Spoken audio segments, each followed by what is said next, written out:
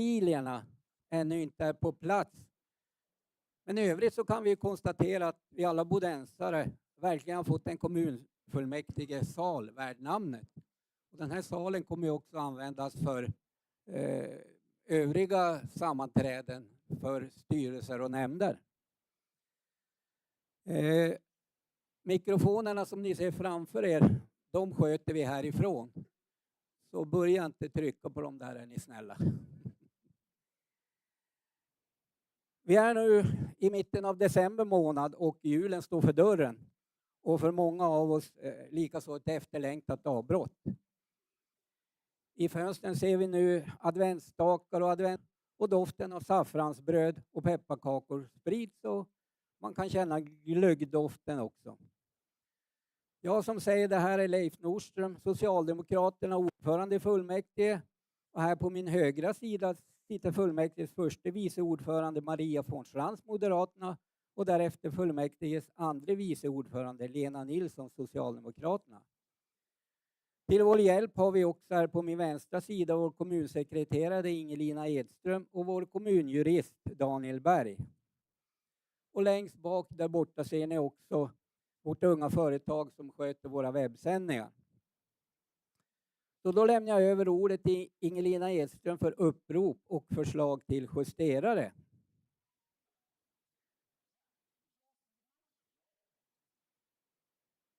Slå på hennes mikrofon, Lena.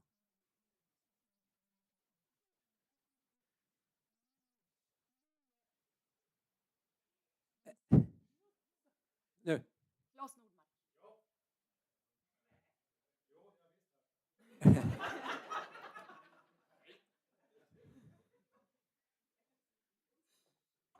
Beatrice Öhman.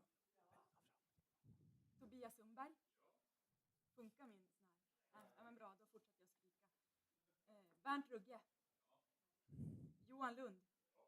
Sara Legissa. Patrik Gustafsson. Anders Pettersson. Anna Selin. Astrid Sundström Lindström. Peter Kristoffersson Lommaka. Bo Björklund. Katrin Isaksson. Peter Bom. Nu funkar det, va? Då ska jag sluta skrika. Anna-Karin Nylund. Emma Snellman. Rigmor Åström. Tack. Daniel Rönnbäck. Göran Ahlman. Rösträtt. Susanne Törnäs. Fredrik Lovag. Inte här. Leif Pettersson. Rösträtt. Susanne Ström. Kenneth Backgård. Matilda Lundström. Eivi Blomdahl. Inger Westman Arvesen. Tommy Kovero. Då provar vi med Paul Holmgren. Rösträtt. Jolina Gustafsson. Susanne Holmgren. Lennart Syndegren. Rösträtt. Johan Selin. Egon Palo. God jul. Hans Grönberg. Rasmus Joneland.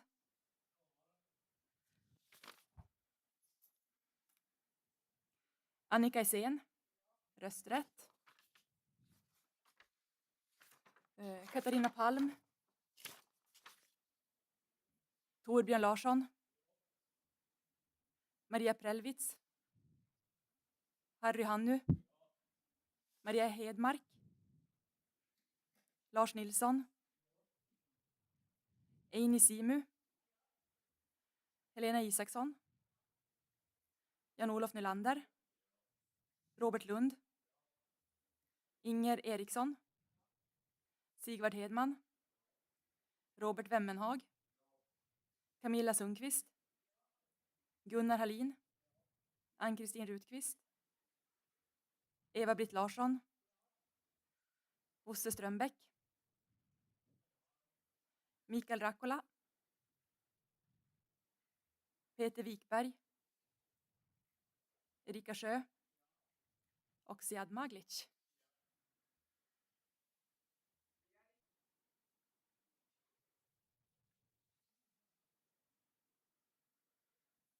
Nej, Berit Ekevén. Du är här. Och Tobias Nilsson. Ni hade hamnat på en egen sida. Så, nu ska alla vara uppe där. Ska jag föreslå justerare eller? Ja, varsågod. Skulle Eivy Blomdahl och Johan Selin kunna tänka sig att justera? Ni har hört förslaget till justerare, Eivy Blombäck och Johan Selin. Eivy Blomdahl, ursäkta mig. Kan vi välja dessa två att justera dagens protokoll? Svar ja.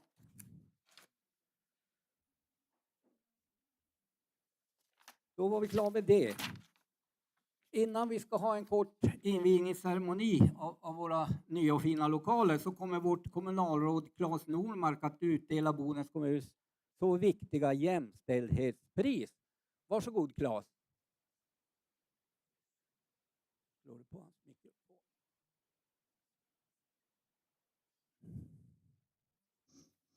Tack ordförande. Hej fullmäktige, vad häftigt känns stå här. Fint. Därför jag står här, utan jag står här för att jag som kommunstyrelsens ordförande ska dela ut Bodens kommuns jämställdhetspris för 2023. Och det var ju så att kommunfullmäktige förra måndagen beslutade om att fastställa vilka som är årets pristagare. Och det är ju så för att Boden ska bli en ännu bättre kommun att leva i, så är jämställdhetsarbetet väldigt, väldigt viktigt. En jämställd kommun är en bra kommun och en attraktiv kommun att bo i för både kvinnor och män. Och därför delar vi varje år ut jämställdhetspriset för någon som gjort viktiga insatser för jämställdhetsarbetet i Boden. Årets pristagare har inlett ett omfattande samarbetsprojekt under namnet Välj väg. Det riktar sig till fotbollsspelande ungdomar i åldrarna 12-24 år, samt deras ledare, till styrelse och till kanslipersonal. Och genom att främja positiva attityder med fokus på mänskliga rättigheter och barnkonventionen skapar projektet en inkluderande kultur där olikheter respekteras. Ett särskilt fokus ligger på att främja sunda relationer och förebygga våld. Där ingår även en förståelse för hur barn påverkas av våld i nära relationer och betydelsen av barnets lagfasta rättigheter. Välj väg inspirerar ungdomar att forma sin framtid på egna villkor och självständiga val. Detta arbete är betydelsefullt för en tryggare och mer jämställd framtid för ungdomarna i Bodens kommun. Bodens kommuns jämställdhetspris 2023 på 10 000 kronor tilldelas därför Kvinnojouren Boden och Bodens BK Fotboll. En applåd!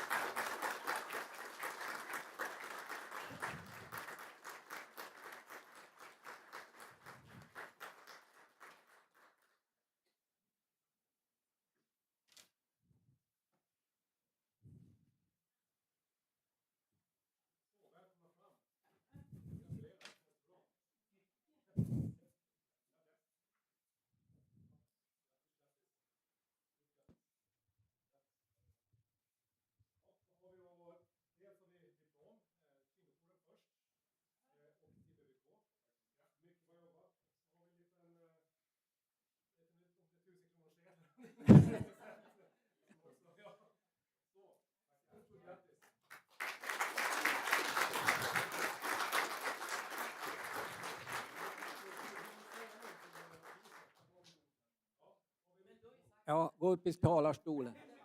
Ja, okay. Jaha, ja, det här var ju väldigt ärofyllt.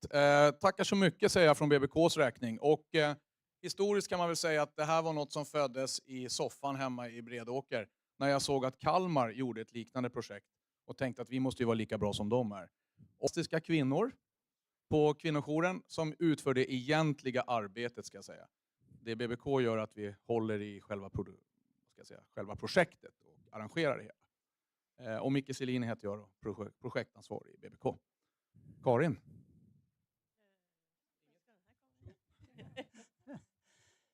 Från kvinnojourens sida säger vi också väldigt mycket tack.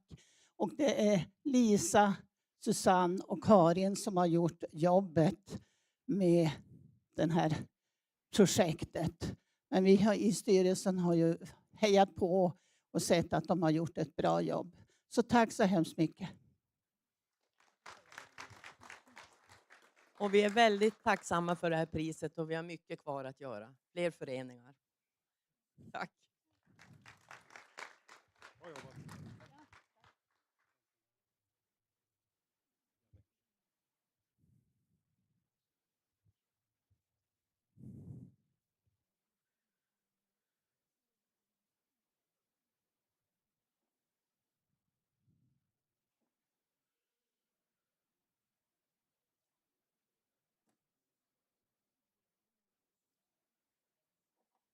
Tack så mycket för det där. Så ska vi gå över till våran invigningsceremoni. Då säger jag välkommen till Kulturskolan och estetiska programmet på Björknäs gymnasiet. Varsågod, välkommen in.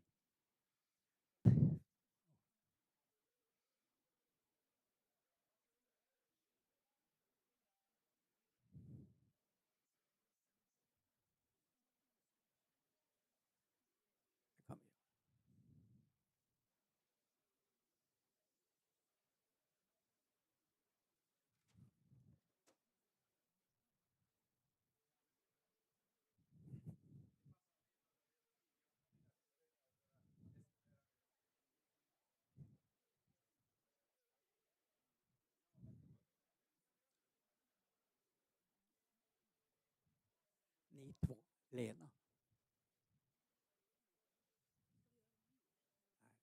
När de har efter, jag säger till.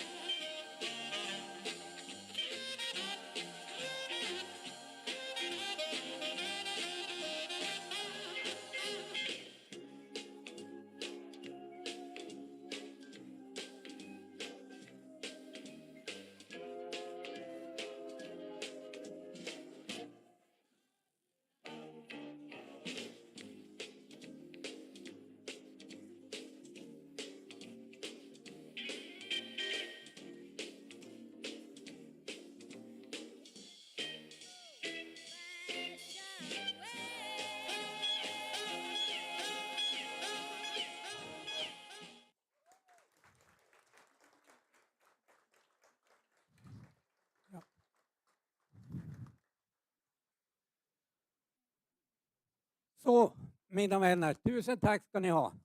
Nu är det dags för en liten invigningsceremoni här. Nu ska vi klippa band. Det är ju så här att kommunfullmäktige, det är ju kommunens högst beslutande organ. Och kommunfullmäktige ledamöter och ersättare, de väljs ju av folket i de allmänna valen vart 4:e år. Så den här salen, det är verkligen demokratins högborg. I den här äldre delen av stadshuset där fullmäktigesalen ligger och som vi nu sitter i var ju ursprungligen en tingssal till år 2002 när då tinget flyttade till Luleå. Så med dessa ord så förklarar jag härmed Bodens kommuns fullmäktigesal för invigd.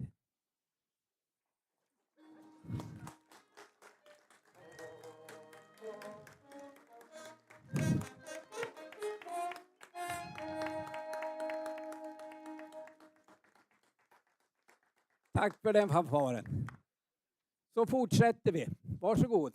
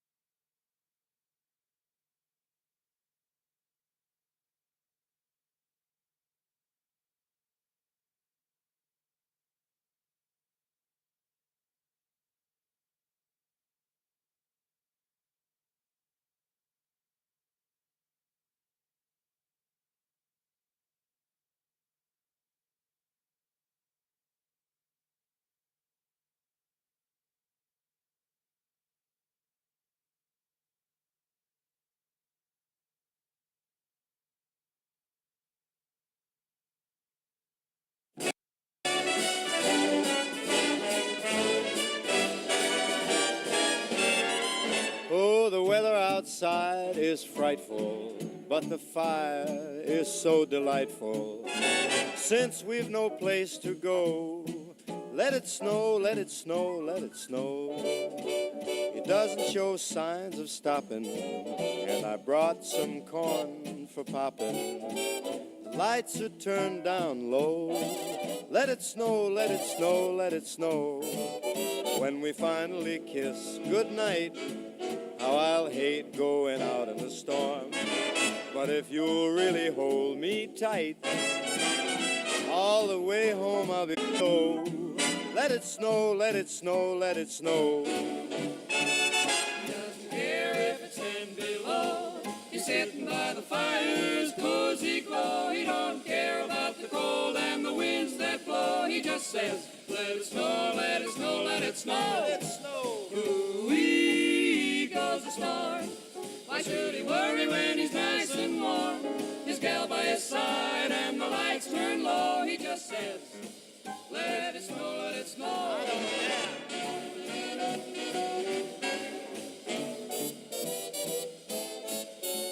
The weather outside is frightful, but that fire is delightful. Since we've no place to go, let it snow, let it snow, let it snow. It doesn't show signs of stopping, and I brought lots of corn for popping. The lights are way down low, so let it snow, let it snow, let it snow, let it snow. When we finally say goodnight, how I'll hate going out in the storm. But if you'll only hold me tight, all the way home I'll be warm. The fire is slowly dying, and my dear, we're still goodbye. Long as you love me so, let it snow.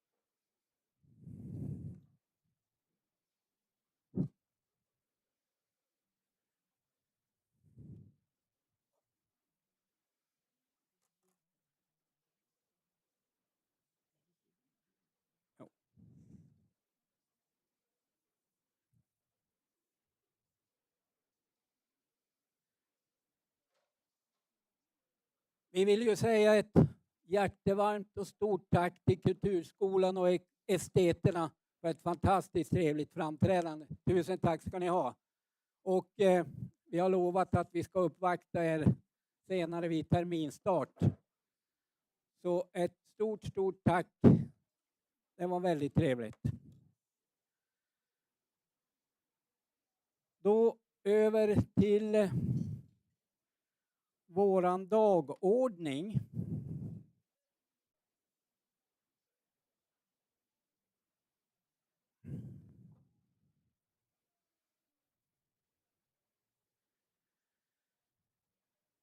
Det är ju så att vi har ju idag en dagordning där vi bland annat kommer att ta ställning till 2 motioner. Vi ska också ta ställning till en revidering av fullmäktiges arbetsordning och ett förslag till bostadsförsörjningsprogram för 2023 samt förslag till taxor för vår VA-verksamhet. Vi ska också förrätta val till några av våra nämnder. Vi kommer under dagen att göra en fikapaus. Vi kommer att få lite fika här utanför. Och det hoppas jag kan ske någon gång vid 10:30-tiden ungefär. Och sen gör vi ett uppehåll för lunch i sedvanlig ordning då mellan 12 och 13. Så då börjar vi dagen med att revisorerna informerar och vi hälsar Åke Karlsson då välkommen, ordförande i kommunrevisionen. Varsågod Åke.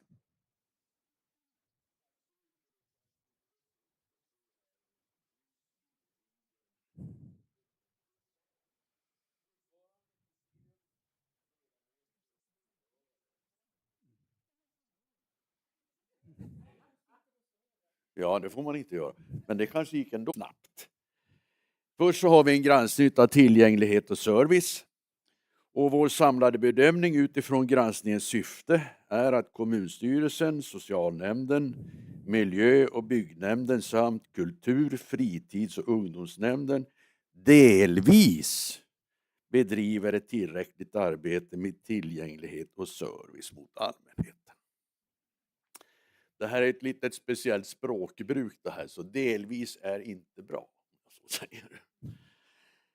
Mot bakgrund av vår granskning rekommenderar vi kommunstyrelsen och nämnden att tillse att både styrande och stödjande dokument inom tillgänglighet och serviceskyldigheten samlas i ett gemensamt styrande dokument. Att man säkerställer att riktlinjer och mål är uppdaterade och i linje med kommunens mål samt gällande lagstiftning. Säkerställa att iakttagna brister i bland annat redogörelsen för tillgänglighet hanteras för att öka tillgängligheten. Och tillse att det finns en hel digital kedja för e-tjänster. Tillse att utvärdering av e-tjänster ur ett tillgänglighets- och serviceperspektiv genomförs. Vi rekommenderar även kommunstyrelsen, miljö- och byggnadsnämnden samt samhällsbyggnadsnämnden att säkerställa att... Går jag över till granskning av upphandling och inköp.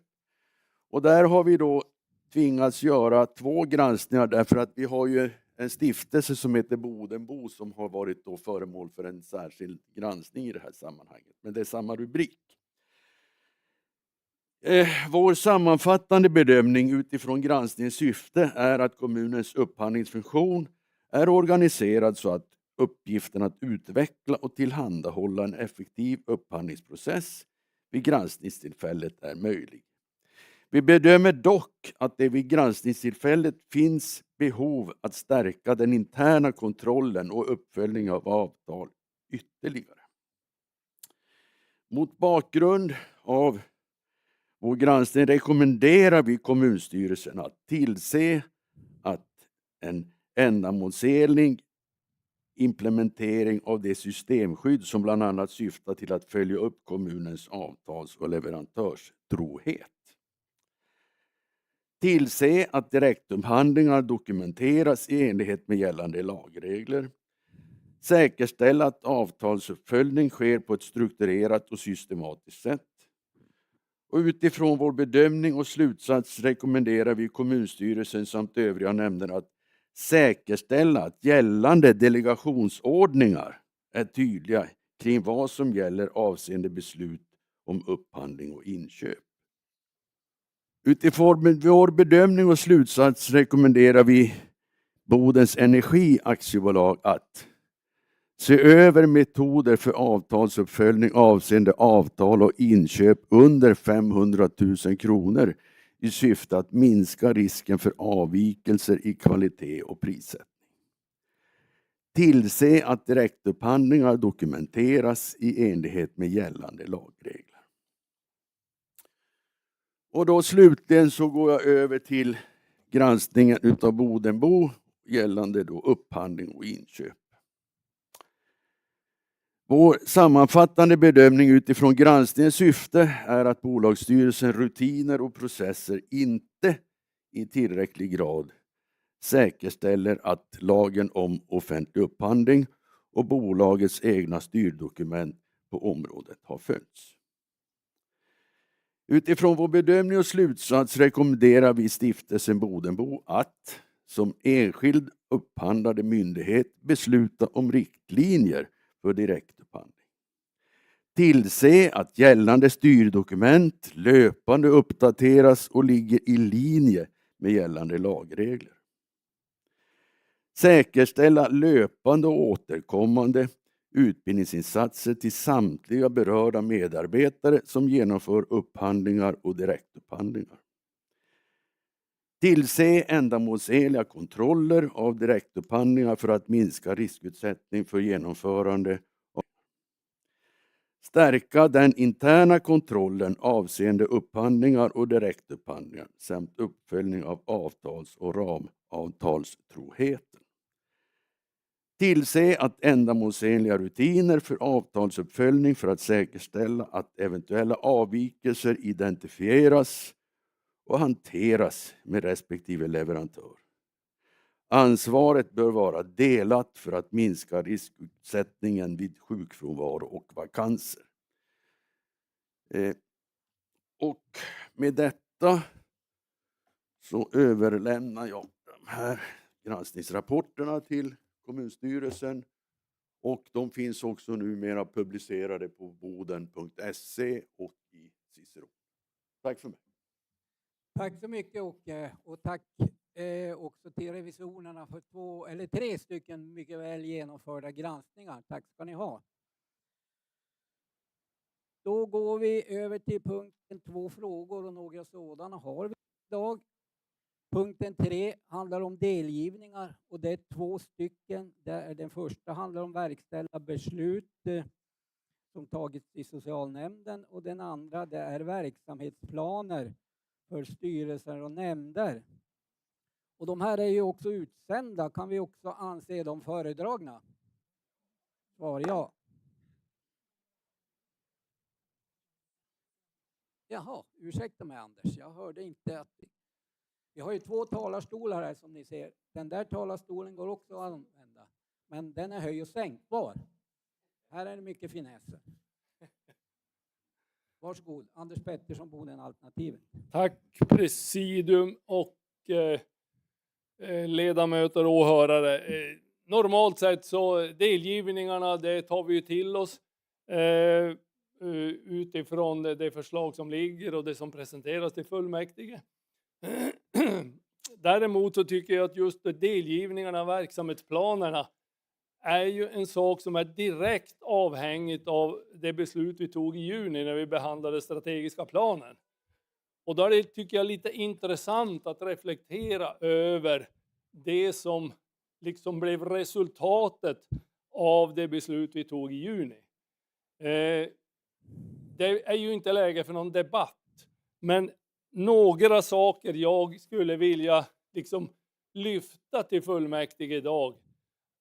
Det är lite grann avhängigt av det som vi har fått ta del av här på invigningen av lokalen.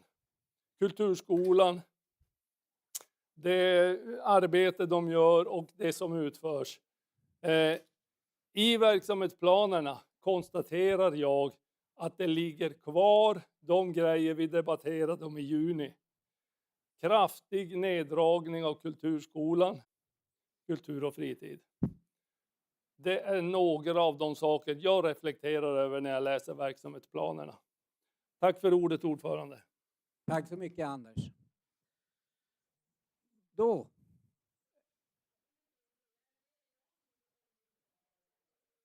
Det finns... Nej, nu har vi ju handlingarna här.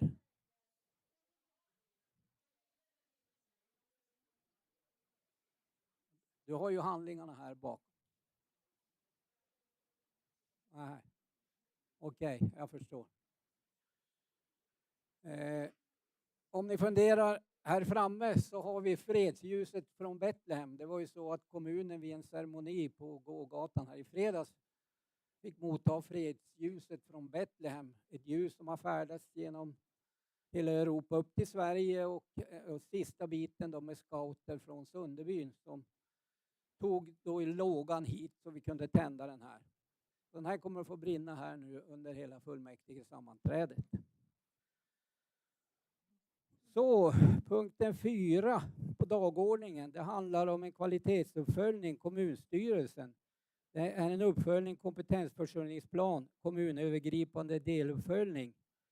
Och här är ju kommunstyrelsens förslag att kommunfullmäktige godkänner återrapporteringen. Varsågod.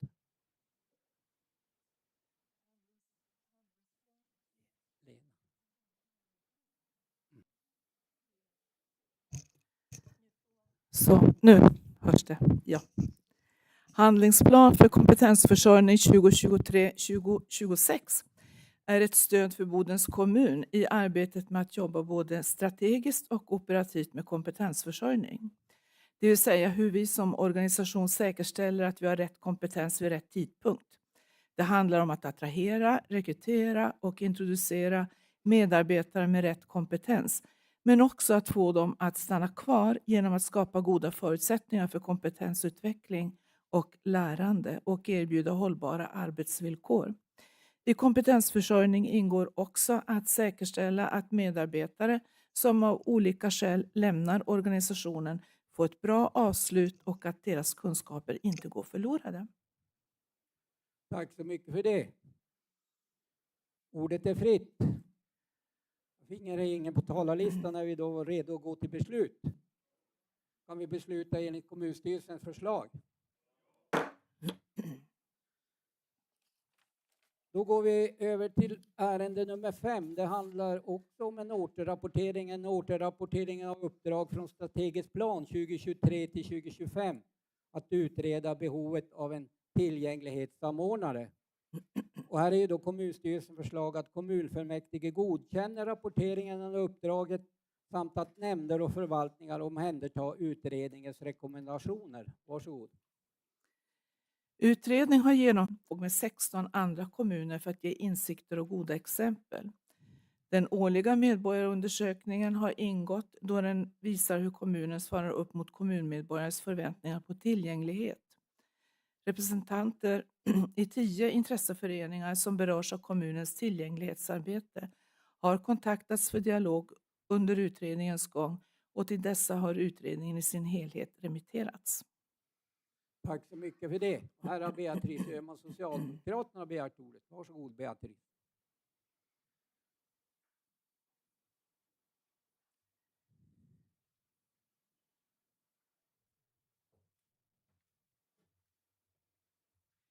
Tack så mycket ordförande, presidiet, kommunfullmäktige, ledamöter, åhörare, press, alla som är med på webben. Nu har även jag möjligheten att inviga den här talarstolen. Det känns faktiskt jättebra.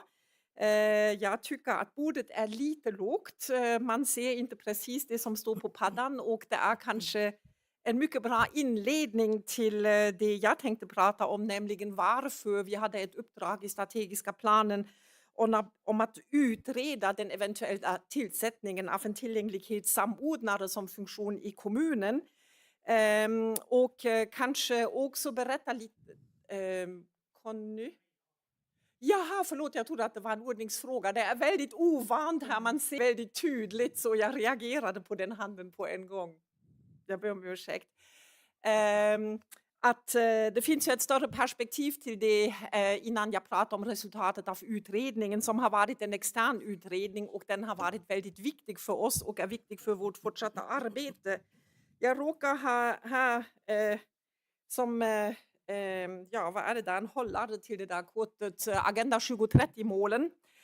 Ni vet att vi alla har i uppdrag att tillgodose alla dessa mål och delmål som vi har tillsammans fastställt i de Förenta Nationerna och det ingår i den svenska lagstiftningen att vi ska göra det, att Agenda 2030 är om 7 års tid och där finns det också en hel del tillgänglighetsmål som måste uppnås. Inte bara från ett ekologiskt perspektiv utan också från ett ekonomiskt och ett socialt perspektiv. Och att dessa 3 delar av Agenda 2030 inte får ta ut varandra. Vilket gör att de sociala målen och de ekologiska målen och tillväxtmålen är precis lika viktiga de ena som de andra. Man kan inte välja bort det ena eller andra. Med det som bakgrund jobbar ju Bodens kommun på en utveckling av sin socioekonomi. Det har vi pratat om på olika ställen och också på kommunfullmäktige och vi har ju ett pågående arbete i våra olika bostadsområden. Men en del av det hela är ju hur vi faktiskt tillgodoser tillgänglighet i vår kommun. Inte bara den fysiska tillgängligheten. Ett bra exempel skulle vara om man har en dörröppnare till den där dörren så att man faktiskt kan ta sig ut. Att det finns en ramp på den här sidan men det finns ingen ramp på den här sidan. Det är alla frågor som vi aldrig behöver befatta oss med. Utom när vi har ett behov efter mer tillgänglighet eftersom vi är utsatta för mindre tillgänglighet. Det har gjorts en extern utredning av STIMO för att undersöka på vilket sätt vi tillgodoser dessa behov. Ett resultat har varit att vi kommer att göra det inom linjeorganisationen och att man inte ser en bestämmande fördel, en avgörande fördel i att ha en strategisk funktion, alltså en person, utan att det faktiskt är uppdraget av hela linjeorganisationen att se till att vi faktiskt har den tillgänglighet som våra medborgare behöver. Det är som sagt kopplat till en universell utformning där inte bara vi här på Stadshuset utan det är all verksamhet och hela Bodens kommun som då ska faktiskt följa den lagstiftningen och säkerställa att de insatser som måste fortfarande genomföras för att bli av med hinder och brister, det måste vara ett prioriterat arbete. Det finns utvecklingsområden som är kvar, inte bara när det gäller den fysiska tillgängligheten utan hur man bemöts av den kommunala verksamheten. Det handlar om ärendeflöden, ansvarsfördelning, uppföljning, återkoppling av vissa påtalade brister.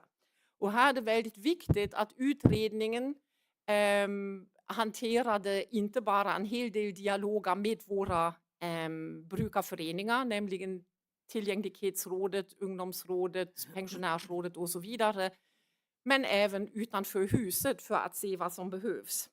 Så som sagt, det fanns inte stöd i utredningen för att fastslå att en funktion skulle få det uppdraget, men att det ska vara ett prioriterat uppdrag till hela kommunen, att kanalerna som ska användas ska tydliggöras, att det ska förenklas att hitta rätt kanaler för att lämna ärenden såsom synpunkter eller förslag, att medborgarservice ska träffa Tillgänglighetsrådet för att diskutera hur vägen in till Bodens kommun kan förenklas och tydliggöras, att nämnder och förvaltningar bör se över hur man arbetar med inkomna ärenden kopplat till tillgänglighet, att vi ska se över tidsramar, och det är väldigt viktigt för alla i den här församlingen, för remisser som skickas till råden.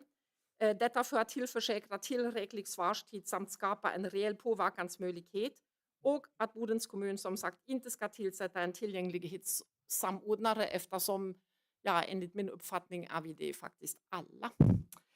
Jag yrkar bifall till beredningens förslag att godkänna rapporten. Tack så mycket för det. Då går ordet till Conny Sundqvist, Vänsterpartiet. Varsågod Conny.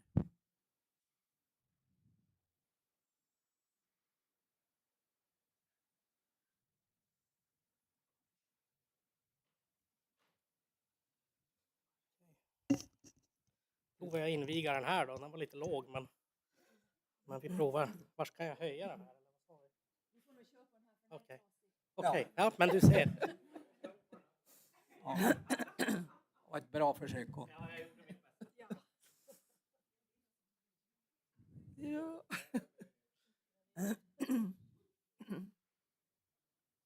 Tack ordförande, fullmäktige kamrater.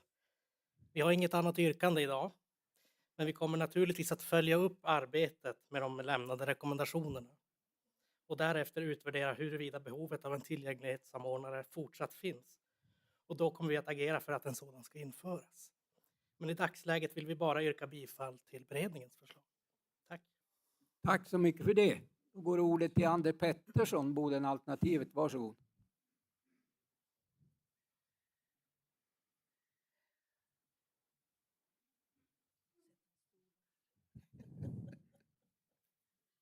Tack ordförande. Beatrice beskrev ju det här på ett bra sätt och den utredning som är gjord, den är bra, den har ju kommit fram till bra slutsatser. Och det här stämde ju ganska väl överens med det som revisorerna också sa i sin granskning. Även om de har granskat det ur ett litet annat perspektiv som de har gjort. Det finns saker och ting som man behöver jobba vidare med, det är ingen tvekan om det. Precis som Beatrice säger. Och jag håller med Conny när han är inne på det, att det är viktigt att man gör någon form av uppföljningar av det här framöver för att se att det här var rätt väg som vi valt. Vi kommer att yrka bifall till det förslag som ligger, men vi tycker det är viktigt att vi verkligen har ögonen öppna och funderar över om det här ändå är rätt väg att gå. Det ställer krav på nämnderna och förvaltningarna att verkligen leva upp till de här sakerna. Men jag tror ändå att det är viktigt att det här arbetet bedrivs på bred front och inte enbart av en enskild samordnare som man har varit inne på i det här fallet.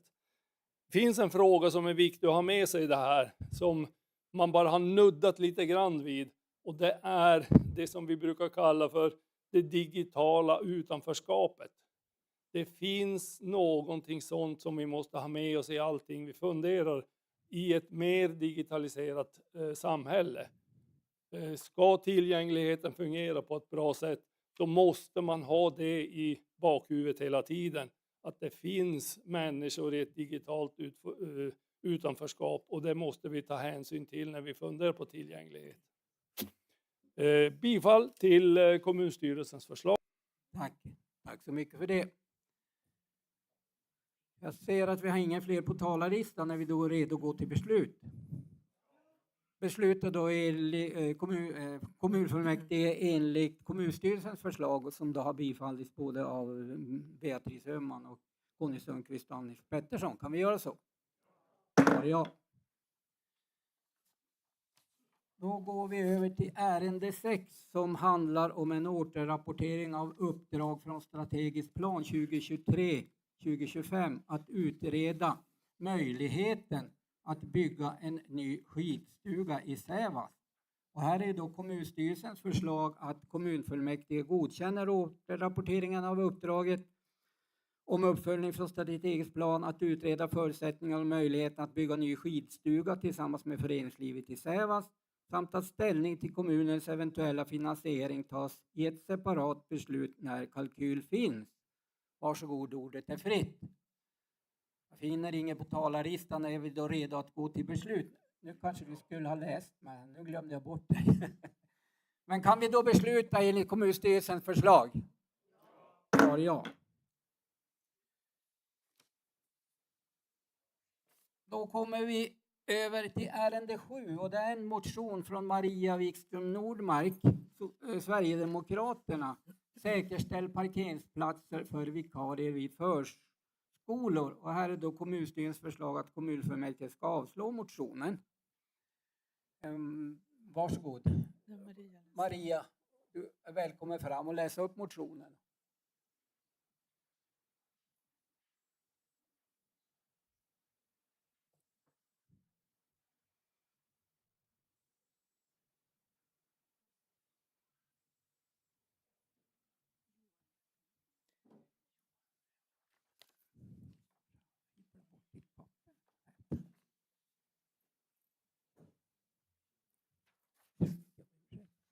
Tack ordförande, presidiet, fullmäktige ledamöter och om det finns någon åhörare, vilket det ju gör, och press kanske.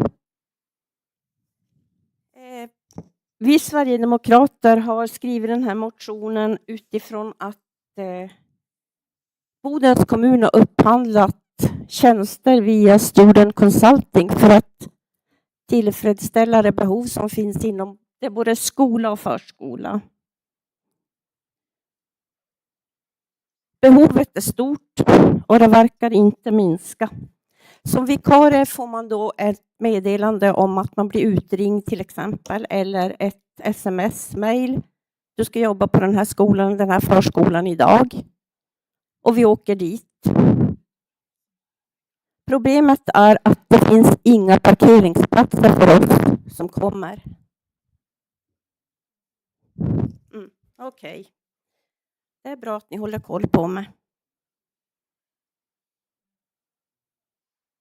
Vi som bor i Norrbotten och i Boden vet att det är ett klimat som inte är sommar så många veckor, månader per år. Och våra skolor ligger långt från tätorten ibland. I Bodens kommun så väljer man att avslå den här motionen. Samtidigt som vi idag pratar om kompetensförsörjningsplan. Varav skolan är ett område där vi saknar folk mest varenda dag. Och trenden är inte att vi kommer att ha människor som vill jobba i skolan framöver. Vi har också en värdegrund som vi försöker få folk att tillämpa för att det ska vara en attraktiv arbetsplats i Bodens kommun.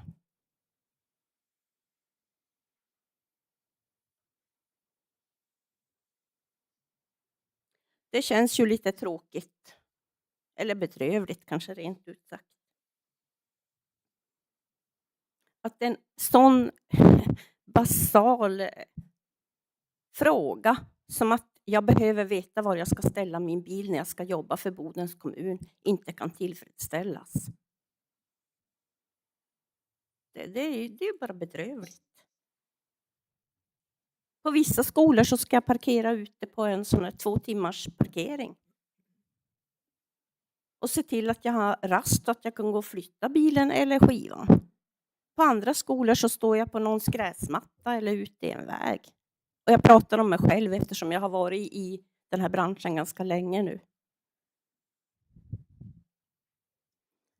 Men det känns väl att det är som vanligt när Sverigedemokraterna har en motion.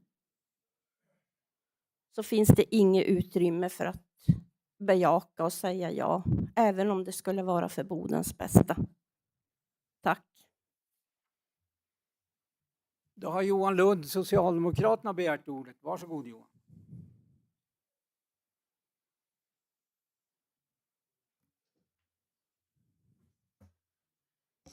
Tack ordförande. Ledamöter, vi yrkar avslag på motionen. Den är som följer. Jag ska läsa upp det då det inte gjordes tidigare. Det vid varje enhet som är upphandlad av Student Consulting ska finnas anvisning om var vikarier ska ställa sitt fordon. Om vikarier tar sig till arbetsplatsen med egen bil.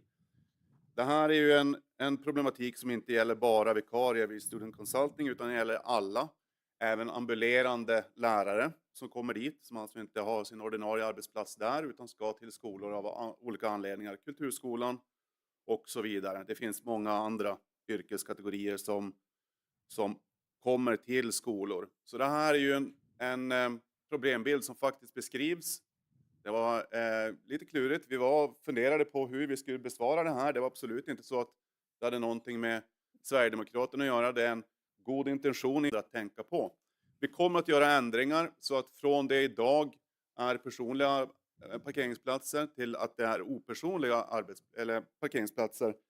Det betyder att man kommer till arbetsplatsen och då finns det, vi kan väl säga, 6 stycken parkeringsplatser och då får man gå in och hämta ett parkeringstillstånd och så får man gå ut och parkera. Så det kommer ju att tillgodose det behov. Om det inte är så som det är på många skolor att det finns färre parkeringsplatser än det finns de som arbetar. Så det är självklart ett problem, precis som du beskriver. Jag håller helt med om problembeskrivningen, men vi kan inte tillmötesgå motionen och därmed avslag. Tack. Tack så mycket för det. Då har replik begärts. Varsågod Maria. Ja, kära Johan, tack för att du tog dig tid att besvara mina funderingar. Dessvärre är det ju ännu värre än att det bara inte är vikarier som har en parkeringsplats som du beskriver. Det är ju, ja vad ska jag säga? Det är bedrövligt. För det var någon som tog upp på AUN att ja, men vi kan åka kollektivt. Kan vi? Vi kan inte alltid åka kollektivt när vi blir utringd på ett jobb. Det går bara inte. Och nu har ju tydligen ordinarie personal eller ambulerande ordinarie personal inte heller. På AUN uppkom det att man skulle göra en ny upphandling, den du då beskriver att det finns fria parkeringsplatser. Och att utifrån det så kanske läget skulle bli bättre. Men det var en lång tid framöver eftersom man satt fast i ett avtal. Nu fick vi även veta på nämnden att ett sådant avtal kan man faktiskt förändra. Det kan man och man kan göra det väldigt, väldigt snabbt. Men okej, tack för mig. Tack så mycket. Svarsreplik är begärd av Johan Lund, Socialdemokraterna. Varsågod Johan. Ja, bara det lilla tillägget. Det här är ju inte bara en problembild för skolor, förskolor utan även andra arbetsplatser inom kommunen, men också andra arbetsplatser överallt. Privata, andra företag, regionen och så vidare. Det här är ju en sak som vi måste hantera i Norrbotten och det är inte så lätt. Men avslaget tror jag är tydligt om varför. Det handlar om att vi inte kan göra det nu. Tack. Replikskiftet är avslutat. Då har du begärt ordet. Varsågod. Förlåt ordförande, jag glömde ju yrka bifall till min motion för jag blev lite upphetsad. Men nu gör jag det. Tack. Det kan man finna då att vi har två förslag. Dels då bifallsyrkandet till kommunstyrelsen som då biträds av Johan Lund. Och sen så har vi avslagsyrkandet som stöds av Maria Wikström Nordmark. Kan vi ställa de här två förslagen mot varann? Ja. Bifalls kommunstyrelsens förslag. Bifalls avslagsyrkandet. Jag finner att vi har bifallit kommunstyrelsens förslag. Reservationer är begärda. Varsågod. Kommunsekreteraren.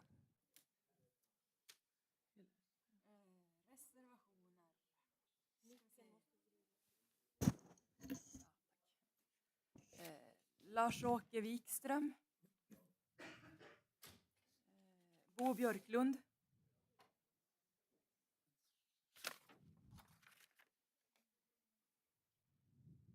Christer Fjällström. Maria Wikström Nordmark. Tobias Nilsson. Vänta, jag har missat Bernt Rugge här. Jag ska bara hitta honom. Och Bernt Rugge. Mm. Nej, men, vänta. Nu är det väl alla. Alla är med, va? Tack för det. Då går vi in på ärende 8 på dagordningen. Det handlar också om en motion. Det är en motion från Ann-Kristin Wiklund, Bodenalternativet, och Susanne Törnäs, Bodenalternativet. Det handlar om att uppmärksamma Bodens högsta berg. Varsågod. Susanne.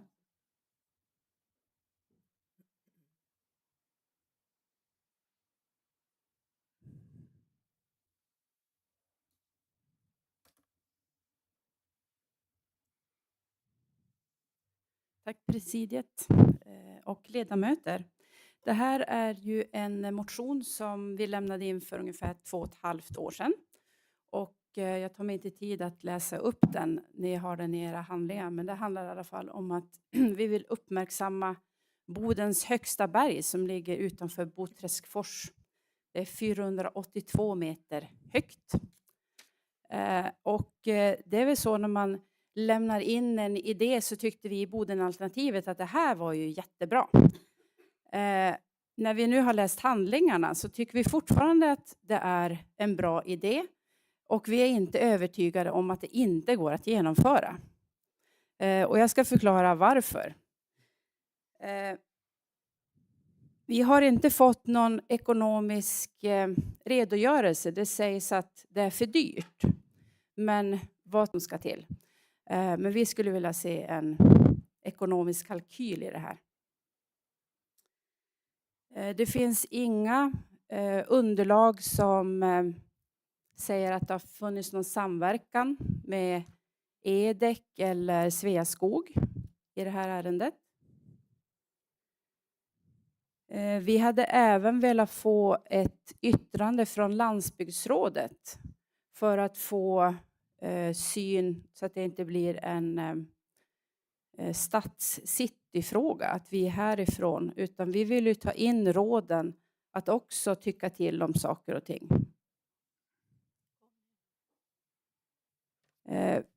Det sägs i underlaget att man vill tillstyrka punkt 4, alltså att kommunicera det här, att göra reklam för det.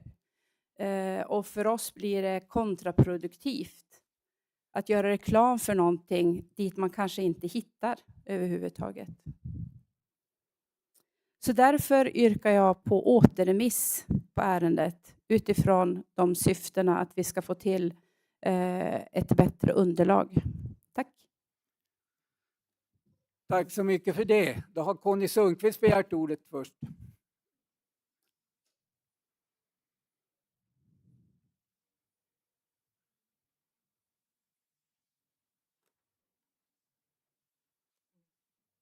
Vi hade ett välbesökt gruppmöte när vi gick igenom den här motionen.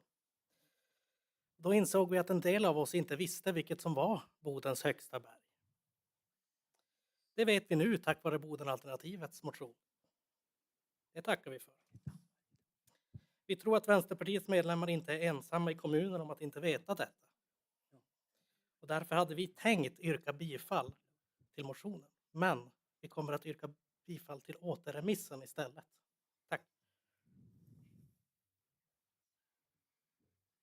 Tack så mycket för det. Då går ordet till Lena Pansare, Socialdemokraterna. Varsågod Lena. Ja, jag var faktiskt en av dem som inte visste det här. Så jag tackar också för upplysningen eller kunskapen att gå vidare i livet. Det är ju inte bara att göra den första investeringen, att sätta upp de här skyltarna om vi nu skulle få någon slags tillstånd från markägaren som inte är kommunen. Utan man ska också underhålla det här. Man ska underhålla alla den här snitslingen upp och själva stigen att den är öppen för alla. Och man ska kanske göra den tillgänglig för alla, inklusive de som inte promenerar med sina egna ben. Så det kan bli en större kostnad än vad man tror, tyvärr. Men det är klart vi skulle kunna räkna på det. Det har de kanske gjort, jag vet faktiskt inte det. Det blir en återremiss eller om vi stöter på fler ärenden. Det var en bra synpunkt.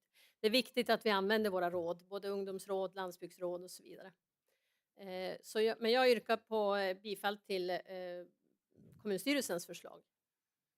Blir det väl? Eller vad heter det? Ja, det. Ja. Tack så mycket för det. Då går ordet till Robert Lund, Sverigedemokraterna. Varsågod Robert. Sen Lars-Åke Wikström, Sverigedemokraterna.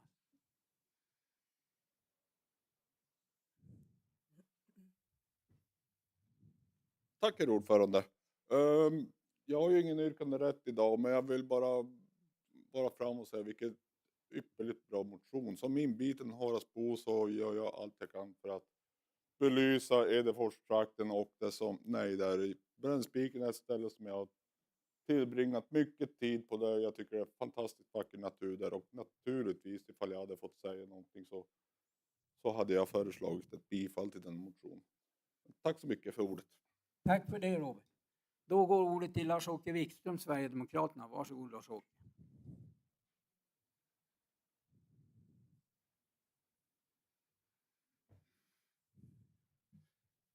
Tack ordförande, presidie, ledamöter, åhörare, media och press. Jag kommer att säga att vi Sverigedemokrater ställer oss bakom för den här utredningen. Det finns ju möjligheter att ha tagit kontakt med bolagen. Det finns alltså möjligheter att ha gjort en kostnadsberäkning och titta på vad det skulle kosta att snitsla upp det här och sätta upp en skylt. Det kanske är så att vi behöver inte börja med att asfaltera vägen hela vägen upp. Men man kan ju börja i alla fall med att se om det finns ett intresse för att komma upp där och ett intresse att ställa sig i den här gamla skogen. Så vi yrkar på återremiss. Tack. Tack så mycket för det. Då går ordet till Tobias Sundberg, Moderaterna. Varsågod Tobias.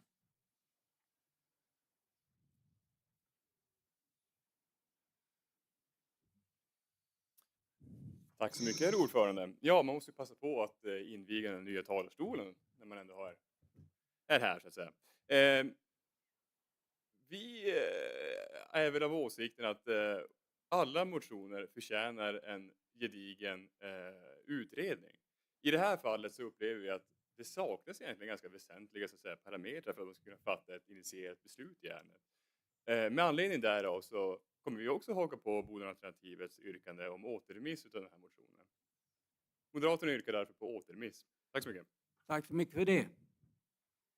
Då går ordet till Astrid Sundström Lindström, Centerpartiet. Varsågod Astrid. Det gick det fort. Mina kamrater nere på bänken så ställer vi in oss på yrkande på återremiss. Vi tycker att den här frågan borde ha hamnat hos EDEC. Tack så mycket för det.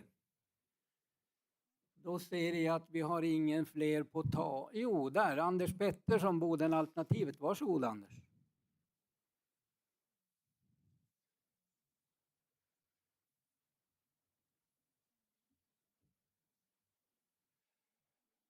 Tack ordförande. Det här är ju ingen jättefråga i sig. Jag kan tycka att om vi fattar beslutet idag eller om vi fattar beslutet någon månad fram under nästa år har ju egentligen ingen större betydelse. Så jag uppmanar er på den här sidan. Tänk till lite grann och gå med på återremissen så att vi får det här ordentligt utrett. Så att vi kanske får upp en skylt eller liknande här framöver. Ta en funderare. Tack. Tack så mycket för det. Då går ordet till Lena Pansare, Socialdemokraterna. Varsågod, Lena. Eftersom jag tänker ganska snabbt och funderar snabbt så går vi med på den här återremissen. Det skulle vara intressant att se vad det kan kosta. Sen det här med, det glömde jag säga innan, med att marknadsföra i våra kanaler. Det är ju också att den sätts på naturkartan, det stod i skrivelsen. Så att den finns utmärkt om man vill besöka Brännspiken, som nu är vår högsta. Tack så mycket för det. Kan ni yrka på återremissen? Så att det blir... Ja, jag har förstått vad du menar. Du gör en pudel. Ja. Men tack för det. Då ser jag att vi har inga fler på talarlistan.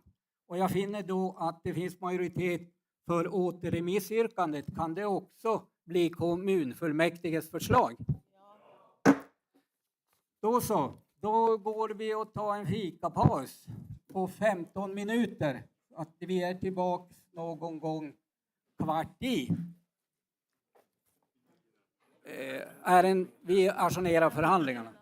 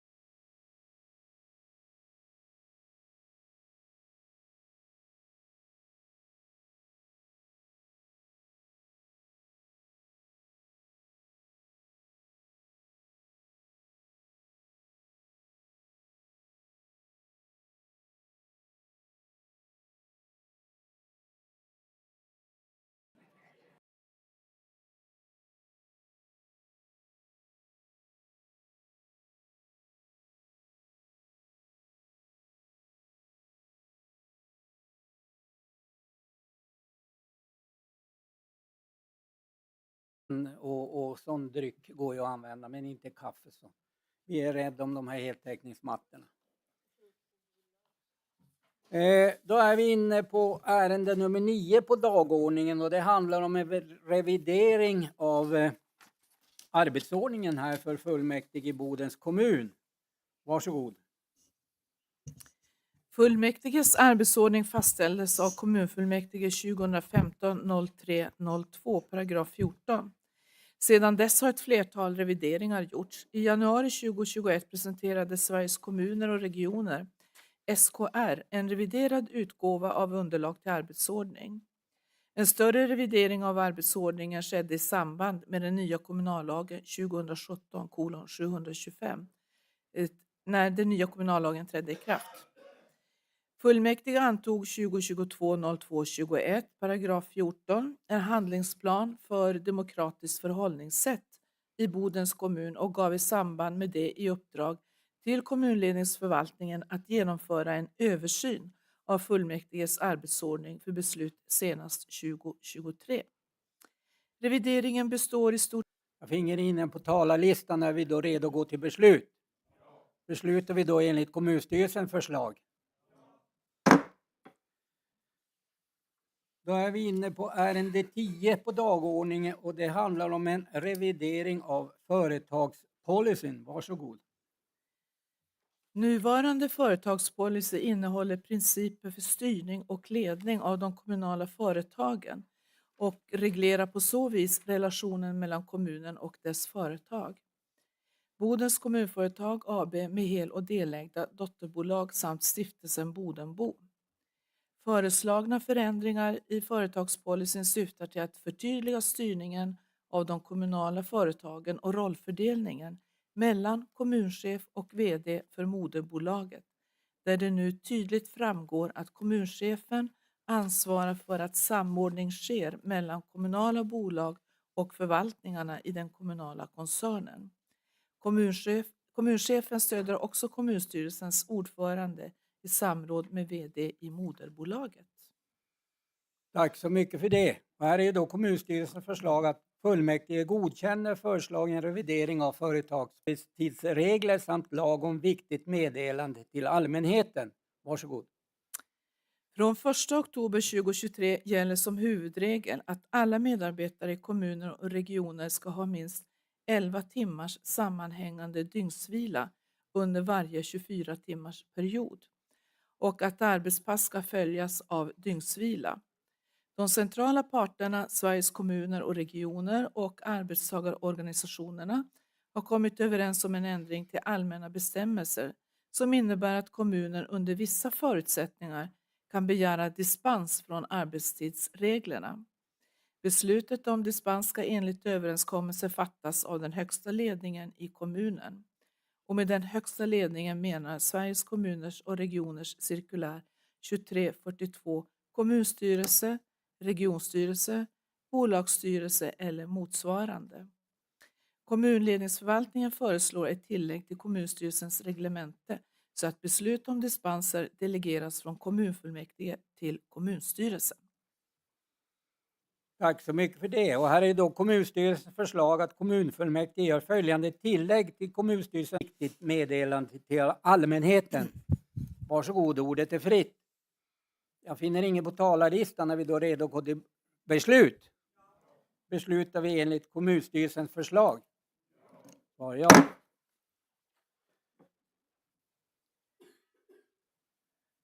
Paragraf 12 på vår dagordning handlar om antagande om bostadsförsörjningsprogram för 2023.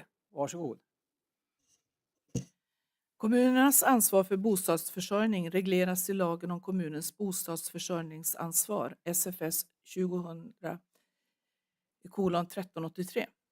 Riktlinjerna för kommunens bostadsförsörjning bör innefatta en beskrivning av målsättningarna för bostadsbyggandet och hur bostadsbeståndet ska utvecklas. Mål och insatser ska presenteras för hur dessa mål ska uppnås samt att det tas hänsyn till nationella och regionala mål, planer och program som har betydelse för bostadsförsörjningen. För att skapa en uppfattning om bostadsbehovet i kommunen ska en analys genomföras. Denna analys ska granska den demografiska utvecklingen. Att år 2030 ska kommunens befolkning uppgå till 33 000 personer. Behovet bedöms uppgå till cirka 2 700 nya bostäder fram till år 2030. Tack så mycket för det. Här är ju då kommunstyrelsens förslag att fullmäktige antar bostadsförsörjningsprogrammet för 2023. Och här har Claes Nordmark, Socialdemokraterna, begärt ordet. Därefter då Anders Pettersson, Sverigedemokrat. Nej, ursäkta mig. Bodenalternativet. Conny Sundqvist därefter. Och Beatrice. Då har vi alla med.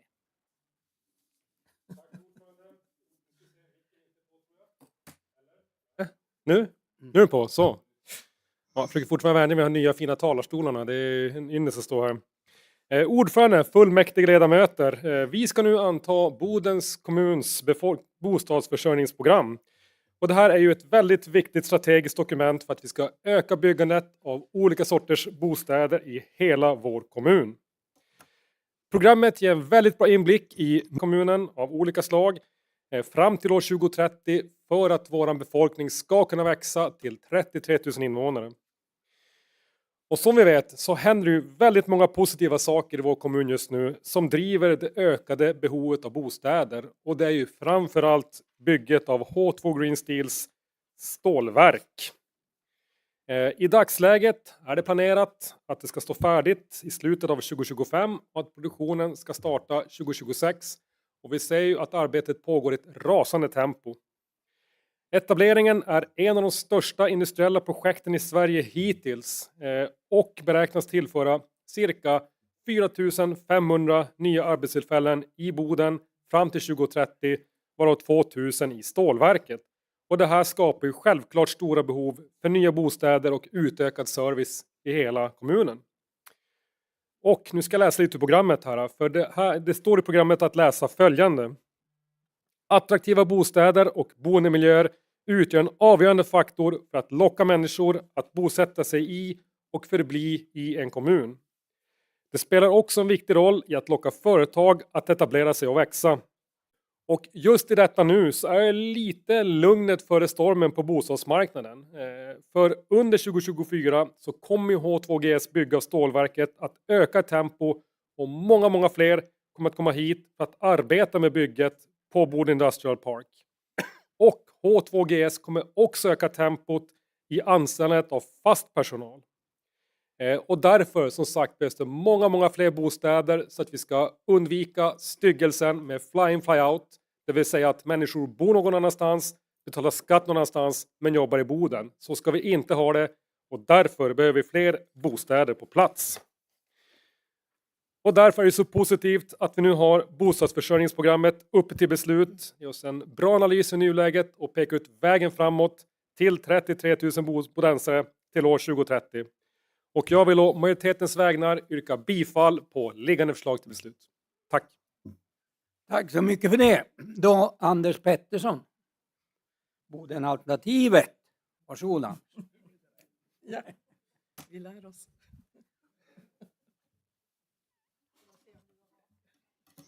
Tack ordförande. Det är inte lätt att hålla reda på alla och teckningar dit.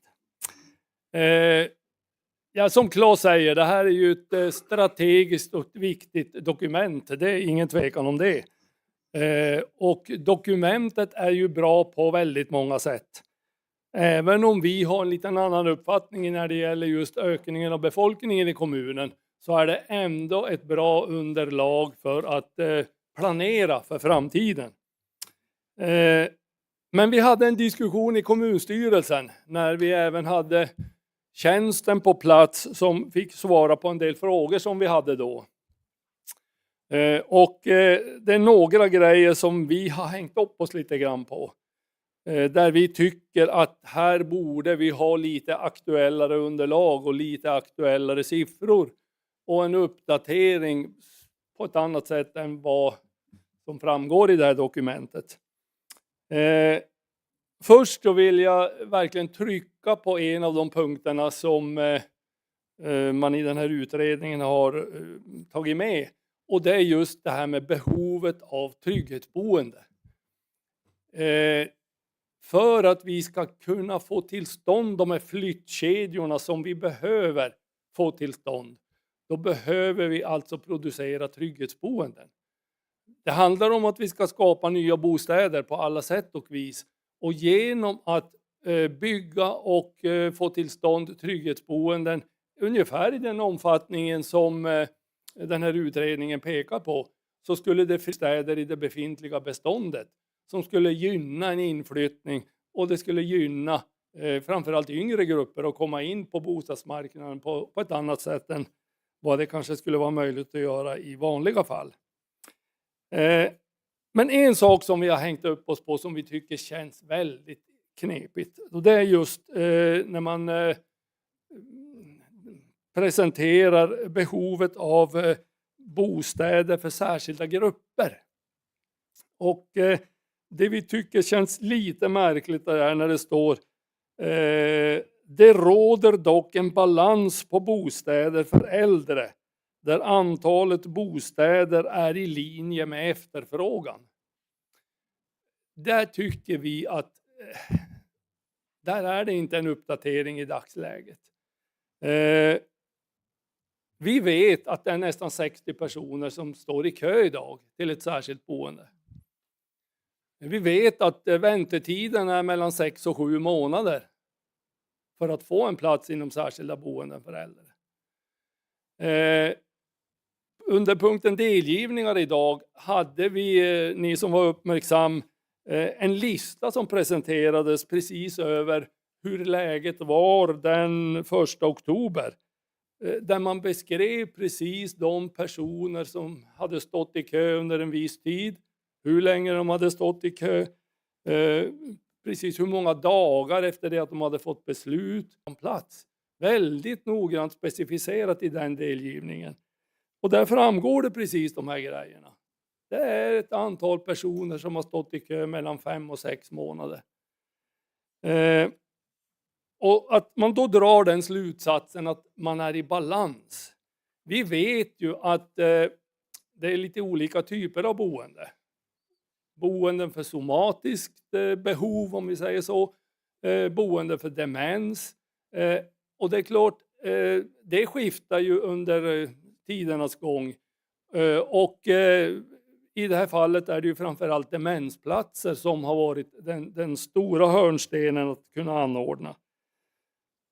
Men när vi tittar i den sammanställning som då den här rapporten eller den här utredningen lägger fram, då anger man där väldigt tydligt att det är 28 personer som står i kö till särskilda boenden äldre.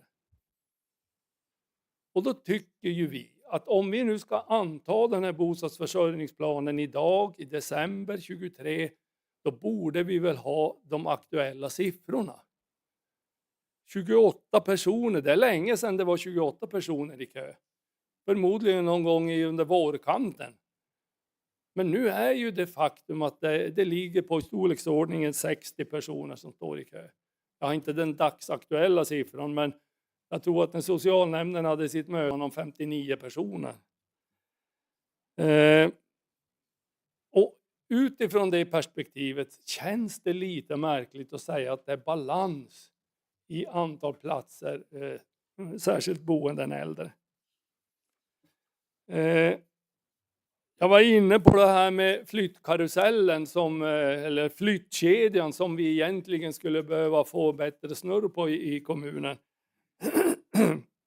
Och det grundar sig på många faktorer varför det ser ut som det gör och varför äldre människor inte flyttar in till lägenheter ifrån sin villa.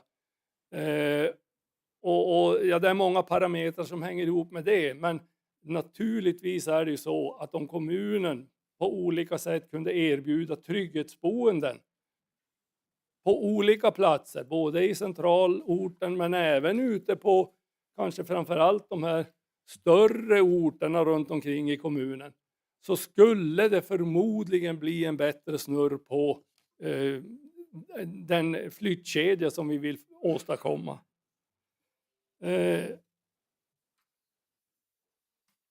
Det finns en bra beskrivning också i det här dokumentet över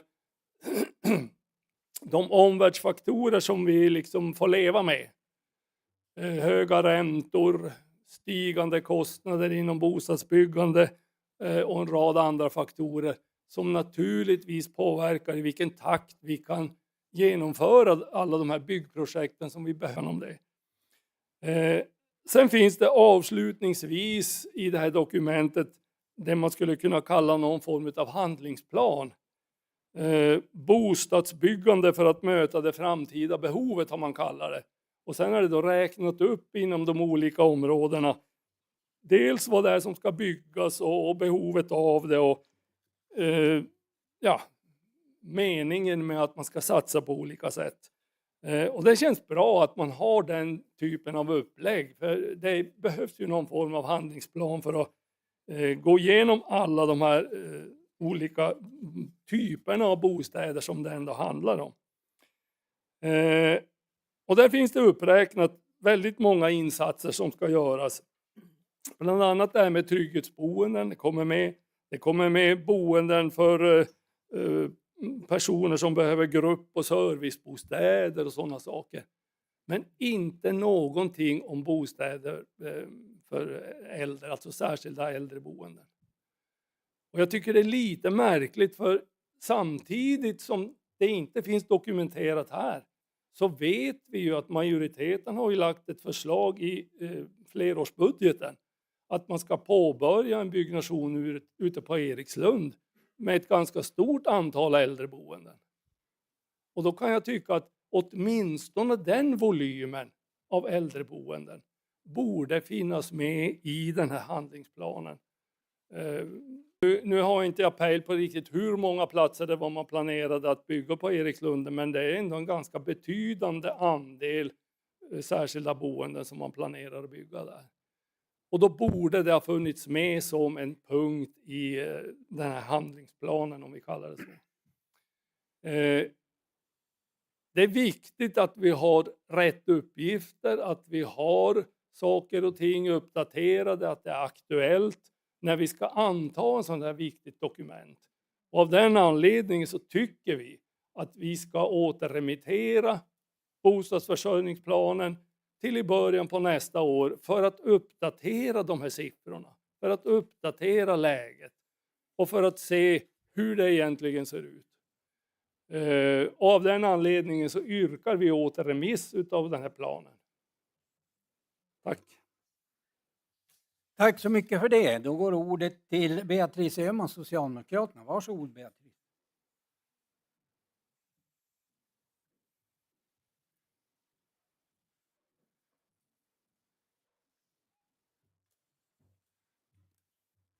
Tack så mycket ordförande. När Johan Lund tidigare var i talarstolen då hade plötsligen färgen bytt, bakgrundsfärgen blev röd. Så jag hade på något sätt antagit att vi nu alla får vår egen färg när vi går fram, men sen försvann den igen. Så jag är nog ganska glad att jag har min egen julehalsduk här, min egen röd färg i alla fall. Tack så mycket Anders Pettersson. Det var en mycket bra introduktion till mitt anförande som också kommer att vara ganska långt. Först och främst, jag börjar med att yrka bifall till förslaget till bostadsförsörjningsprogram och tänkte säga två saker som inledning. Det ena är ju precis som det står i programmet att planeringshorisonten är 10 år, men att det är ju själva besluten om det som behövs under den perioden alltid måste anpassas till utvecklingen i kommunen och ingå i den strategiska planeringen och sedan verksamhetsplaneringen. Det är det första. Det andra som också är väldigt viktigt, som jag tycker är väldigt bra, är att den expertgrupp som har kommit fram till förslaget till bostadsförsörjningsprogram kommer ju från alla förvaltningarna och har tagit itu just med den kunskap som man redan har. Till exempel de beslut som redan är fattade, som det som Anders Pettersson också nämnde, om Erikslund och Harads, där vi kommer att få flera platser och de besluten är redan tagna. Sen kan jag inte uttala mig om huruvida de då borde ha i siffror stått med i bostadsförsörjningsprogrammet för framtiden eller om de redan är inräknade. Men jag tänkte kommentera allting som har att göra med inkluderande bostadsmarknad. Då kommer jag naturligtvis också tillbaka till Agenda 2030 eftersom vi ska ju ha en socioekonomisk hållbar arbetsmarknad i hela kommunen för alla klasser av de som behöver bostad och att alla ska ha tillgång till en bostad. Och då tänkte jag så här att bostadsutredningen som hade levererats till kommunfullmäktige 2015 som gjordes av en extern utredare. Då gjorde man väldigt tydligt att vi redan då behöver 200 platser på trygghetsboende. Och det förklarades väldigt tydligt att alla kommunerna i Sverige skulle komma att behöva många fler äldreboendeplatser på särskilt boende till personer som egentligen inte vill bo på särskilt boende. Men det är den typ av boendeform som fanns. Samtidigt som vår befolkning blir äldre och andelen personer som vi alla som är här som kommer att vilja bo hemma så långt som möjligt, den andelen stiger och den finns kvar i samhället mycket längre eftersom medellivslängden stiger och kommer att fortsätta stiga. Så att vi nu för tiden måste ju fundera var våra 80-åringar, våra 90-åringar och våra 100-åringar bor. Och de som blir äldre än 100, den delen har också stigit. Det som gör en jättestor skillnad i en stor, det är ensamhet och trygghet på den ena sidan och sen medicinska åkommor på den andra sidan. Det är därför att behovet av olika boendeformer har ju stigit enormt. Den bedömningen gjorde då alltså min socialnämnd redan då när det fanns en överproduktion av somatiska platser eftersom vi fick ett nytt stort äldreboende och det problemet har också de flesta kommunerna. När man bygger ett äldreboende har man antingen en jättelång kö, det är inte bra, eller man har en mindre lång kö, men då kommer man att ha tomma lägenheter som så småningom fylls på. Och det är inget effektivt sätt att tänka heller. Så att hitta den bästa balansen inom den planeringen, det är jättesvårt att göra. Så min socialnämnd hade ju då möjligheten när regeringen eller när riksdagen då hade möjlighet att ta beslut om en ny upplåtelseform, nämligen biståndsbedömt trygghetsboende, som då återigen skulle det vara göra det möjligt för kommuner att ge ett särskilt boendebeslut på grund av otrygghet och ensamhet. Och med den konsekvens alltså att det är inte samma bemanning, det är inte samma förutsättningar. Att man tog det beslutet eftersom kommunerna i Sverige hade inte hunnit ikapp med just de behov som redan då för nästan 10 år sedan hade beskrivits. I många kommuner, som till exempel här, gjorde man bedömningen att det är marknaden som kommer att sköta det. Och då hittade man 2 problem. Det ena är att det funkar i jättestora kommuner med en mycket stor bostadsmarknad. Det sker inte på samma sätt i små kommuner. Och när man bygger trygghetsboenden på marknaden, då kommer de att vara ganska dyra lägenheter. Mycket dyra lägenheter eftersom de är nya. Och när vi då pratar om vår flyttkedja måste man också komma ihåg att det inte är antalet bara av boendeplatser på bostadsmarknaden som är viktiga, det är också prissättningen. Så vi var redan då i en desperat situation där vi verkligen behövde trygghetsboendeplatser för väldigt många personer som inte var redo att flytta in på ett äldreboende men inte kunde vara kvar hemma. Och då kommer jag ihåg att den sidan kommunfullmäktigesalen också yrkade återremiss på det då eftersom de ville veta mer om vad det egentligen betyder. Det kostade socialnämnden väldigt många miljoner och det kostade också socialnämnden en väldigt lång kö av personer som inte kunde flytta in fast de redan stod redo i sina bostäder och hade sagt upp sina hyreskontrakt. Så jag tycker att det är alltid viktigt att komma ihåg att vi ska lyssna på experterna och att vi ska ha tillit till experterna. Det är därför det inte står personer det kommer att vara som behöver plats någonstans. Det vi vet i all säkerhet, det är att vi behöver dessa 200 trygghetsboendeplatser och just nu har vi 55. Det är därför bostadsförsörjningsprogrammet är uppbyggt som det är uppbyggt. Och sen naturligtvis måste man också komma ihåg, precis som jag sa i början, ett försörjningsprogram är en vägledning som är välstuderat och välformulerat, men som också kräver anpassade beslut under årens lopp när vi nämligen vet hur många personer som flyttar in och flyttar ut. Det är det som är svaret på det som Anders Pettersson anförde. För oss handlar det om följande. Det handlar om en inkluderande bostadsmarknad. Det har redan varit ett problem förut eftersom det finns inget bostadsbyggande i Sverige. Har inte funnits något bostadsbyggande hos oss. Ni vet att det är mycket också av beslut som har kommit som har gjort det ofantligt svårare för byggare att faktiskt våga sig satsa på att bygga överhuvudtaget. Det är inte så lätt för oss heller.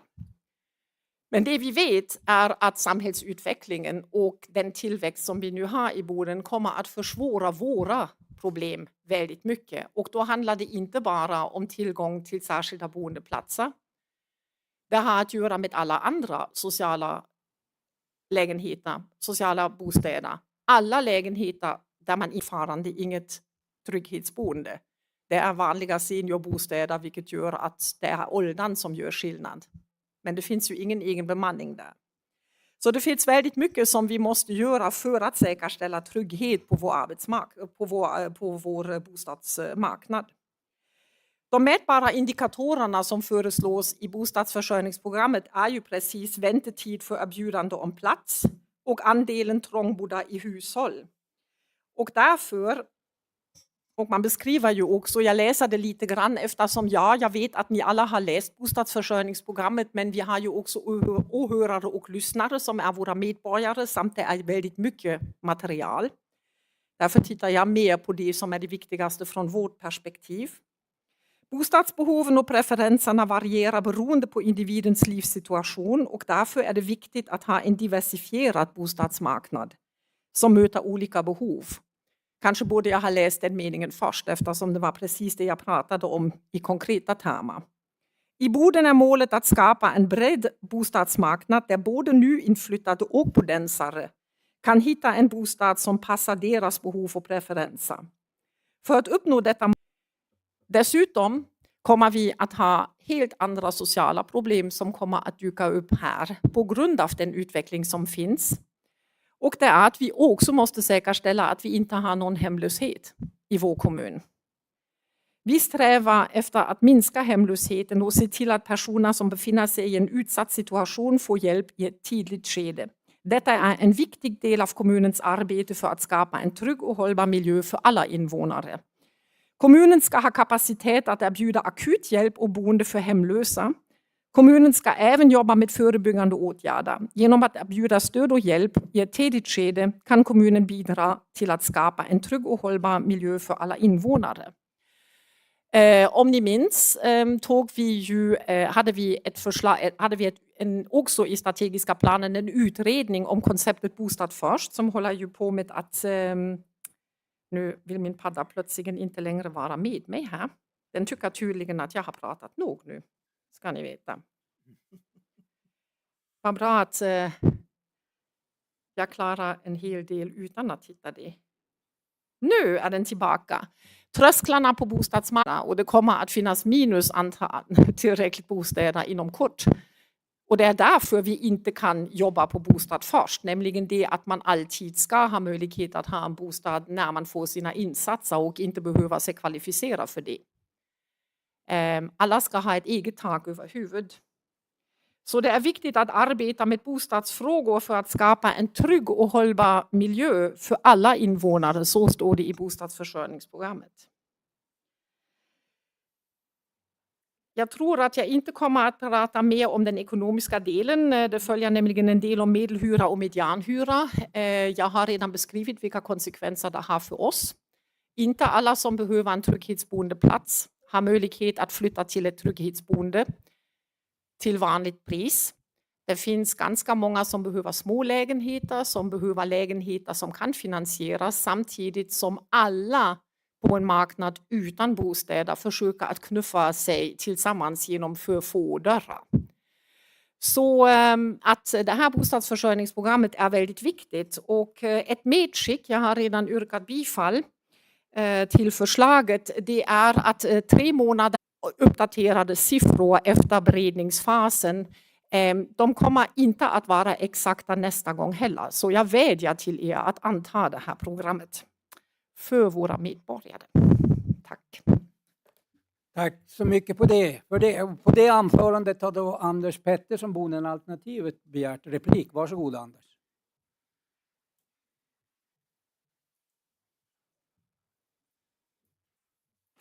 Tack ordförande och tack Bea för att vi fick en redogörelse över vad socialnämndens ordförande anser när det gäller just det vi kallar obalansen och det hon kallar balansen. Det är tydligt att socialnämndens ordförande anser att en kö på runda svängar 60 personer, då är vi i balans. 60 personer med sina anhöriga. Vi tycker ju att, precis som Beatrice sa, vi ska sträva efter trygga och hållbara bostadsmiljöer. Det är många som inte har trygga och hållbara bostadsmiljöer idag. Tack. Tack så mycket för det. Och svarsreplik då från Beatrice Öhman, Socialdemokraterna. Varsågod. Och jag tror att det är 2 minuter, visst jag ska hålla mig till det och vara väldigt kort. Tack Anders Pettersson. Jag tycker faktiskt att använda ordet att man har låg ambition, det är inte snällt. Så. Sen kan man naturligtvis tycka om det, men när man föreslår det du föreslår, nämligen att det är räknat fel, att bostadsförsörjningsprogrammet har fel, att experterna som har kommit med förslaget har fel, att flyttkedjan inte är trasig eftersom vi har för få trygghetsboendeplatser utan att den är trasig eftersom det finns för få platser på äldreboende, då måste man egentligen yrka. Alltså är ju konsekvensen att man måste yrka på ett byggande av ett särskilt boende för äldre istället. Tack. Tack så mycket för det. Då går vi över till talarlistan och Conny Sundqvist anstryker sig. Tack för det. Lars-Åke Wikström, Sverigedemokraterna har begärt ordet. Varsågod Lars-Åke.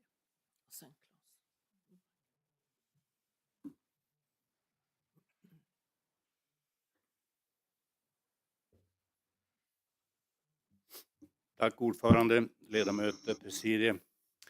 Jag ska börja med att säga att från början så hade jag tänkt lyfta handen och åberopa ordningsfråga här inne. För att vi har kommit överens om hur länge vi ska prata i vårt anförande. Och vi kan väl försöka hålla de tiderna. Och därmed så ska jag försöka hålla mig föredömligt kort. Jag har gått till Länsstyrelsens yttrande. Och Länsstyrelsen de gör bedömningen att det här programmet inte verkar vara helt klart. De gör också bedömningen att vårt yttrande över föreslaget, säger Länsstyrelsen, är ett tidigt yttrande över material som kommer att omarbetas. Länsstyrelsens synpunkter. Jag yrkar på en återremiss för att man då tar hänsyn till de synpunkter som har kommit från Länsstyrelsen, att man väger in dem och att man inarbetar dem i det här dokumentet. Det kommer att ta lite mer tid, men vi kommer då att få ett uppdaterat dokument som speglar de förhållanden som finns i kommunen ur både genusperspektiv, barnperspektiv och annat som idag efterlyses av Länsstyrelsen. Tack för ordet. Tack så mycket för det. Då har vi Claes Nordmark, Socialdemokraterna, som har begärt ordet. Varsågod Claes.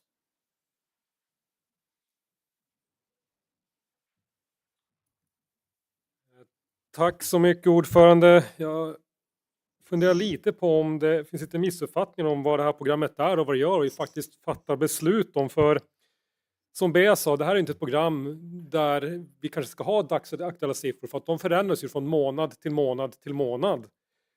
Så det kan ju gå väldigt snabbt hur de förändras. Och som Bea sa så arbetas det också, vilket alla känner till, på att komma i balans med bostadsformer och boenden för äldre. Det är ju som ingen debatt om att det är det som målet är för oss alla. Och bostadsförsörjningsprogrammet, det är heller inte ett operativt program, exakt hur många villor, exakt hur många lägenheter det handlar om. Däremot på punkt 5 står det dock, kommuner bör fokusera på att utveckla småhustomter och ha minst 100 stycken byggklara. Så det är väl det mest konkreta om någon boende får vi prata om här. Så att jag tror att det här är inte ett operativt program. Det här kommer inte att styra exakt hur många trygghetsboendeplatser som kommer att byggas eller särskilda boendeplatser som kommer att byggas. Det görs i andra beslut. Så att jag yrkar därför bifall till liggande förslag till beslut. Tack. Tack så mycket för det. Då ser jag att vi har ingen fler på talarlistan. Är vi då färdiga att gå till beslut? Då har vi först att ta ställning till ett återremissyrkande som då stöds av Bodenalternativet och Sverigedemokraterna. Så jag frågar då fullmäktige. Ska frågan avgöras idag? Ska frågan avgöras senare? Jag finner då att frågan ska avgöras idag. Votering är begärd och ska verkställas. Får vi höra om kommunsekreteraren är med på båten? Ja, det ska vi göra. Då är det så här, de som kommunstyrelsens förslag att vi ska bifalla det här programmet idag, de röstar ja. Och de som röstar enligt Bodenalternativet och Sverigedemokraterna, de röstar nej. Har ni uppfattat det hela? Svaret var ja. Då ska vi höra. Din mick är på. Claes Nordmark. Ja.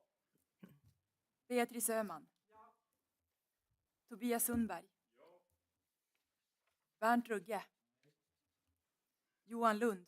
Ja. Sara Legissa. Patrik Gustafsson. Ja.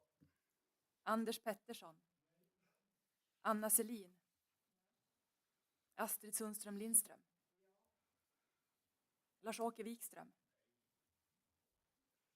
Conny Sundqvist. Håkan Jansson. Ja. Lena Goldkull. Ja. Glenn Blom. Ja. Peter Kristoffersson Lomaka. Ja. Bo Björklund. Katrin Isaksson. Peter Bom. Anna-Karin Nylund. Emma Snellman. Susanne Törnäs.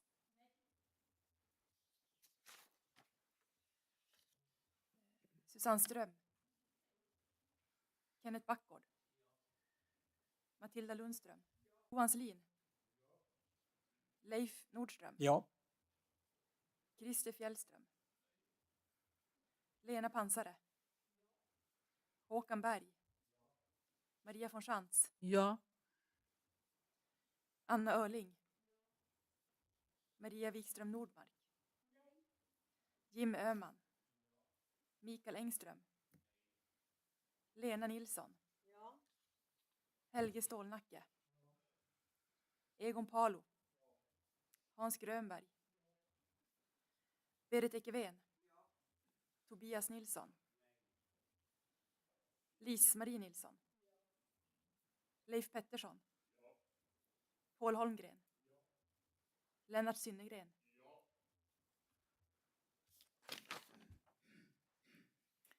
Annika Essén. Göran Ahlman. Ja. Det var alla. Okej. Då är väl justerarna med på båten också, hoppas jag.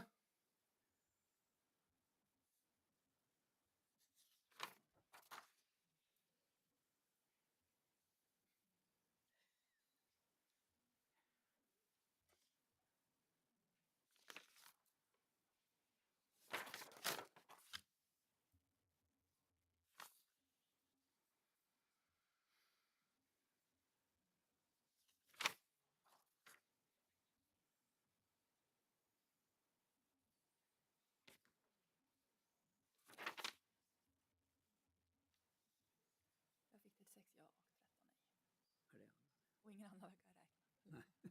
Ja, det blir 49. Ja, då ser utslaget ut så här. 36 personer har röstat ja till förslaget. 13 har röstat nej. Så jag finner därmed att återremissförslaget faller. Och vi har beslutat då enligt kommunstyrelsens förslag.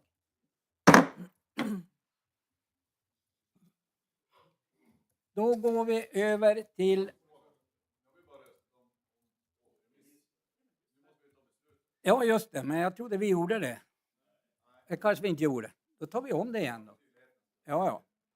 Då frågar jag fullmäktige om fullmäktige röstar enligt kommunstyrelsens förslag att anta liggande bostadsförsörjningsprogram för 2023. Ja. Därmed faller klubban i bordet. En gång till. Nummer 13 på vår dagordning. Tror jag vi hinner med innan lunch. Ja, det gör vi. Det handlar om antagande av psykisk hälso- och suicidprevention. En handlingsplan för 2023.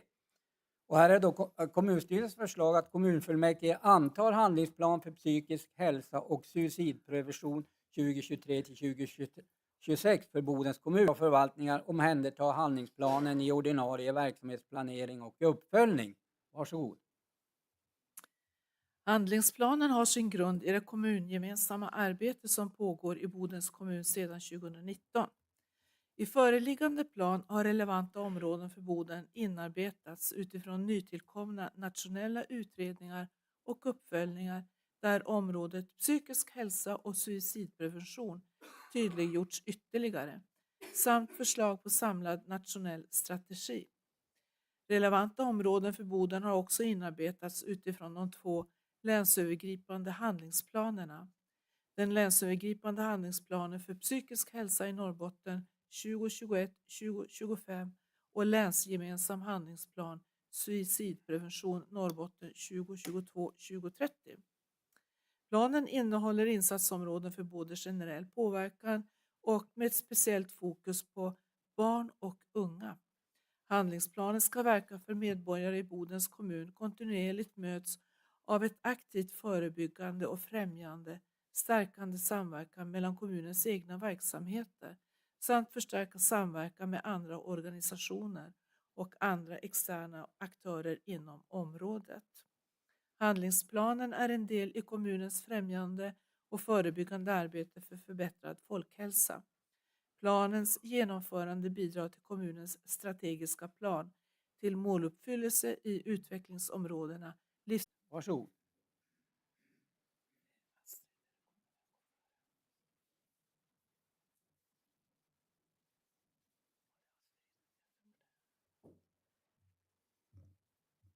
Tack så mycket ordförande. Kommunfullmäktige, den här planen får vi vara stolta över. Eller egentligen inte. Vi kommer att kunna vara stolta över den när vi har lyckats implementera det som står i den där handlingsplanen. Den behövs nämligen väldigt mycket och det är inte någonting vi behöver vara stolta över. Psykisk ohälsa är ett stort problem. Det har det alltid varit. Jag undrar ibland när vi säger att det har blivit så mycket värre, om det är eftersom det har blivit så mycket värre eller om vi har lärt oss förstå så mycket mer om vad det egentligen betyder att uppleva psykisk ohälsa. Att vi har lärt oss mer om de diagnoser som tidigare bara var att vara annorlunda och olycklig och inte märkas. Och helt enkelt ibland försvinna. Vi har inte varit bra på det här. Vi har varit mycket bra på att prata om många sjukdomar. Vi blir jätteledsna när någon går bort alldeles för tidigt i en allvarlig sjukdom som man inte kan bota än. Men vi är inte många av dem som inte mår bra kommer att må mycket sämre. Tills det kanske kan kännas att det inte finns någon annan lösning. Och det är definitivt inte någonting som resten av samhället behöver vara väldigt stolt över. Nu har vi lyckats med att få en handlingsplan som tas överallt i Norrbotten på kommunfullmäktige. Tidigare hade det varit så att det fanns på olika ställen. Man hamnade på socialnämnden, man hamnade i rådet för trygghet och hälsa, eller det fanns ingen handlingsplan. Vi fick ett samtal för ett antal år sedan, för inte så länge sedan, där pressen hörde att man hade hört att Bodens kommun hade en preventionsplan mot suicid. Och den hade vi också, men då var det rådet för trygghet och hälsa som hade antagit det. Men också det som är väldigt viktigt att veta är ju att man i kommunen redan har samarbetat i den andemeningen på verksamhetsnivå ett antal år. Regering och riksdag har naturligtvis också uppdagat, ja det är fel ord, har insett att det krävs starka tag. Så att det finns ju också en hel del statlig finansiering som har gått in i kampen mot psykisk ohälsa och sen också för inte länge sedan lagt till ett uppdrag om suicidprevention, så att de går ihop med kommunen som ska ta beslut om den nödvändiga handlingsplanen för att faktiskt väcka kunskap, väcka känslan, väcka förståelse för vad det egentligen handlar om. När det gäller implementeringen, det är sista delen av handlingsplanen, där står det tydligt att betydande förutsättningar för handlingsplanens genomförande och en positiv utveckling av arbetet inom psykisk hälsa och suicidprevention är att området hålls levande i hela organisationen, från högsta ledning till den enskilt anställde, samt att planen omhändertas i ordinarie verksamhetsplanering och uppföljning. Vilket gör att uppföljningen kommer ju naturligtvis då också att komma tillbaka till kommunfullmäktige, eftersom det är kommunfullmäktige som, hoppas jag, kommer att anta handlingsplanen idag. Jag ska inte gå igenom de olika utvecklingsområden när det gäller det stärkta suicidpreventiva arbetet. Jag tror att det räcker med det jag har sagt, och jag yrkar bifall till beredningens förslag. Tack så mycket för det. Då går ordet till Astrid Sundström Lindström, Centerpartiet. Varsågod Astrid.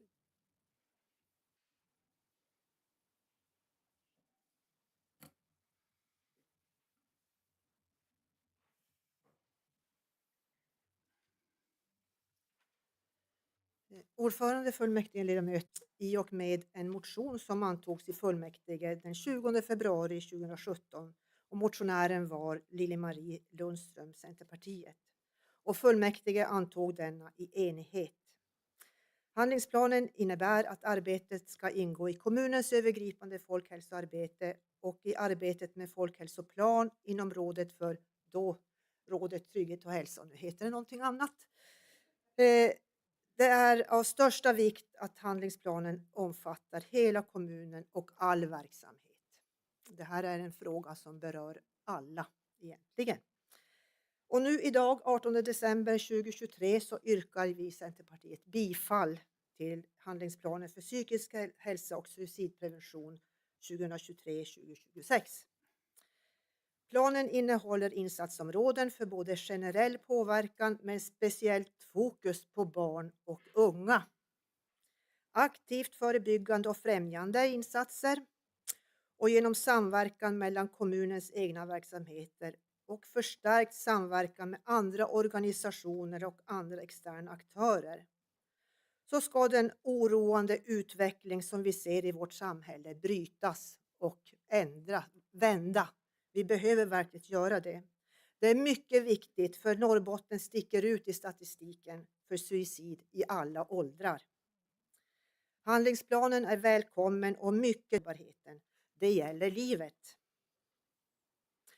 I Bodens kommuns handlingsplan står som ett mål: alla barn och unga ska ha psykiskt välbefinnande. Ett mycket viktigt mål, svårt att nå men jätteviktigt att jobba för.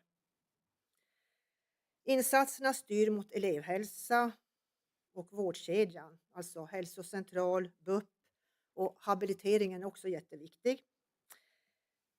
Det finns stora behov som måste fyllas. Barn drabbas av olika omständigheter, sorg, många olika typer av övergrepp. Och vi får inte glömma att den grupp som är mest frekvent när det gäller suicid, det är de som har neuropsykiatriska funktionsnedsättning eller funktionshinder. Och man räknar med att 10% av alla barn, unga människor har en neuropsykiatrisk funktionsnedsättning. Och de är ju olika variationer, en del grava, en del inte så grava. Men det ställer väldigt stora krav på att man får vara i anpassade miljöer. Att det finns människor som förstår, som kan stötta, som kan träda in då det brister. För vi vet att i många fall så blir det rena härdsmältor. Och det är jättesvårt för alla närvarande och inte minst i våra skolor märker vi av det. En viktig insats där då, att ge skolorna utrymme för att kunna ge de anpassningar som fungerar och som verkligen behövs i praktiken. Yta, lugna, trygga miljöer och personal som kan avdelas för att trygga de elever som behöver få vara i ett mindre sammanhang. Det kostar. Men det kostar betydligt mer om man inte anpassar miljön för barnens och ungdomarnas behov. Och min uppmaning är faktiskt att vi ska värna skolan i det sammanhanget. Vi vet att vi har inte lägger inga sparkrav för 2024, men vi vet att det kommer 2025, 2026. Och jag uppmanar vi som ska ta de besluten här i fullmäktige att vi verkligen tänker att vi värnar barnen. Att vi måste försöka göra allt för att det ska finnas resurser för dem. För det är grunden. Om man säger att man ska uppnå psykisk hälsa så måste man börja i tidiga åldrar. Och jag vill passa på att tacka Boden Event för mässan Psykisk hälsa, ohälsa och diagnoser, POD, som de anordnade 30-31 oktober nu i höst på Western Farm. Det var ett välbesökt mässa. Och det fyllde ett stort behov för de som är i kris, som har lidit eller lider av psykisk ohälsa. Och för de som arbetar med den persongruppen.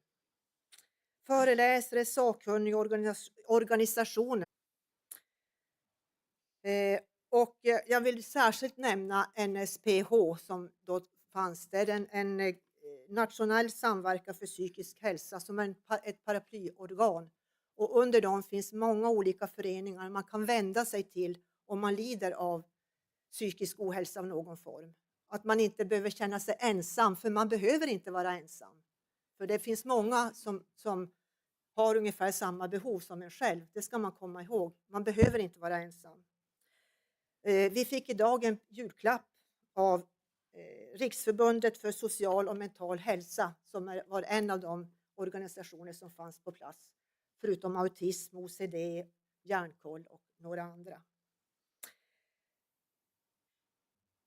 Jag vill därmed yrka bifall ytterligare igen på den handlingsplan som så är så viktig för oss alla. Tack. Tack för det. Och då går ordet till Conny Sundqvist, Vänsterpartiet. Varsågod Conny.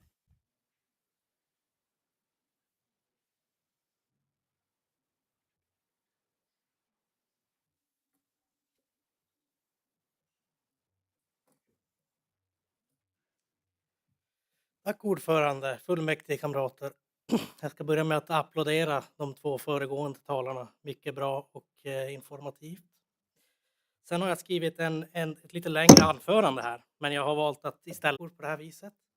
Men jag ska berätta att jag har själv flertalet gånger, jag brukar inte prata egen sak, men jag har själv flertalet gånger i mitt liv behövt suicidpreventiva insatser. Så jag vet första hand hur viktigt det här är. Och därför vill jag och Vänsterpartiets vägnar med varmt hjärta yrka bifall. Tack. Tack för det Conny. Då går ordet till Egon Pahl och Moderaterna.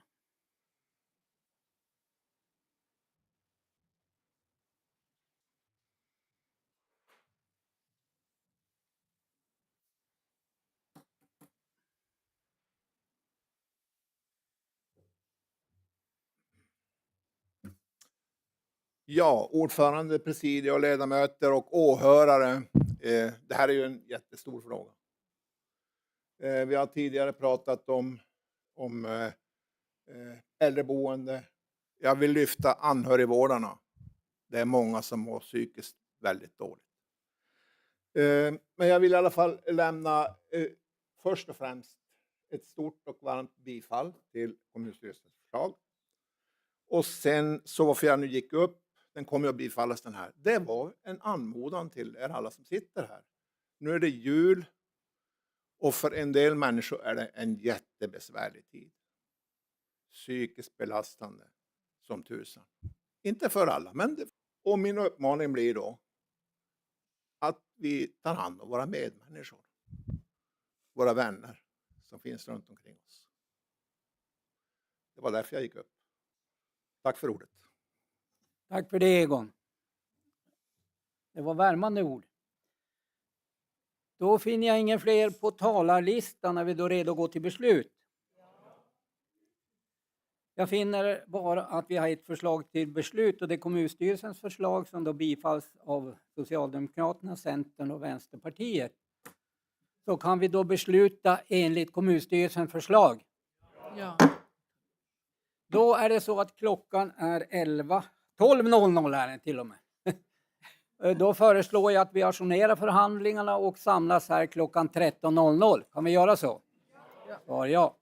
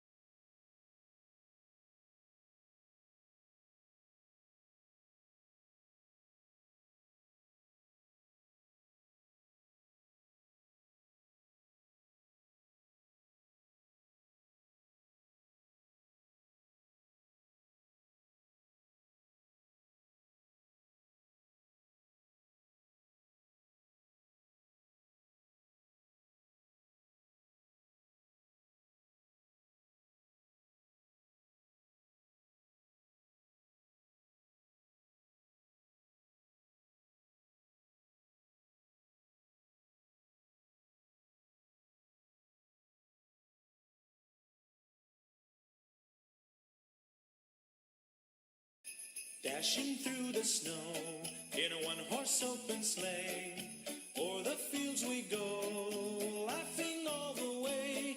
The bells on bobtail ring, they make our spirits bright.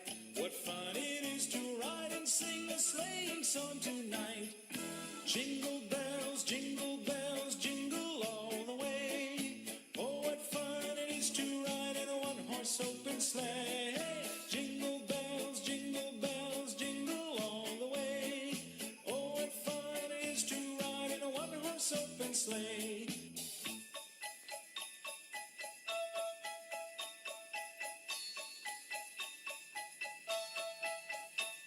A day or two ago, I thought I'd take a ride, and soon Miss Fanny Bright was seated by my side. The horse was lean and lank, misfortune seemed hot.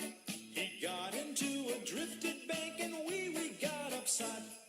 Jingle bells, jingle all the way. Oh, what fun it is to ride in a one-horse open sleigh. Jingle bells, jingle all the way. Oh, what fun it is to ride in a one-horse open sleigh.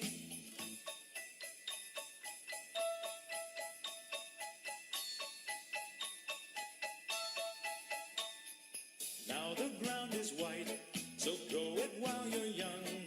Take the girls tonight and sing the sleighing song. Just get a bobtailed nag, 240 for his speed.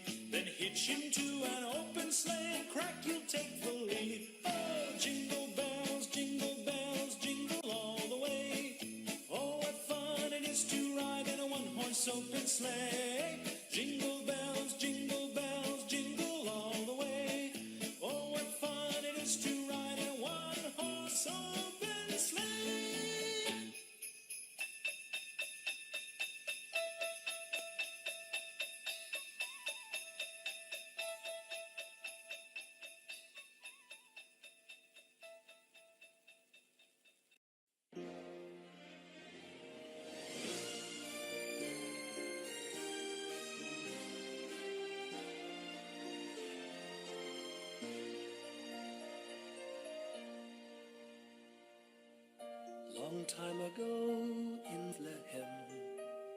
So the Holy Bible say, Mary's boy child, Jesus Christ, was born on Christmas Day.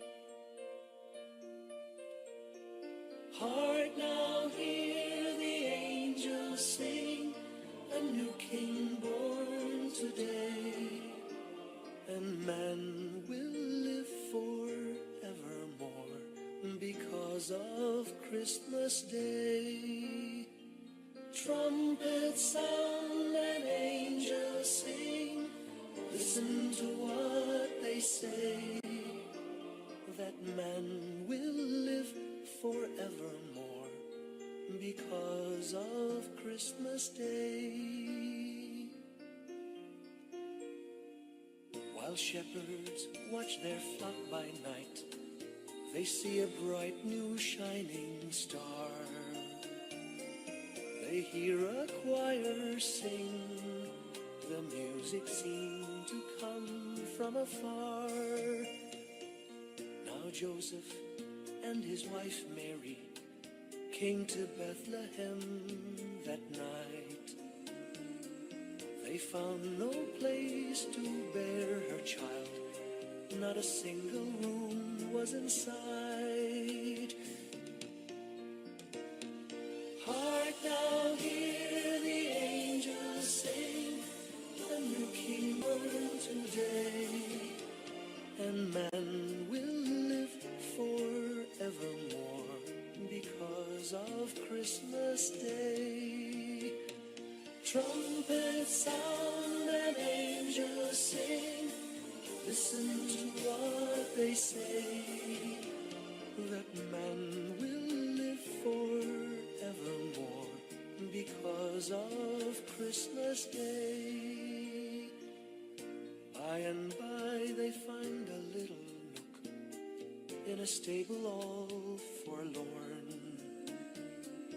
and in a manger cold and dark, Mary's little boy was born. Long time ago in Bethlehem, so the Holy Bible say, Mary's boy child, Jesus Christ, was born on Christmas Day. Hark now, hear the angels sing, a new king born today, and man will live forevermore because of Christmas Day. Trumpets sound and angels sing, listen to what they say, that man will live forevermore because of Christmas Day.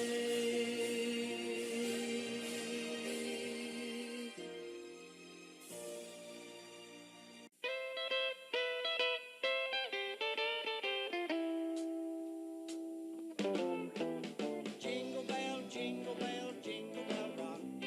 Jingle bells chime in jingle bell time. Dancing and prancing in jingle bell fun. Now the jingle hop has begun. Jingle bell, jingle bell, jingle bell rock. Jingle bells chime in jingle bell time. Dancing and prancing in Jingle Bell Square. In the frosty air, what a bright time, it's the right time to rock the night away.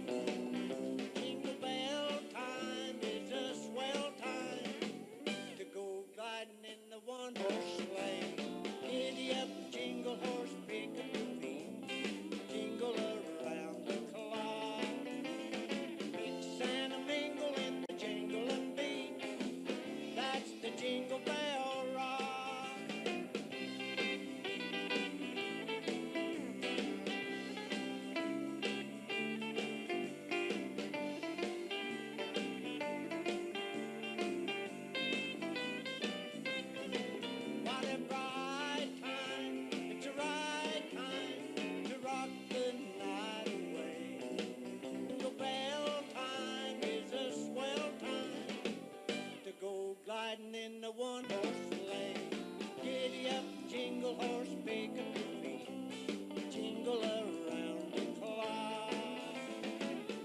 and a mingle in the jingling beat.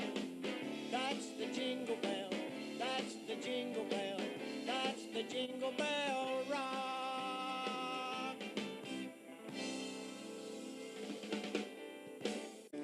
Hark the herald angels sing, glory to the newborn King. Peace on earth and mercy mild, God and sinners reconciled. Joyful all ye nations rise, join the triumph of the sky.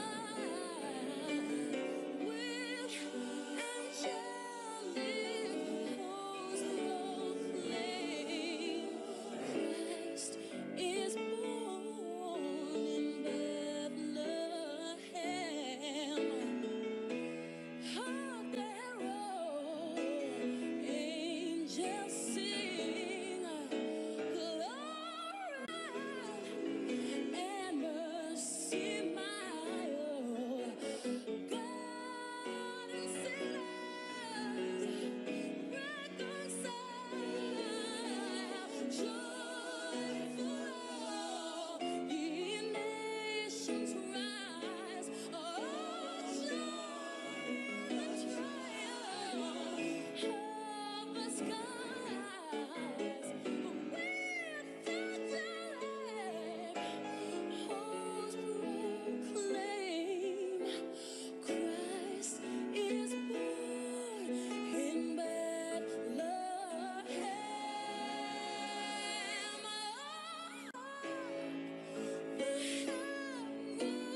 Angels sing, glory to the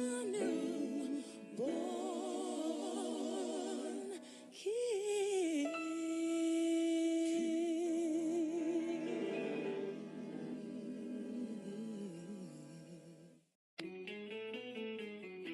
Feliz Navidad, feliz Navidad, feliz Navidad, próspero año y felicidad. Feliz Navidad, feliz Navidad. I wanna wish you a Merry Christmas. I wanna wish you a Merry Christmas. I wanna wish you a Merry Christmas from the bottom of my heart. I wanna wish you a Merry Christmas. I wanna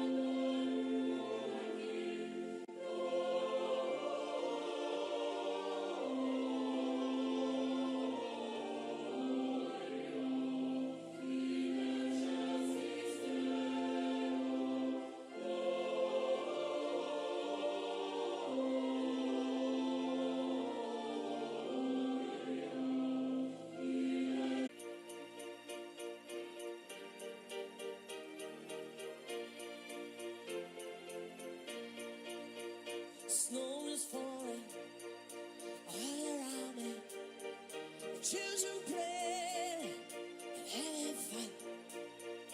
It's the season of love and understanding. Merry Christmas, everyone. Time for party, celebration, people dancing all night long. Time for presents and the changing kisses. Time for singing Christmas songs. We're gonna have a party tonight. I'm gonna find that boy underneath the mistletoe. Kiss my candlelight. Ruby sway, records play, all the old songs we love to hear. Well, I wish that every day was Christmas. What a nice way to spend the year.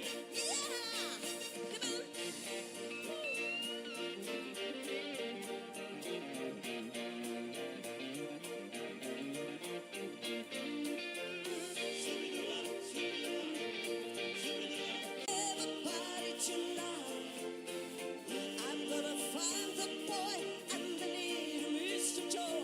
Kiss my candlelight. Snow's falling all around me. Children play and having fun. Yeah, it's the season of love and understanding. Merry Christmas, everyone. Merry Christmas, everyone. Merry Christmas, everyone.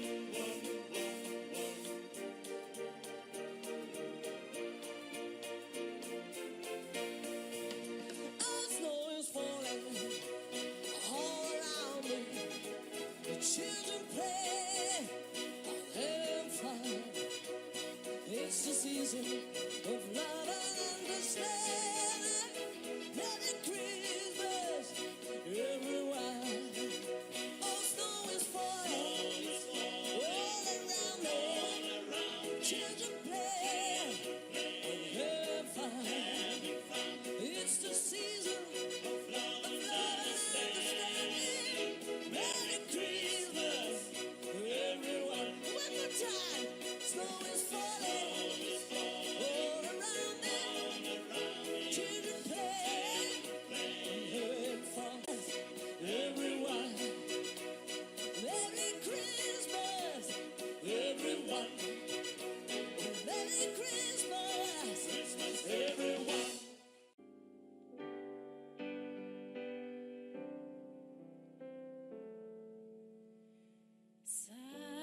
Silent night, holy night, all is calm, all is bright round the young virgin, mother and child. Holy infant, so tender and mild, sleep in heavenly peace.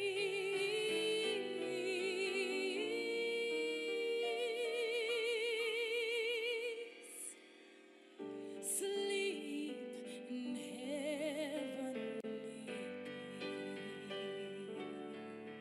peace.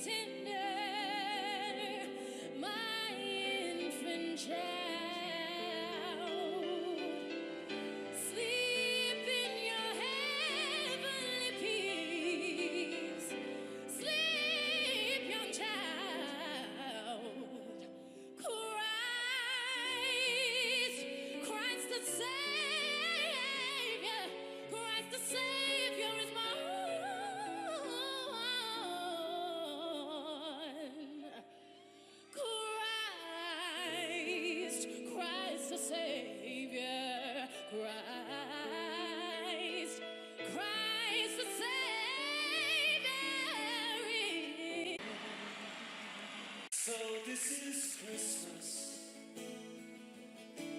and what have you done? Another year over, a new one just begun. And so this is Christmas, I hope you had fun. The near and the dear ones, the old and the young. A very Merry Christmas and a Happy New Year. Let's hope it's a good one without any fears. And so this is Christmas for weak and for strong, for the rich and the poor ones. The road is so long, and so happy Christmas for black and for white, for the yellow and red ones. Merry Christmas and a Happy New Year. Let's hope it's a good one without any fear.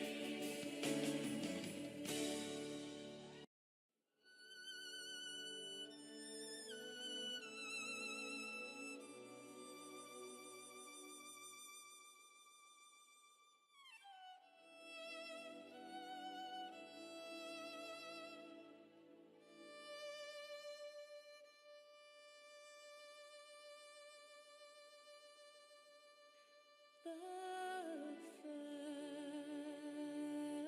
Noel,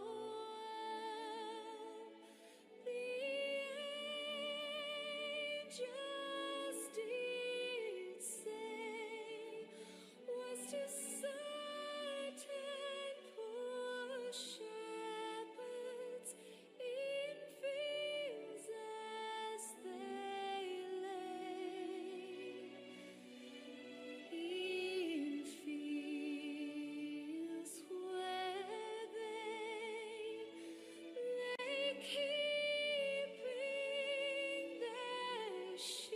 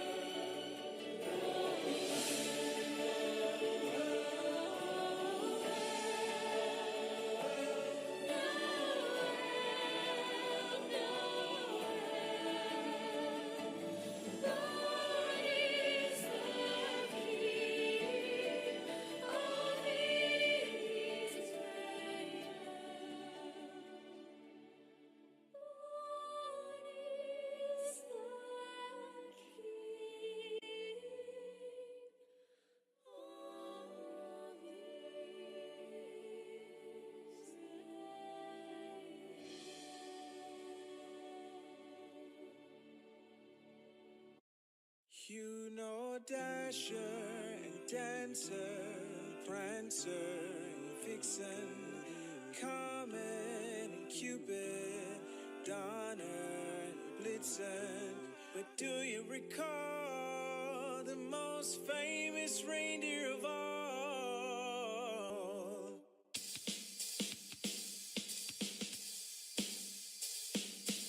Rudolph the red-nosed reindeer had a very shiny nose, and if you ever saw it, you would even say it glows. All of the other reindeer used to laugh and call him names. They never let poor Rudolph join in any reindeer games. Then one foggy Christmas Eve, Santa came to say, Rudolph, with your nose so bright, won't you guide my sleigh tonight? Then all the reindeer loved him as he shouted up with glee, Rudolph the red-nosed reindeer, you'll go down in history. Rudolph, have you seen the red-nosed reindeer? Rudolph, have you seen the red-nosed reindeer? Have you seen the nose? Have you seen the nose? Red-nosed reindeer. Rudolph, have you seen the red-nosed reindeer? Rudolph the red-nosed reindeer had a very shiny nose, and if you ever saw it, you would even say it glows. All of the other reindeer used to laugh and call him names. They never let poor Rudolph join in any reindeer games. Then one foggy Christmas Eve, Santa came to say, Rudolph, with your nose so bright, won't you guide my sleigh? Those reindeer, you'll go down in history. Rudolph, have you seen the red-nosed reindeer? You'll go down in history. Rudolph,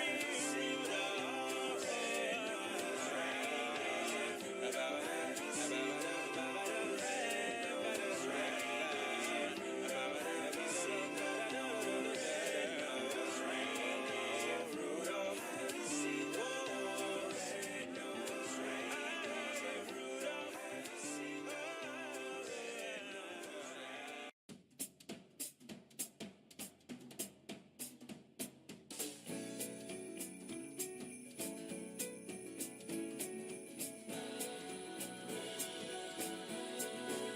Just hear those sleigh bells jingling, ring, ting, tingling too.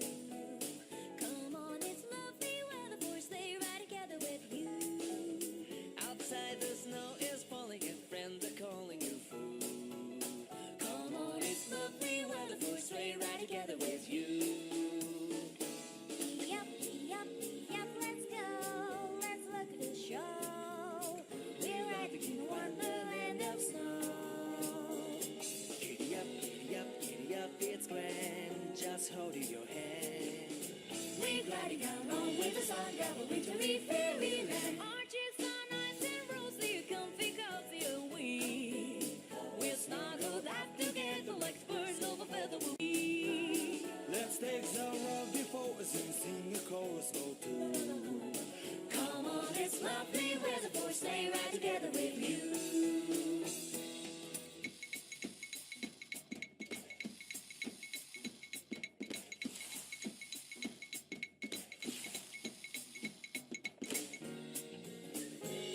There's a birthday party at the home of Farmer Gray. It'll be the perfect ending of a perfect day. We'll be singing the songs we love to sing without a single stop. On the fireplace while we watch the chestnuts pop.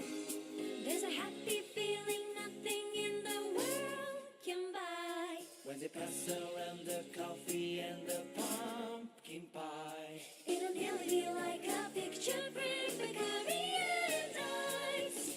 These wonderful things are the things we remember all through our lives.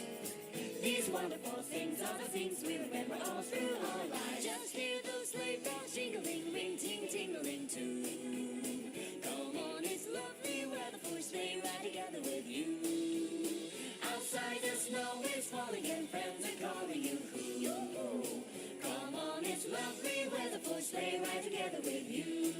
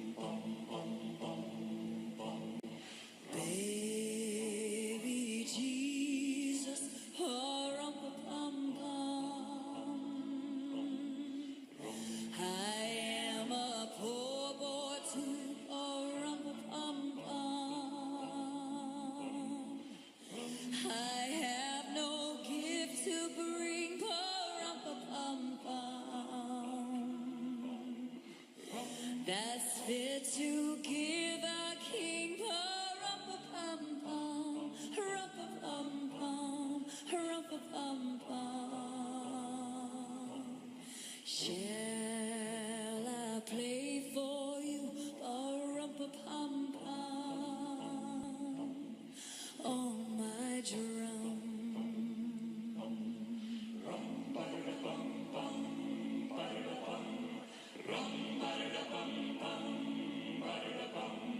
Mary nodded, a-rum-pa-pum-pum. The ox and lamb kept time, a-rum-pa-pum-pum. I played my drum for him, a-rum-pa-pum-pum. I played my best for him, rum-pa-pum-pum, rum-pa-pum-pum, rum-pa-pum-pum. Then he smiled at me, rum-pa-pum-pum, me and my drum. Me and my drum.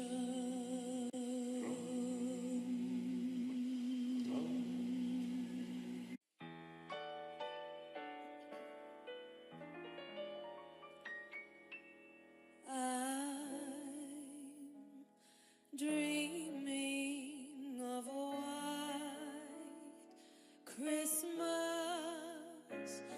just like the tops glisten and children listen to hear sleigh bells in the snow. I'm dreaming of a white Christmas with every Christmas card I write. May your days be merry and bright, and may all your Christmases be white.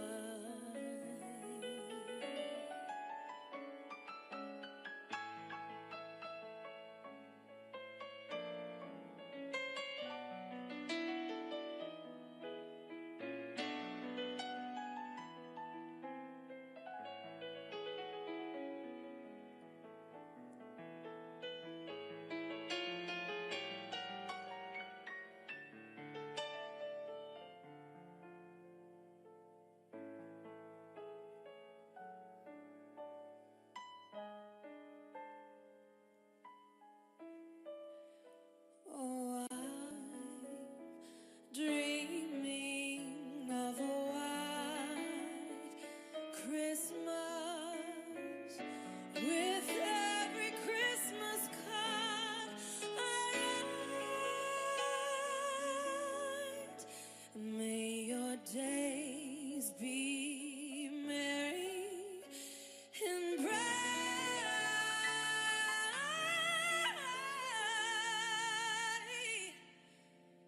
and may all your Christmases be white.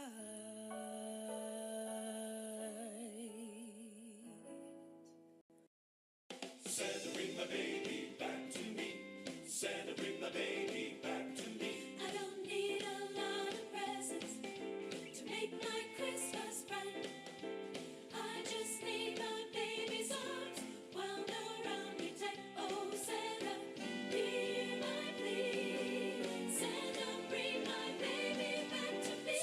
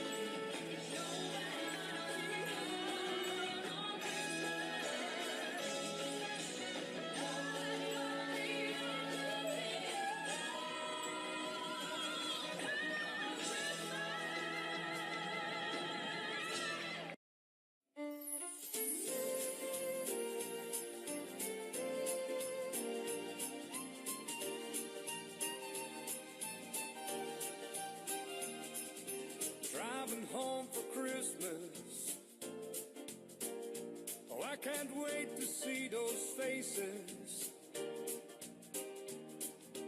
Driving home for Christmas, yeah. Well, I'm moving down that line. And it's been so long, but I will be there. I'll sing this song to pass the time away. Driving in my car, I'm driving home for Christmas. It's gonna take some time, but I'll get there. Top the toe and tailbacks. Oh, I got red lights all around. But soon there'll be a freeway, yeah. Get my feet on holy ground. So I sing for you, though you can't hear me when I get through. And feel you near me, driving in my car. I'm driving home for Christmas. Driving home for Christmas with 1,000 memories. I take a look at the driver next to me. He's just the same.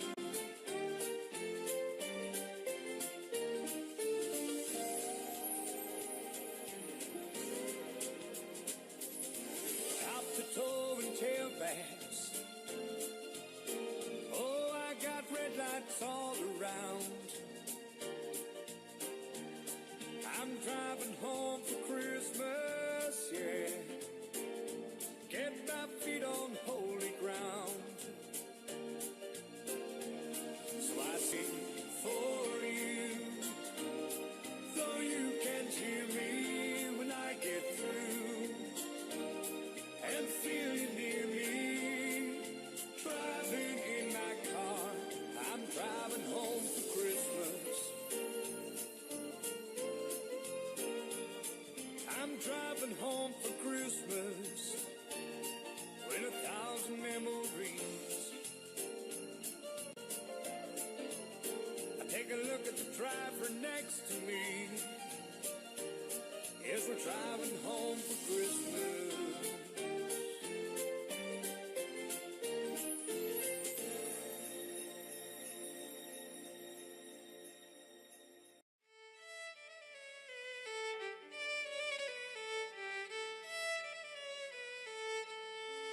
So this is Christmas, and what have you done? Another year over, a new one just begun.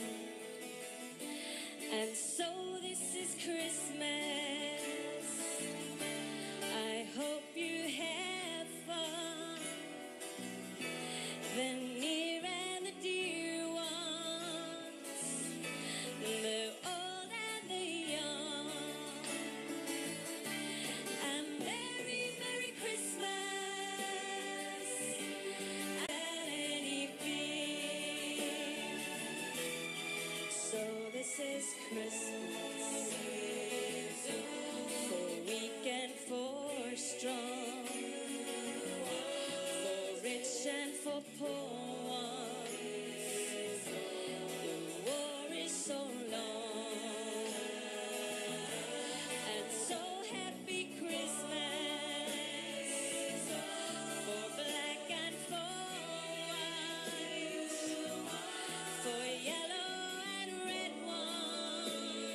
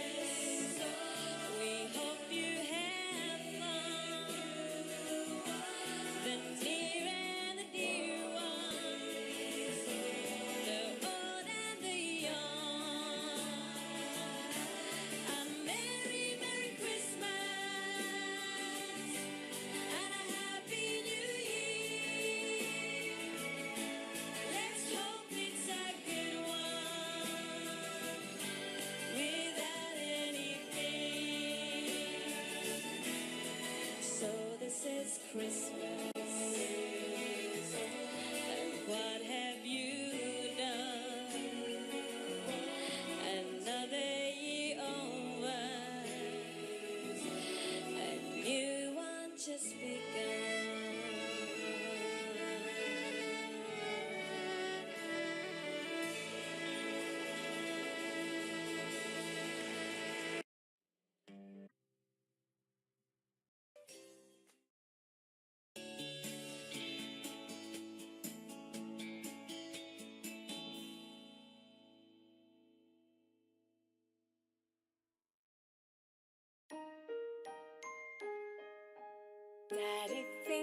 Daddy finger, where are you? Here I am, how do you do? Mommy finger, where are you? Here I am, how do you do? Brother finger, sister finger, where are you? Here I am, how do you do? Baby finger, where are you? Here I am, how do you do?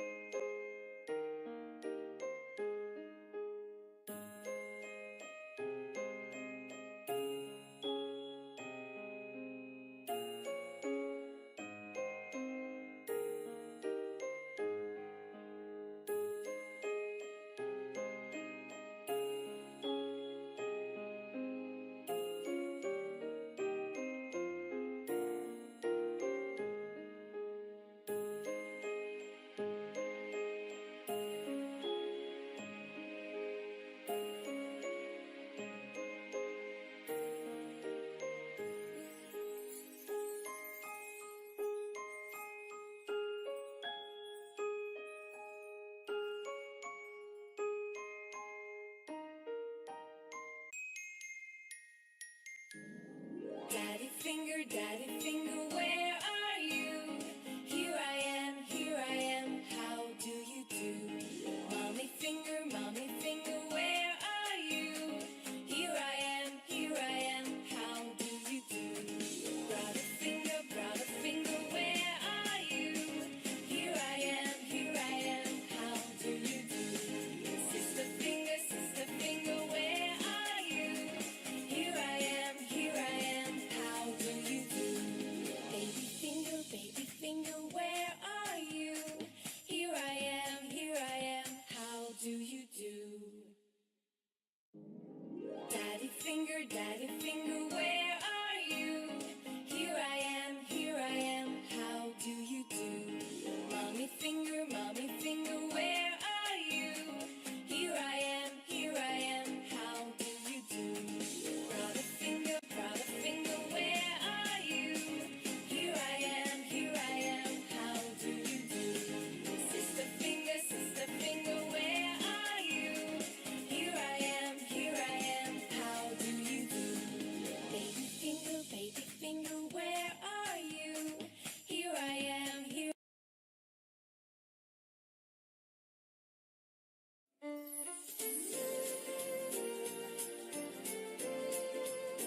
Christmas. Oh, I can't wait to see those faces driving home for Christmas, yeah. Well, I'm moving down that line, and it's been so long, but I will be there. I'll sing this song to pass the time away. Driving in my car, I'm driving home for Christmas. It's gonna take some time, but I'll I'll get there. Top of Tove and tailbacks. Oh, I got red lights all around. But soon there'll be a freeway, yeah. Get my feet on holy ground.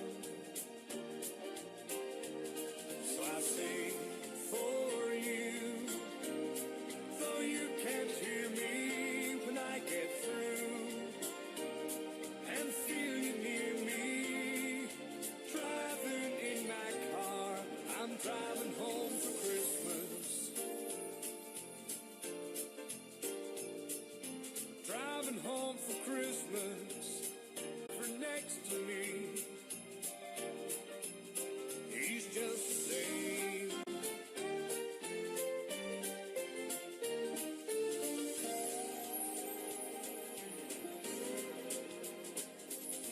Top to toe and tailbacks.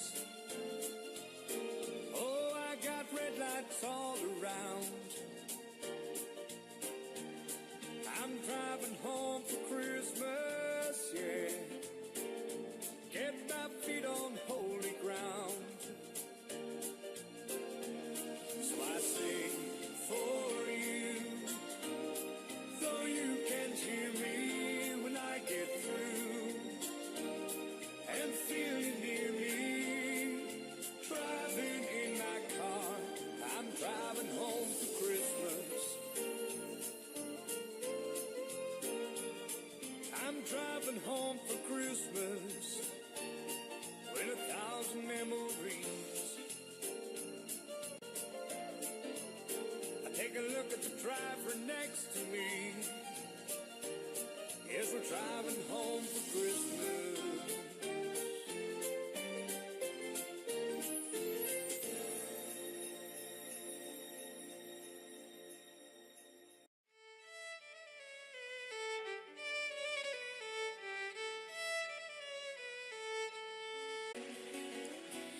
Another year over,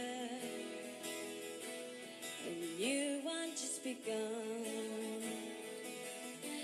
And so this is Christmas. I hope you have fun.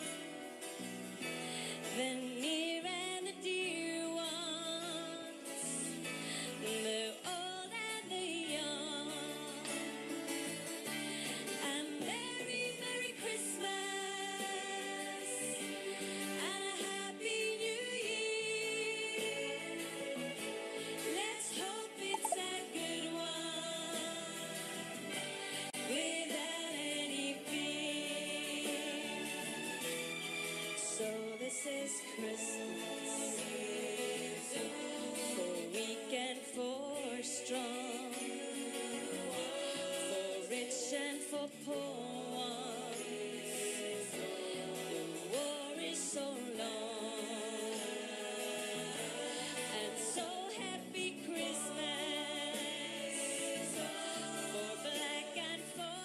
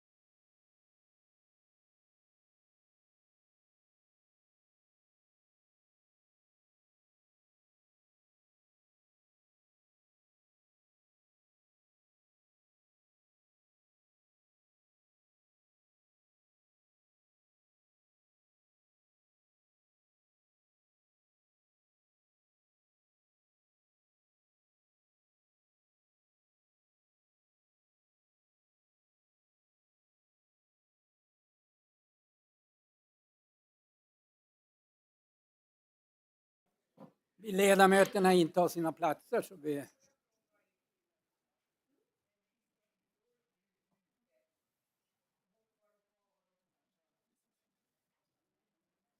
Berit, sitt ner.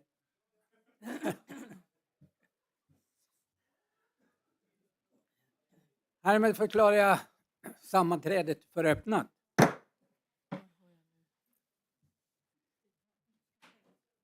Då är vi inne på ärende 14. Då ska vi börja med ett upprop. Jag tror det är säkrast så att vi ser att ingen har smitit iväg här. Varsågod.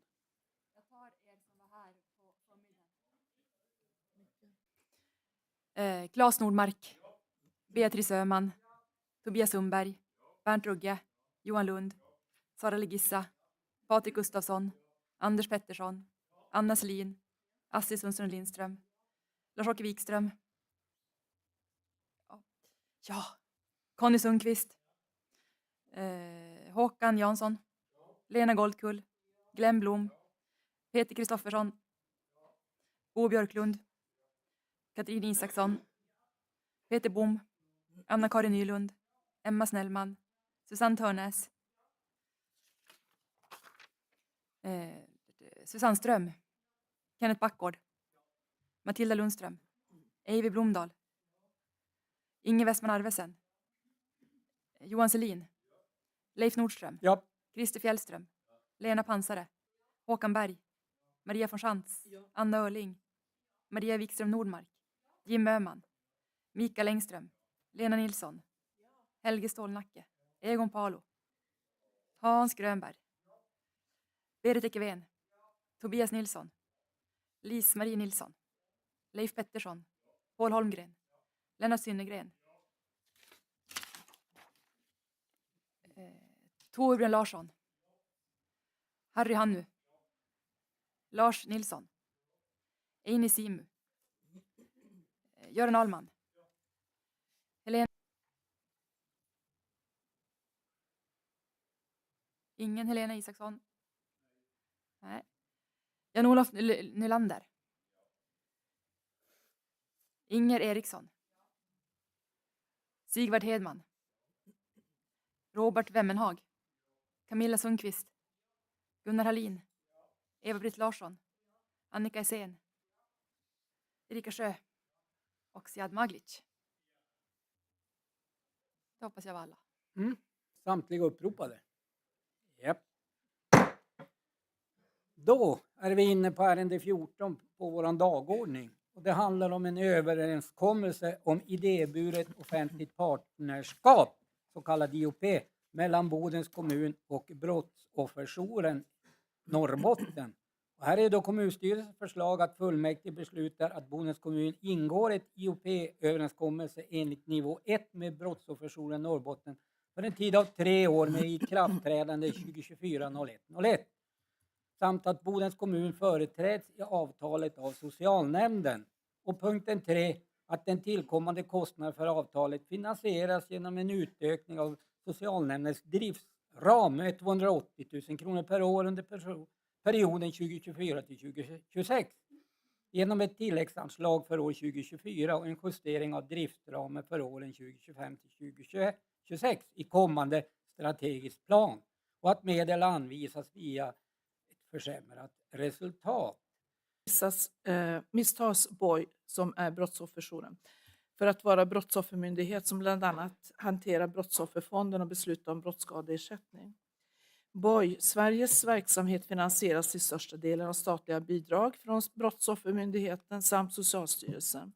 Och de lokala jourerna får ofta bidrag från sina respektive kommun och från Brottsoffermyndigheten. Lokala brottsofferjourer som är medlemmar i riksorganisationen kan ansöka om verksamhetsstöd. Tack så mycket för det. Här har då Beatrice Öhman, Socialdemokraten, begärt ordet. Varsågod Beatrice.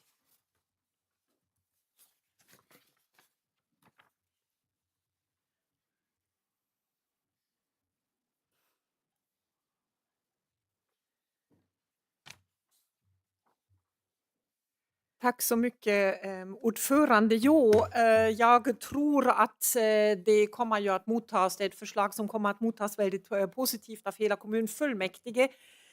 Jag tänkte säga någonting om IOP, alltså överhuvudtaget avtalsformen, eftersom den är väldigt viktig för oss. Vi har pratat redan, om jag minns väl, om nämligen alltså att ha möjligheter till avtal mellan den idéburna sektorn och den offentliga sektorn att ingå ett partnerskap.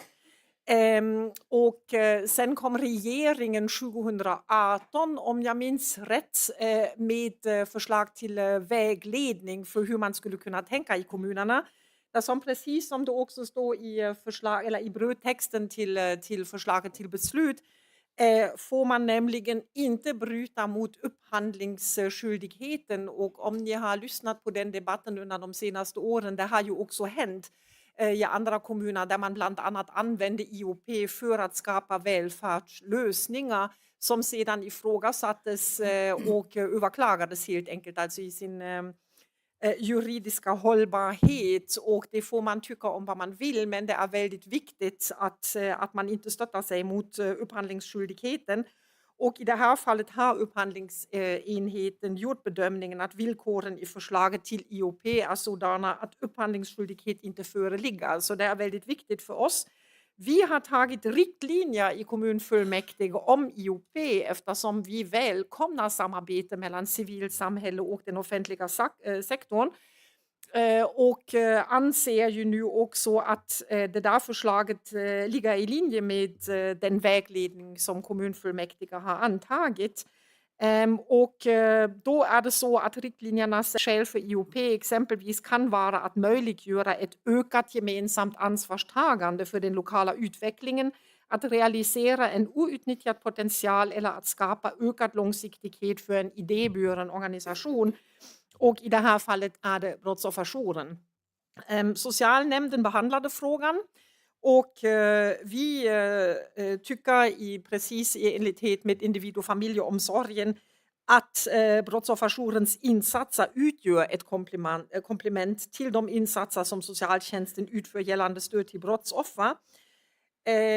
Men samtidigt vill vi också, eftersom det är nu första gången Bodens kommun faktiskt ingår ett IOP, att vi också vill att det ska bevakas av kommunfullmäktige och att det finns det nödvändiga stödet, inte minst från upphandlingsenheten, för att faktiskt alltså nå i mål med det här på ett bra sätt. Vi har nämligen en hel del andra samarbeten som nu också kommer i fråga för IOP. Avtal, och det hoppas vi ju verkligen på. Så det är naturligtvis alltså ett jättevälkommet sätt att börja eftersom det handlar om brottsofferjouren, men vi vill ju att det inte kommer att vara det sista IOP vi gör utan det första. Så det kommer att vara jättespännande och jag yrkar bifall till liggande förslaget. Tack så mycket för det. Jag ser att vi har ingen fler på talarlistan. Är vi då redo att gå till beslut? Kan vi då besluta enligt kommunstyrelsens förslag? Talarlista eller vår ärendelista, och det handlar om ett antagande av detaljplan för Torpgärdan 10:1 och 5:4, och det är då en vägdragning för Bodens ridklubb. Och här är då kommunstyrelsens förslag att kommunfullmäktige antar detaljplanen för Torpgärdan 10:1 och 5:4, vägdragning för Bodens ridklubb. Varsågod. Detaljplanen syftar till att ändra vägdragningen för kopplingsvägar.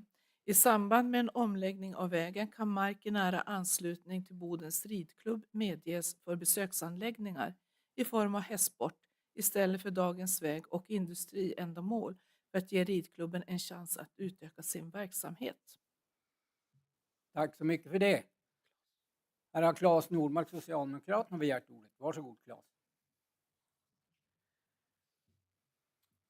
Tack så mycket ordförande. Och jag vill bara säga att det här kan ju tyckas vara kanske ett litet beslut, men för ridklubben är det ett väldigt viktigt beslut. För de brinner ju att utveckla verksamheten på vad som brukar kallas kommunens största ungdomsgård för tjejer. Det här är ett jätteviktigt beslut, och jag hoppas också att ni alla som har kört förbi har sett att äntligen har ju taket börjat komma på plats på nya ridhuset, vilket också är väldigt glädjande. Så vi snart har 2 ridhus igen och ett nytt och fräscht ridhus. Men jag yrkar bifall till liggande förslag till beslut. Tack! Tack så mycket för det. Jag ser att vi har er på talarlistan. Är vi då redo att gå till beslut? Kan vi då besluta enligt kommunstyrelsens förslag? Svar ja. Och Ärende 16 är väl då en följdfråga kan man väl kalla det för. Det är ändå en begäran om investeringsmedel, vägdragning Bodens ridklubb. Här är då kommunstyrelsens förslag att fullmäktige anvisar 2 800 000 kronor 2024 till samhällsbyggnadsnämndens investeringsram från kommunstyrelsens investeringsbudget för exploatering för utförande av gata och allmän platsmark inom området. Samt att fullmäktige utökar samhällsbyggnads driftsram med 168 000 från och med 2025 för utökade driftskostnader och kapitalkostnader kopplat då till investeringen i gatan. Och att fullmäktige medger igångsättning av exploateringen. Varsågod, ordet är fritt. Jag finner ingen på talarlistan. Är vi då redo att gå till beslut? Ja. Kan vi då besluta enligt kommunstyrelsens förslag? Svar ja. Ärende 17. Det handlar om kultur-, fritids- och ungdomsnämnden med en begäran om medel för finansiering av drift av traditionella kulturlokaler i Medborgarhuset. Här är då kommunstyrelsens förslag att fullmäktige beviljar kultur-, fritids- och ungdomsnämnden extra driftbudget om 1 miljon kronor för att finansiera verksamheten i huset för andra halvåret 2023. Varsågod, ordet är fritt. Lena Gottkull anmäler jäv. Och Johan Lund. här har vi också Anna-Karin Nylund som anmäler jäv. Och kommunsekreteraren har då antecknat detta. Då ska du säga vilka som kommer in här.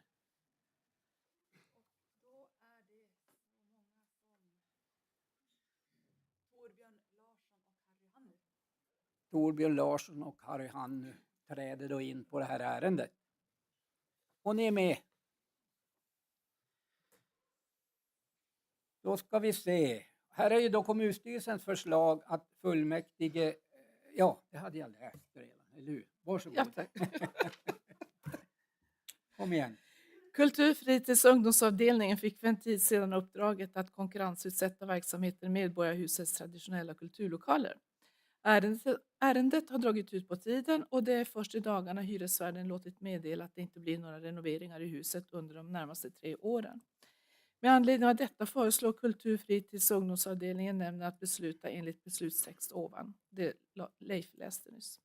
Finansieringen är underbudgeterade medel beslutas september nämnden. Tack så mycket för det. Då ska vi se, hade Johan Lund begärt ordet?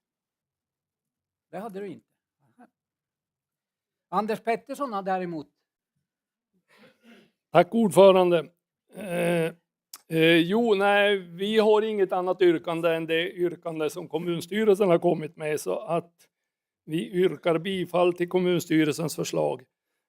Men det som drog åt sig tiden på vårt gruppmöte att diskutera, det var den här formuleringen där det står ärendet drog ut på tiden och i början av juni 23 meddelade fastighetsägaren att det inte är aktuellt med några renoveringar i Medborgarhuset de närmaste 3 åren.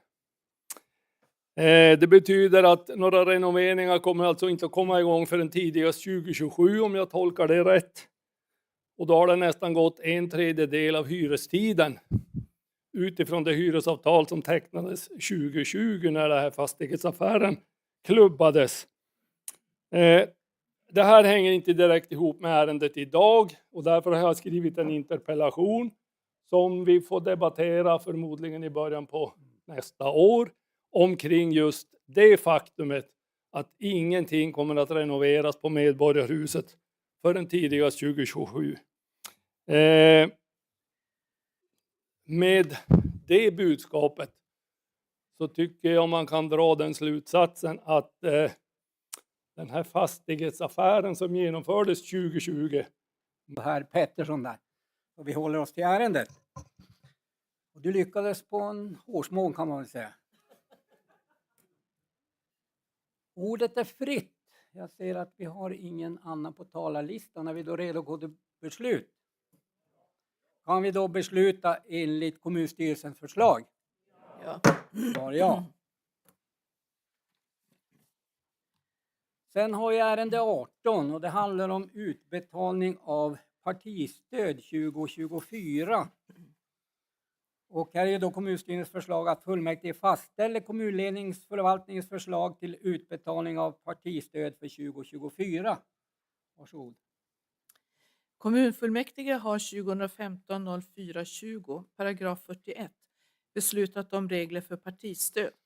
Enligt reglerna ska mottagarna av partistöd årligen senast den 30 juni lämna en skriftlig redovisning som visar hur partistödet har använts tillsammans med ett granskningsintyg. Fullmäktige ska varje år fatta ett beslut om utbetalning av stödet. Om redovisningen av granskningsrapporten inte lämnas i tid får fullmäktige besluta att inget stöd utbetalas för nästkommande år. Samtliga partier i kommunfullmäktige har lämnat redovisningar och granskningsrapporter över sin användning av partistödet under 2022 i tid. Tack så mycket. Förslag. Svar ja. Ärende 19 handlar om ett förändrat budgeterat resultat för åren 2024 till 2026 med anledning av budgetpropositionen 2023 och 2024. Och här är då kommunstyrelsens förslag att fullmäktige beslutar att justera nämnde styrelsens driftsramar enligt nedan med anledning av förändringarna i budgetpropositionen 2024. Regleringen 2024 sker då via tilläggsbudget och förändring från och med 2025 och räknas in då i respektive nämnds driftsram i kommande strategisk plan. Och medlen de anvisas från budgeterat resultat. Och att också fullmäktige beslutar att korrigera nämndernas driftsramar mellan åren 2024 till 2026 enligt nedan gällande budgetproposition 2023. Regleringen sker också via tilläggsbudget och förändringar från och med 2025 räknas in i respektive nämnds driftsram i kommande strategisk plan. Medlen anvisat från budgeterat resultat. Ordet är fritt och här har då Anders Pettersson begärt ordet. Varsågod.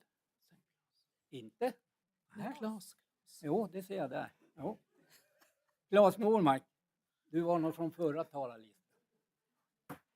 Claes Normark, Socialdemokraterna. Varsågod Claes. Tack så mycket ordförande. Det här är ju inte en fråga som vi i kommunfullmäktige äger och kan något sätt påverka, utan en budgetproposition, det är som bara att tugga i oss som kommer därifrån. Så jag vill mest bara uttrycka besvikelse över att det är alldeles för lite medel som tillskjuts till kommuner och regioner. Och det här vittnar Sveriges kommuner och regioner om, och det vittnar kommuner och regioner i hela Sverige om, att de medel som kommer kompenserar inte ens för kostnadsökningarna som sker nu med prisökning, inflation och så vidare. Så att det är en besvikelse och det kommer att leda till nedskärningar av välfärden i hela landet. Men jag har inget annat förslag till beslut, så vi kan inte påverka den frågan här, så jag yrkar motvilligt bifall till liggande förslag till beslut. Tack. Vi har noterat detta och då går ordet till Conny Sundqvist, Vänsterpartiet. Varsågod Conny.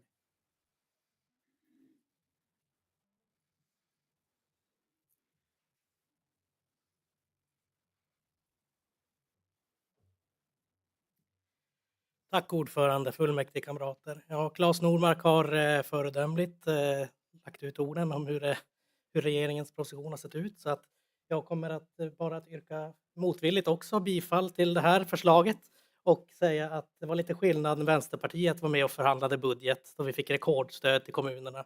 Så att tack för mig. Tack så mycket för det. Då ser jag att vi har ingen fler på talarlistan. Däremot har vi två, kan man säga, motsträviga bifall i alla fall. Så är vi då redo att gå till beslut? Kan vi då besluta enligt kommunstyrelsens förslag? Internt återbruksbank för kontorsinventarier. Och här är då kommunstyrelsens förslag att arbetsmarknads- och utbildningsnämnden får ansvaret att samordna, organisera och bedriva en intern återbruksbank inom kommunen. Och punkten 2, att riktlinjer för inköp och upphandling samt för direktupphandling revideras med tillägg om krav på återbruk innan nyköp av möbler där så är möjligt. Och punkten 3, att redovisning av aktivitet 5 i återbruksplan för Bodens kommun godkänns. Varsågod.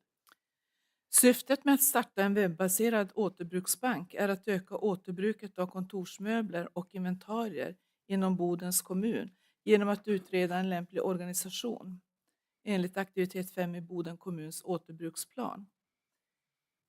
År 2019 inhandlade Bodens kommun nyproducerade möbler för 8,9 miljoner kronor. Genom att bedriva en återbruksbank ökar kommunen inventariets livscykel. Vi återbrukar istället för att inhandla och kostnaden för nyproducerade möbler i kommunen minskar.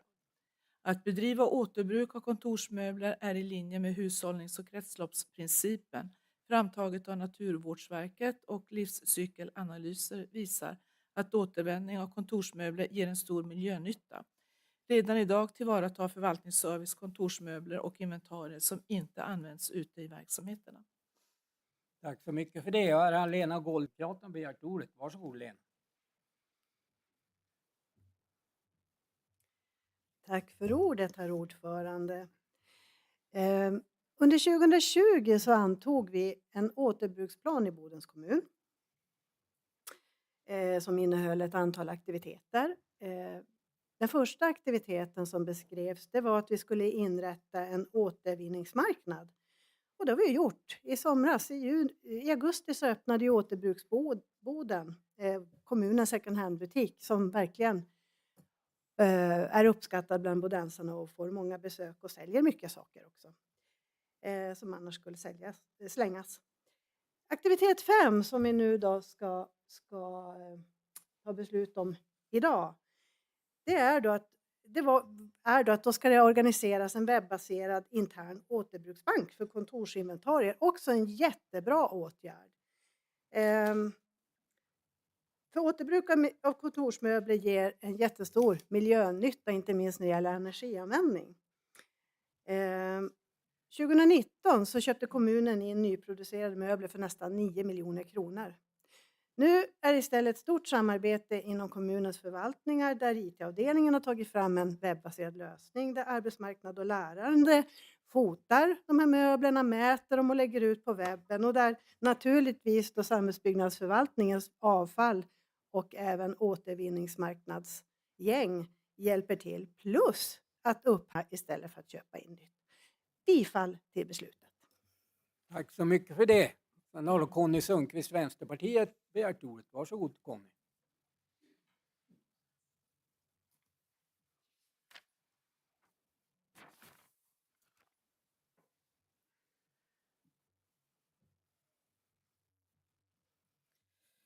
Tack ordförande, fullmäktige kamrater. Det här är definitivt ett steg i rätt riktning. Vi i Bodens kommun måste vara ett föredöme i frågor som rör återbruk och återvinning. Därför vill jag yrka bifall till kommunstyrelsens förslag i allmänhet och i synnerhet punkt nummer 2. Tack. Tack så mycket för det. Lars-Åke Wikström har också begärt ordet. Sverigedemokraterna. Varsågod Lars-Åke.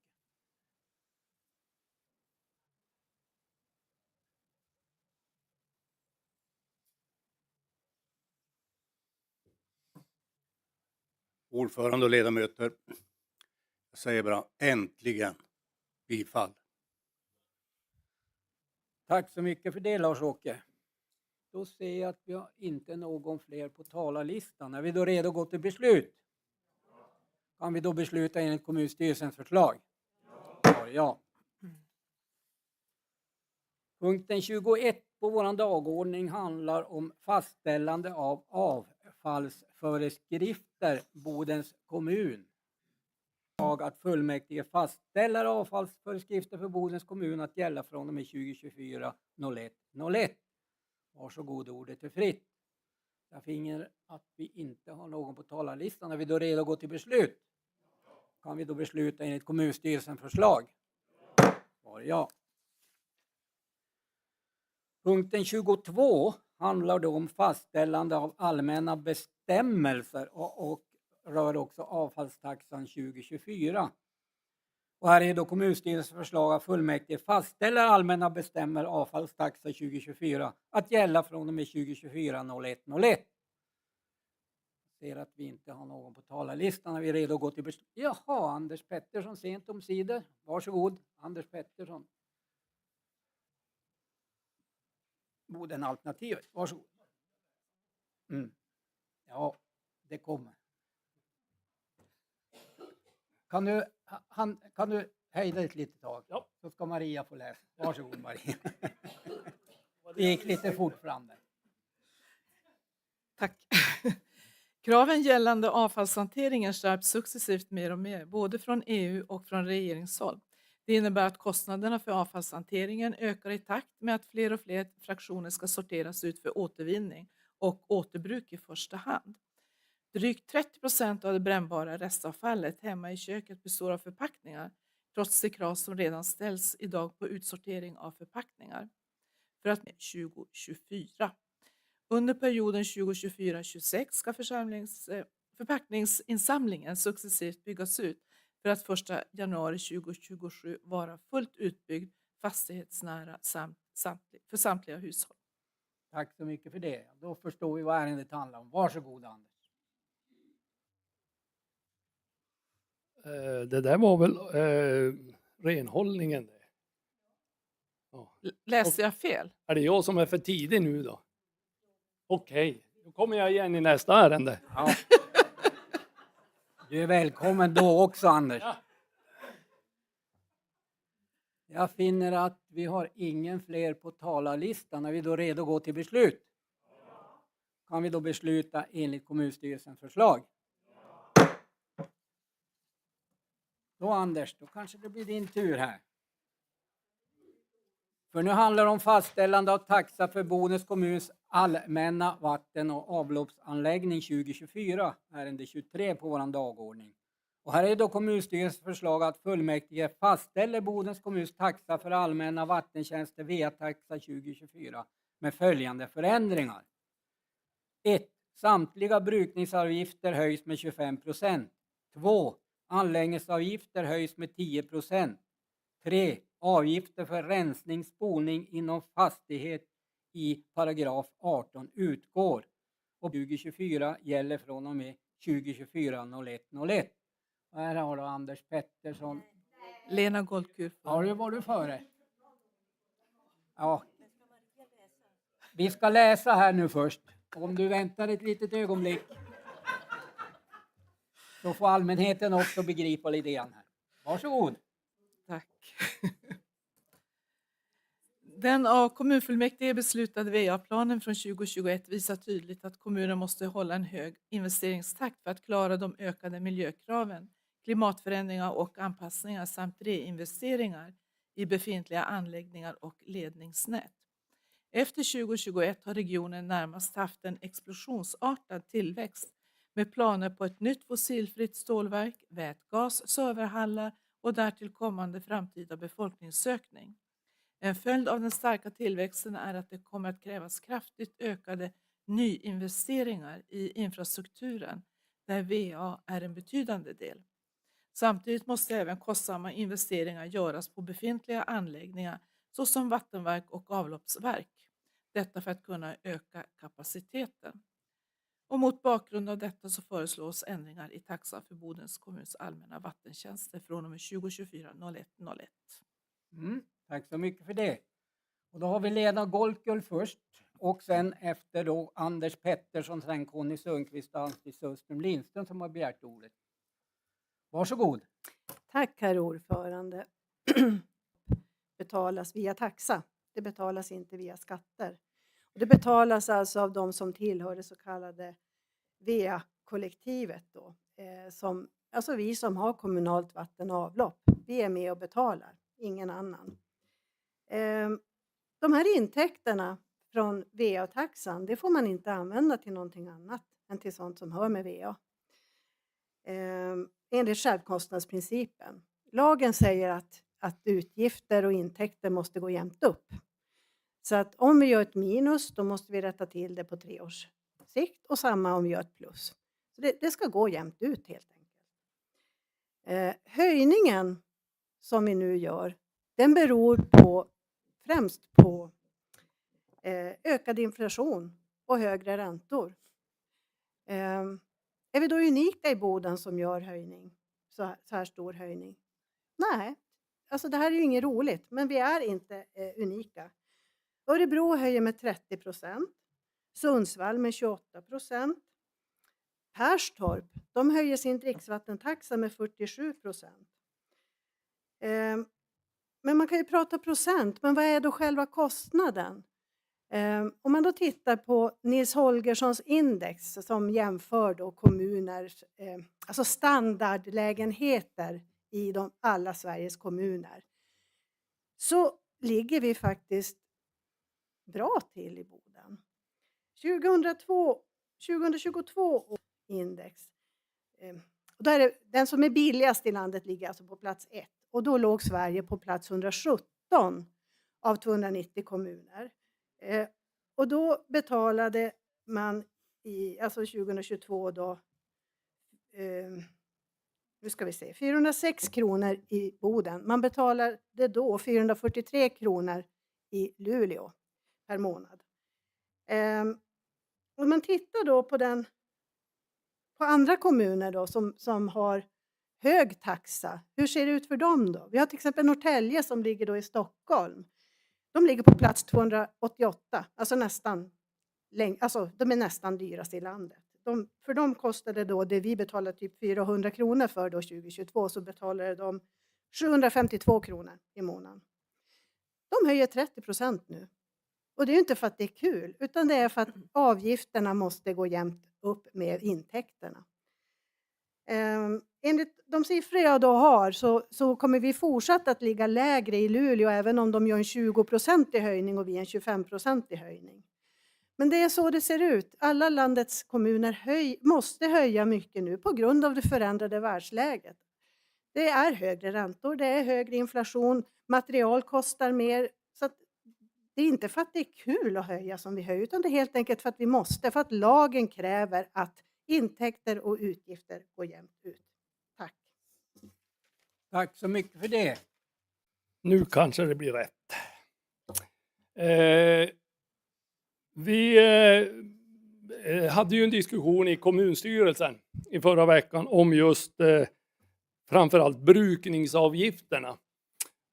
Och vi vet ju, precis som Lena beskrev det, om vad det är som gäller när det gäller VA-verksamheten, och att det är en egen verksamhet och man ska finansiera den verksamheten utan att tillföra skattemedel. Och det här är ju diskussioner vi har haft under årens lopp i olika sammanhang, inte minst när VA byggdes ut i trakterna Kusön och norrut där uppe efter älvstråket. Så jag tror att vi är ganska väl insatta hur det här fungerar. Och visst är det så att den här verksamheten, liksom andra verksamheter, är drabbade av prisökningar och räntehöjningar och sådana saker som gör att saker och ting blir dyrare. Sen har vi ju en annan grej som har, tycker vi, också en viss betydelse i sammanhanget, och det är det att än så länge har ju inte de enskilda konsumenterna möjlighet att påverka till exempel vattenförbrukningen. Det pågår ju ett arbete där enskilda vattenmätare ska installeras, och det gör ju att då har ju fastighetsägarna möjlighet att själva kunna påverka de förbrukningarna. Men vi har inte nått dit, det kommer att vara klart. Vi yrkade på, när vi hade kommunstyrelsen, att de här brukningsavgifterna, de ska höjas. Det ställer vi oss bakom, men inte med 25%. Det tycker vi är en alldeles för dramatisk och hög uppräkning utav en taxa av det här slaget. Vi vet, och det finns spesat upp i handlingarna till ärendet, att man räknar med att man åker på kapitalkostnader motsvarande kanske ungefär 8%. Och utöver det så hamnar man ju då i diskussioner om att ha prisökningar och annat som träder in i det jobb man ska göra. Det är jätteviktigt, tycker vi. Och det tror jag säkert att verksamheten också har klart för sig, att nyinvesteringar, de ska finansieras genom de anläggningsavgifter som byggaren eller entreprenören eller vem det är som bygger får betala i samband med att man ansluter sig till det kommunala nätet. Så det vi pratar om nu, det vi har ifrågasatt, det är de rena brukningsavgifterna utifrån befintligt system. Vi tycker inte det är rimligt att den delen ska räknas upp.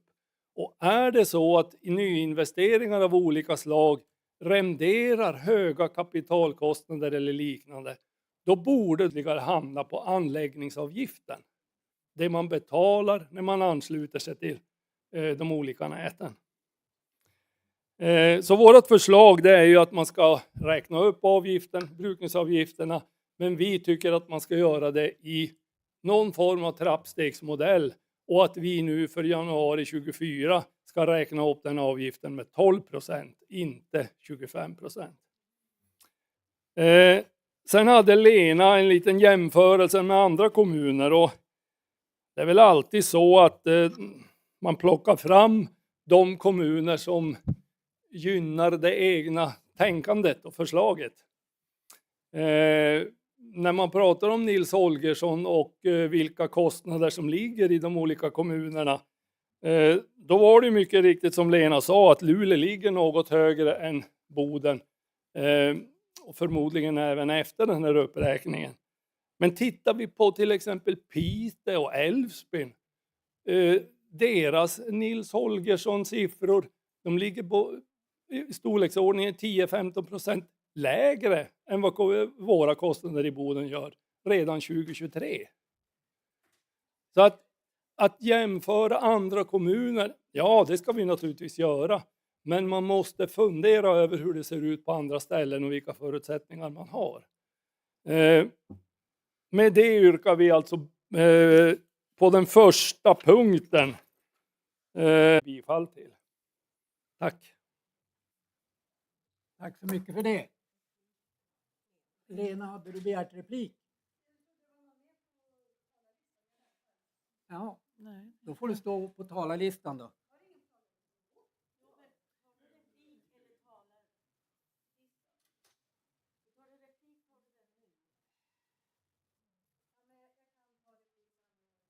Men det är ingen mer som ska prata. Jo, Conny Sundqvist. Du väntar. Okej, då får du ställa på talarlistan. Då har Conny Sundqvist begärt ordet. Varsågod, Conny Sundqvist, Vänsterpartiet.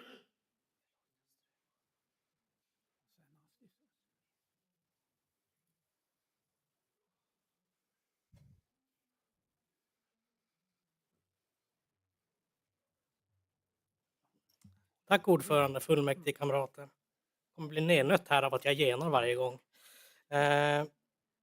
Vårt gruppmöte var mycket tveksam till en ytterligare höjning av taxorna inom VA. Och vi har valt att jämka oss med Bodenalternativets förslag om en 12% höjning. Vi yrkar bifall till Bodenalternativets förslag. Man kan absolut ge Lena och Socialdemokraterna rätt i att VA ska betala sig själv. Så är det. Skattesatsen ska inte blandas in i det. Men ändå måste vi nämna kostnaden för att bo i kommunerna. Skattesatsen i Norrtälje som du jämförde med 31,80, i Boden 33,94. Det gör det dyrare att bo i Bodens kommun. Och det är någonting som Vänsterpartiet inte kan ställa sig bakom. Tack. Tack så mycket för det. Då Astrid Sundström Lindström, Centerpartiet, har begärt ordet. Varsågoda.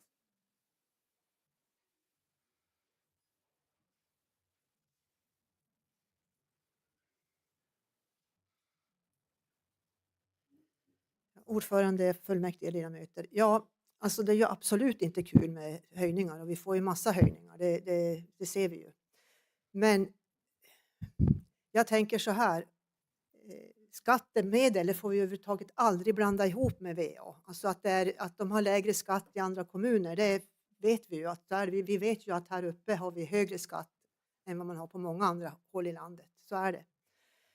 Och det kan ju inte vi göra någonting åt just nu. Det finns ju andra som jobbar på den saken.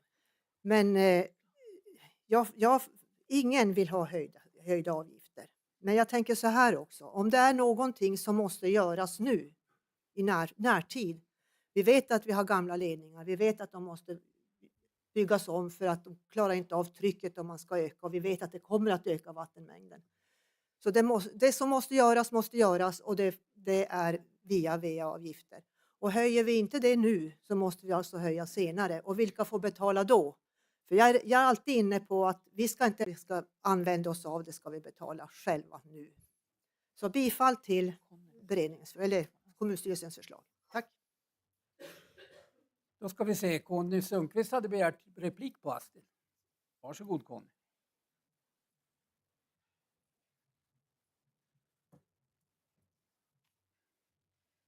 Tack ordförande, fullmäktigekamrater. Ja, Astrid, jag hade bara velat ha ett förtydligande vad du menar när vi inte ska lämna över det till framtida generationer eller någonting sådant. Nej, men det är ju inte så att taxan kommer att sänkas de kommande åren, förutsätter jag. Så det blir ju spännande att se, tror du inte att den här avgiften kommer att fortsätta även kommande generation?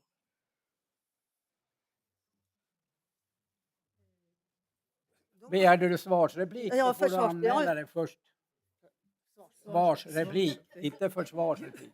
Nej, men alltså det är ju alltså väntar vi med att, om vi säger att vi inte höjer nu 25%, så kanske vi måste höja ännu mer procent kommande år. Alltså är det bättre att ta oss kostnaderna så tidigt som möjligt egentligen för att kunna spara längre fram. Och om det blir billigare, då sänks taxan, för det ska ju vara plus minus noll. Tack för ordet. Tack. Då går vi över till talarlistan. Då är det Lena Golken, Socialdemokraterna. Varsågod. Sen är det Maria Nordström Wikström. Tack. Jag kan ju börja med att styrka att det är ju högre avgifter som väntar om man inte gör saker här och nu. För som sagt, vi har 3 år på oss att rätta till om det är någonting som, om vi går minus. Och jag tror inte att Perstorp tyckte att det var kul att höja dricksvattentaxan med 47%.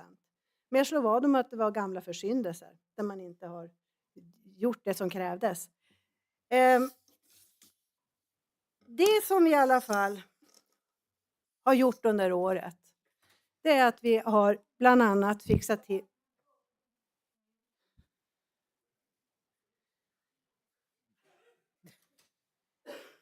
det är att vi har bytt ut vår huvudvattenledning. Hade vi inte gjort det, och det där var ingenting som var något lätt att göra, det tog ju väldigt, väldigt lång tid att göra och det gick på över 70 miljoner. Hade vi inte gjort det så hade hela Boden i stort sett stått utan vatten om den hade fått gå av, och det var väldigt nära. Och det är så det ser ut. Jag har varit kontaktad av en kvinna här i lokalen innan mötet som frågade när de kommer och byter ut avloppsledningsnätet på hennes gata som är från början av 1900-talet. Och det kan man ju förstå att de vill, för då är det inte problemfritt längre. Men det är ju inte bara så att vi ska rätta till gamla synder. Det kommer att bli väldigt många fler invånare inom väldigt kort. Det kommer att komma en massa entreprenörer inte minst. Och då har vi miljökrav, miljötillstånd. Och det gör vi, och det kommer att kosta väldigt mycket pengar.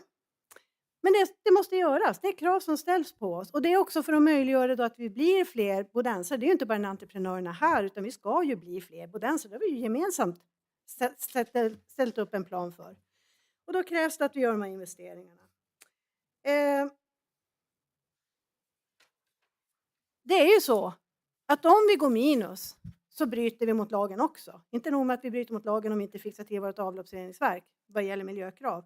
Går vi minus så bryter vi mot lagen om vi inte rättar till det efter 3 år. Det vi kan göra, det är att vi tar skattemedel och stärker upp VA-taxan. Det får man göra. Man får inte ta pengar från VA-taxan till skattekollektivet, men man får göra tvärtom. Men då skulle jag vilja veta vad det är som Vänsterpartiet och Bodenalternativet tänker skära ner på. Ja, som skattepengar går till idag. När man inte vill att VA-taxan ska betala de kostnader den faktiskt har. Och så fick jag ju här kastat på mig att jag bara väljer de siffror som stärker mina argument. Vadå mina argument? Vi ska gå plus minus noll. Det är det handlar om. Jag tycker inte att det är kul att höja taxor. Jag tycker det var skitkul om vi kunde sänka den. Men det kan vi inte. Utan vi måste höja den för att det ska gå plus minus noll. Bifall till kommunstyrelsens förslag. Tack så mycket för det. Då på det anförandet har då Conny Sundqvist begärt replik. Varsågod Conny. Från den här talarstolen. Men sen vill jag bara lyfta Mullsjö 18%, Jönköping 4%, Vetlanda 14%, Sävsjö 12%, Vaggeryd 12%. Tack så mycket. Svarsreplik då från Lena Golkull, varsågod.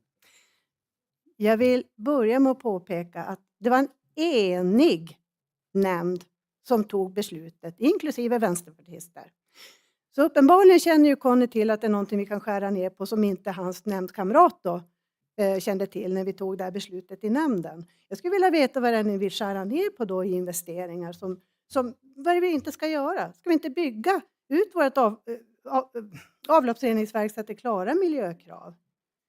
Ska vi strunta i att fixa till infrastruktur som är från 1902 fick jag höra här att den var ifrån.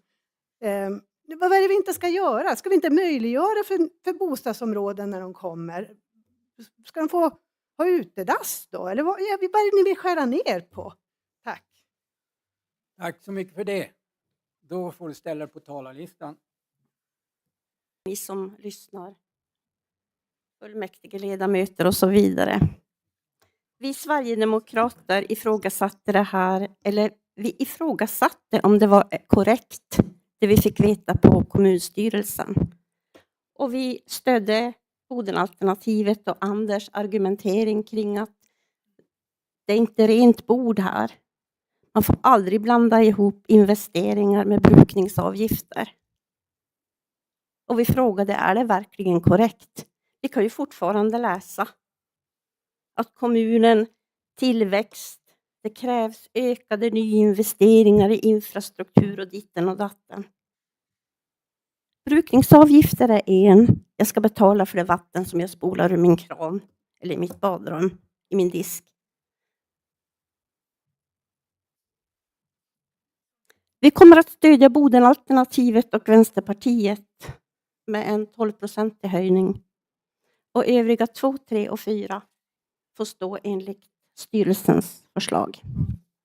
Tack. Då har Lena Golkull begärt replik på det inlägget. Varsågod Lena. Ja, men jag tror det är ett missförstånd här. Alltså, brukningsavgiften innehåller ju de kostnader som krävs för att vi ska få vatten i våra ledningar och att vi ska få avloppet till avloppsreningsverket och att det ska renas. Anläggningsavgiften däremot, det är ju när nya personer, och det är ju då alltså villor, så när de ansluter sig. När det gäller H2GS, när de ansluter sig, då får de ju betala precis vad det kostar. Det är ju liksom det är ju ingenting som drabbar övriga via kollektivet. Ja. Tack så mycket för det. Svarsreplik då från Maria Nordmark Wikström. Varsågod. Ja, det var ganska otydligt då i ditt anförande på kommunstyrelsen om jag får säga vad jag tycker. Och nu gjorde jag ju det. Och sen var vi väldigt tydliga, precis som Vänstern och Bodenalternativet har varit uppe.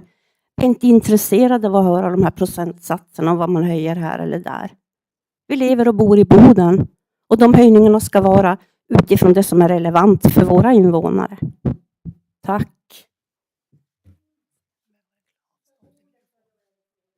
Ja, svarsreplik. Varsågod. Nej, Ja, nej. Då Du får begära du ställa dig ordet. på talarlistan. Ja, eller svarsreplik, kan jag få det igen eller? Nej, nu är det Claes. replikskiftet är avslutat. Nu går vi över till talarlistan. Då är det Claes Nordmark. Och sen Conny Sundqvist, Vänsterpartiet. Vill du ställa dig på talarlistan? Okej. Tack så mycket, ordförande.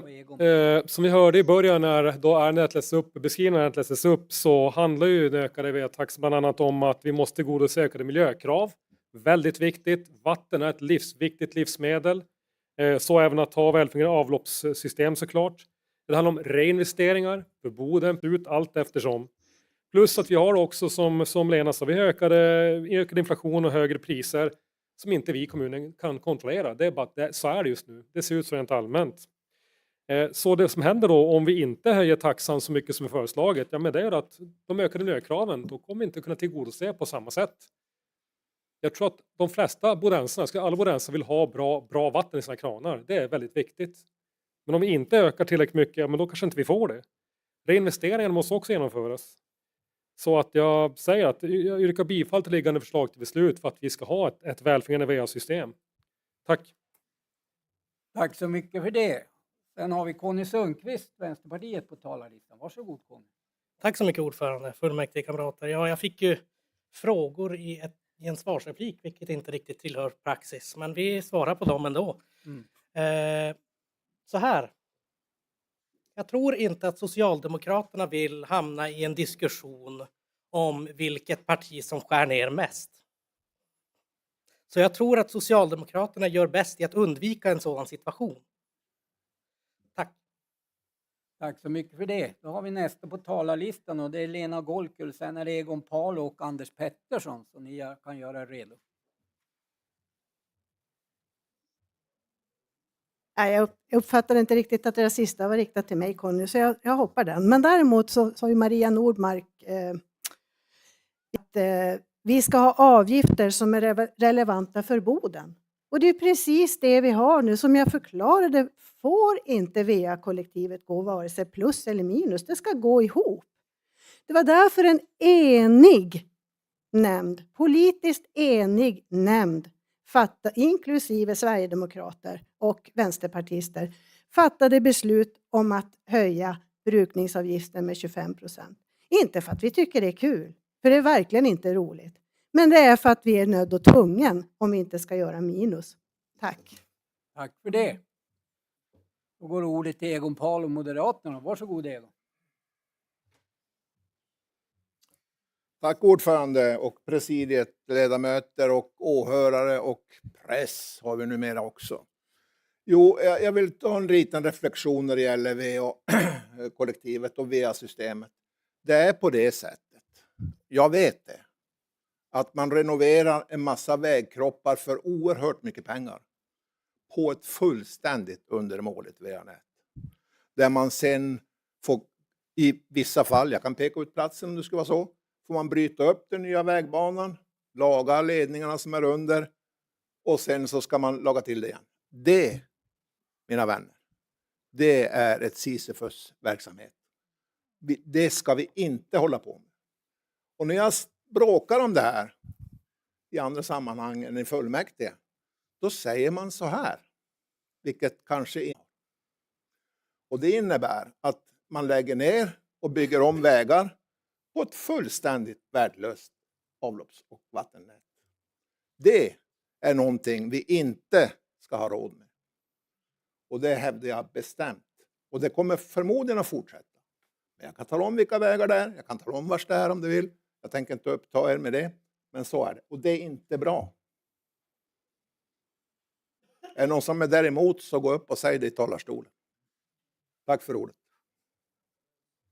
Nu är det tacksam vi debatterar här, men det var ett Då ska vi gå över till Anders Pettersson, Boden Alternativ, som har begärt ordet.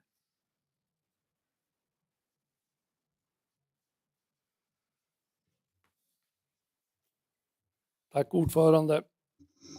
Jo, visst är det så. Jag håller med Claes i beskrivningen över att vi egentligen under väldigt lång tid har satt av för lite medel just för att underhålla bland annat VA-systemet. Att underhålla fastigheter, att underhålla andra saker utav kommunala egendomar. Så är det. Det är ingen tvekan om det. Och att det finns en uppbyggd underhållsskuld, det är ingen tvekan om det.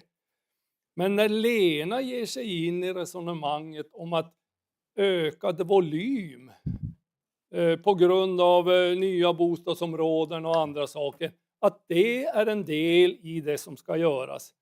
Då blir jag sådär, ökad volym, är inte det då kostnader som ska som ska läggas på anläggningsavgiften? Vi har ett system utifrån den befintliga bebyggelsen. Vi har avgifter för att finansiera verksamheten där. Vi har avgifter för att klara reinvesteringar av olika slag.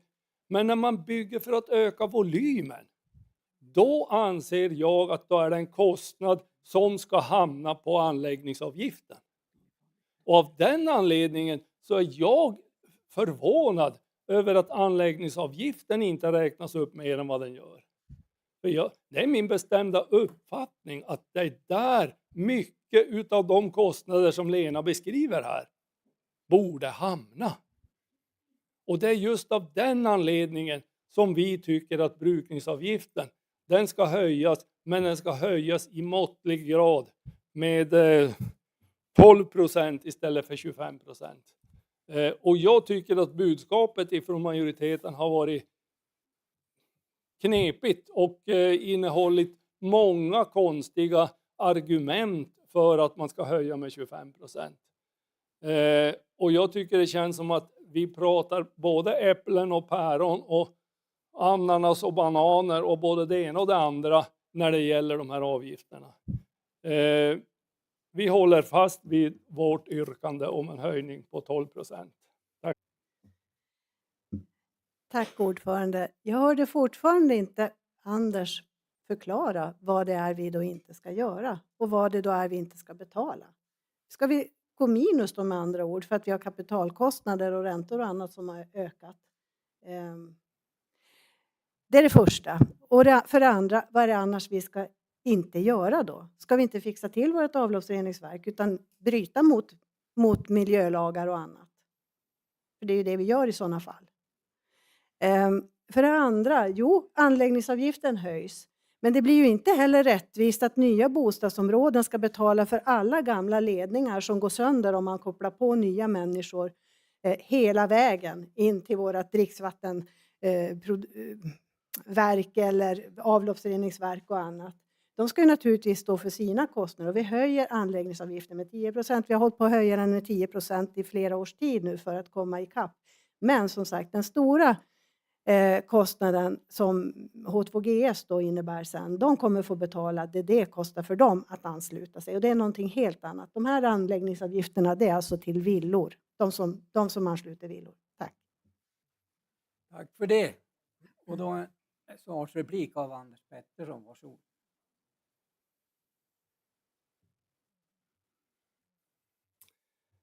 Jag vet inte om jag var otydlig där, men det som det är vi helt införstådda är att det måste till. Och där har vi den här underhållsskulden som Claes var inne på. Men det du uttrycker i våran debatt idag, det är bland annat ökade volymer.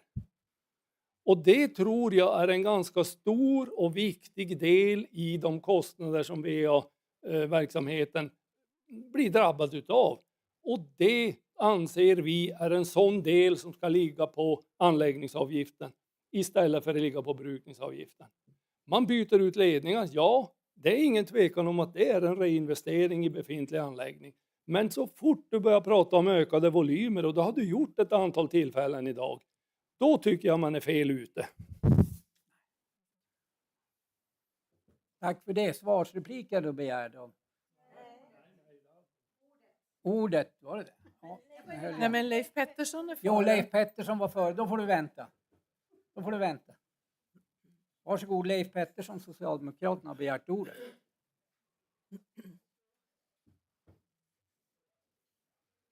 Tack, herr ordförande, fullmäktigekamrater, åhörare och även prästen nu här. Ja, det var en rolig talarstol det här. Den var ju första gången jag var uppe i, som många har sagt idag.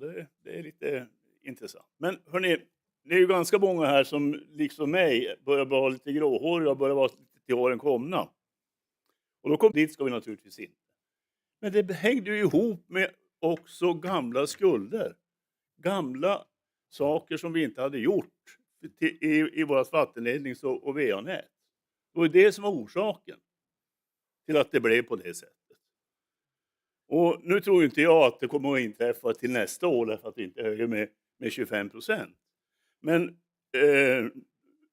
det är i alla fall så att risken finns att vi sakta men säkert underminerar hela vårt system av vattenledningar och avloppsledningar. För att det handlar faktiskt så mycket om reinvesteringar, precis som Lena har sagt. Och det handlar också om att, även om inte Anders Pettersson förstår, att det blir ökade volymer när man ansluter fler till nätet, på det gamla nätet så att säga. Och det kan man inte ta ut i anläggningsavgifter. Det får man inte göra. Man får ta ut de kostnader som finns för att ansluta anläggningen. Du kan inte ta ut vad som helst i anläggningsavgifter. Du kan inte liksom bre ut det liksom, ja, och säga resten av nätet ska också betalas av anläggningsavgiften. Så får man inte göra. Den anläggningsavgiften är anläggningsavgiften. Och då innebär det ju att vi måste ju se till att vi kan underhålla vårt ledningsnät. Vi måste se till att vårt ledningsnät kommer att hålla för framtiden. Och precis som Astrid sa, om vi inte tar det idag måste vi ta det imorgon. Ta idag och kan betala för. Det kommer vi istället att underminera verksamheten med. Så med det här vill jag bara ha sagt det att det är viktigt att vi ser till att vi har ett, i så stor utsträckning vi då kan, se till att vi har ett ledningsnät som är fungerande från år till år till år. Vi kan inte liksom bara skjuta saker och ting framför oss. Och det är inte kul att höja avgifter. Vem vill göra det? Ingen här inne antar jag. Men vi måste. Vi är så illa tvungna att göra det. För att vi ska kunna göra de åtgärder som behövs i det nät som vi har idag. Bifall till kommunstyrelsens förslag. Tack så mycket för det.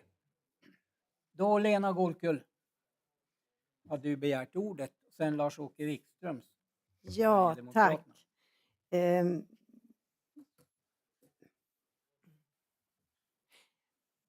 Man hör ju lite vad man vill. Men jag upplever inte att jag i alla fall har sagt att det enbart är ökade volymer som leder till den här taxehöjningen. Jag var inne på att berätta om en person som, här i rummet som kontaktade mig där det fanns VA-ledningar från 1902 i gatan och som hoppades att det skulle komma till utbyte väldigt snart. Men det är klart, det kostar ju att byta ut. Allt har blivit dyrare, ledningar och allting har blivit dyrare. Som sagt, inflationen gör att vi får betala mera räntor och annat på de inval. Ska vi kunna byta ut VA-ledningar så att inte den här personen får vänta i ytterligare en himla massa år på att få de här ledningarna från 1902 utbytta, då måste vi tyvärr höja taxan. Och sen vill jag bara ett tillägg till Leif Petterssons anförande säga att och påminna om att vi har faktiskt väldigt, väldigt bra dricksvatten i Boden. För 2-3 år sedan så kom vårt vatten 3 i Sverige. Vi hade bästa vattnet i Norrland. Och det är klart, det är ju en investeringsresa som har skett under årens lopp. Det är ingenting som kommer gratis.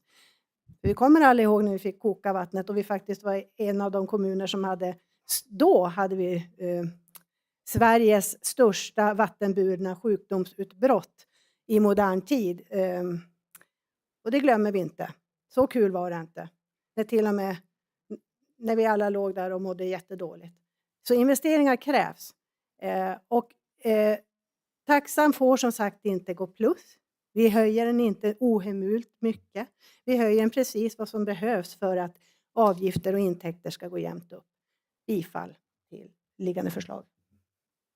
Tack så mycket för det. Då har Lars-Åke Wikström, Sverigedemokraterna, begärt ordet. Varsågod.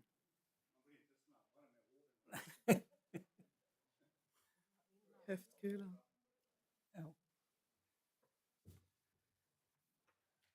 Tack för ordet, ordförande, presidie och fullmäktige ledamöter. Och jag kommer ihåg det här jättestora utbrottet vi hade. Jag tror att det var 82 eller någonstans där. Då hade vi ett sånt här jätteutbrott. Kan ha varit tidigare 81. Jag har för mig att det är en av de saker som inträffade var att man hade glömt slå på vissa reningar i reningsverket. Så att man renade inte allt vatten som gick ut. Jag minns det själv, för jag kom hem från slutövning och då var jag på den tiden på trupp och alla våra soldater var sjuka och det var ett stort elände. Det är inte det jag tänker referera till. Utan jag går tillbaka. Om vi scrollar lite grann här, kan vi göra det? Så att vi kan börja med texten, beskrivning av ärendet. Och så läser vi där på beskrivning av ärendet, så står det här att det är ju kapacitetsökning vi pratar om. Det är befolkningsökning, ökad kapacitet på anläggningar och på avloppsreningsverk. Och de kostnaderna ska ligga på anläggningskostnaderna. Det är min absoluta uppfattning. Och därmed så bifaller vi det Bodenalternativet säger, 12% på förbrukningskostnaden och bifall till de övriga delarna, 2, 3 och 4. Tack. Tack så mycket för det. Och det där hade Lena... Jaha, hade Anders Pettersson begärt? Hon var före, okej. Du får ställa dig på talarlistan.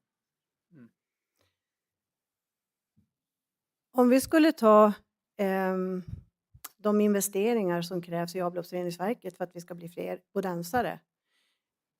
Innebär det alltså, som jag förstår då Sverigedemokraternas argumentation, att vi skulle kräva att H2GS tar den kostnaden för att det ska bli fler arbetstillfällen i Boden och att fler ska flytta hit. Det blir ju jättekonstigt.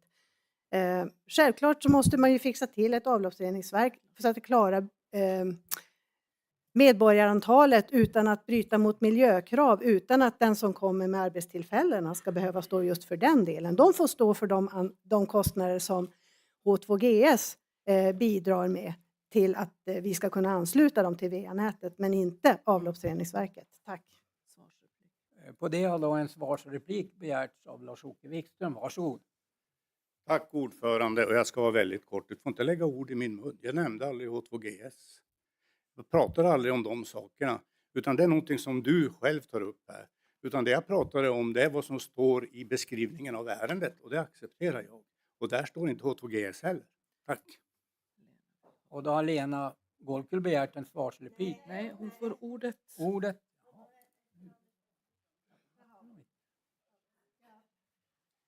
Anders Pettersson.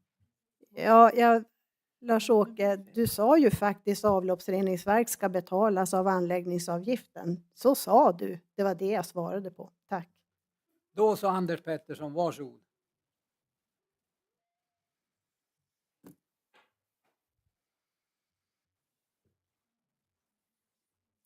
Tack ordförande. Det känns att vi inte kommer någon vidare vart i den här debatten. Så jag tänkte avsluta min del i debatten med att bara säga till Leif Pettersson att ja, jag förstår hur VA-verksamheten fungerar och hur VA-taxan ser ut. Det är därför vi föreslår det här. Tack så mycket för det. Då drar vi ett streck i debatten. Jag finner att vi har ingen fler på talarlistan i alla fall. Då finner jag att vi har 2 förslag till beslut.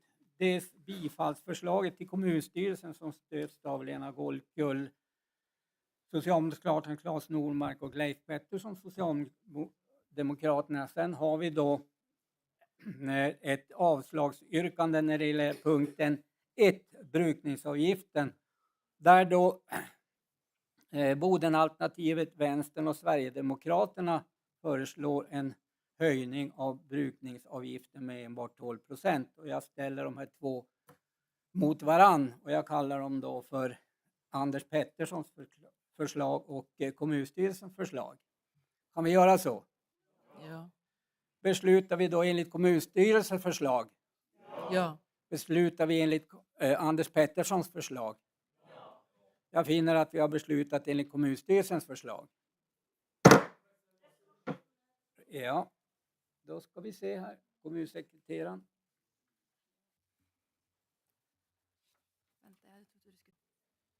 Boden alternativ. Och vänster.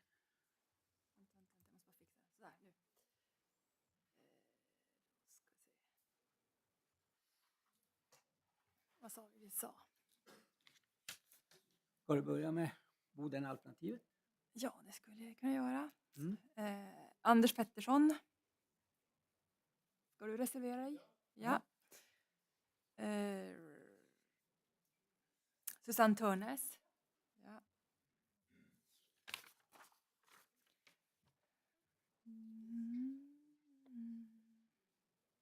Mikael Engström.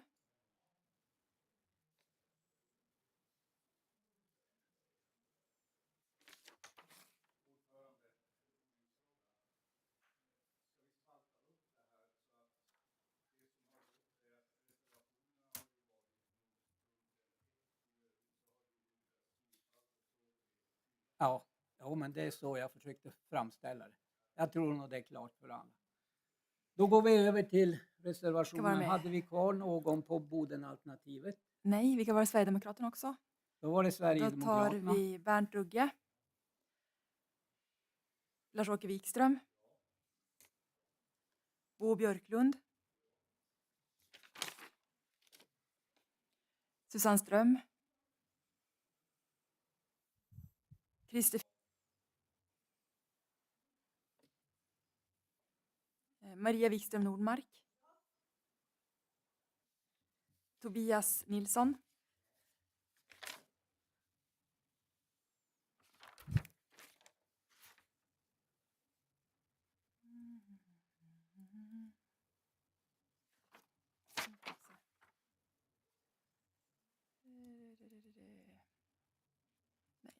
Där. Och sen var det, vem var det mer? Ja. Centerpartiet. Jo, då är det Vänsterpartiet. Varsågod. Ja, Conny Sundqvist. Ska bara hitta dig också här. Där.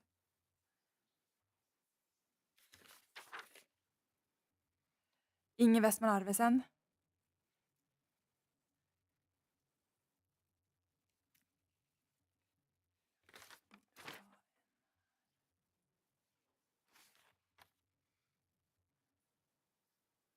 Annika Essén. Var det Centerpartiet också? Nej, det var samtliga reservationer. Är de rätt uppfattade? Var det ja. Jag tror också vi är klart i protokollet att vi var fullständigt överens om punkterna 2, 3, 4, precis som Lars-Åke framförde.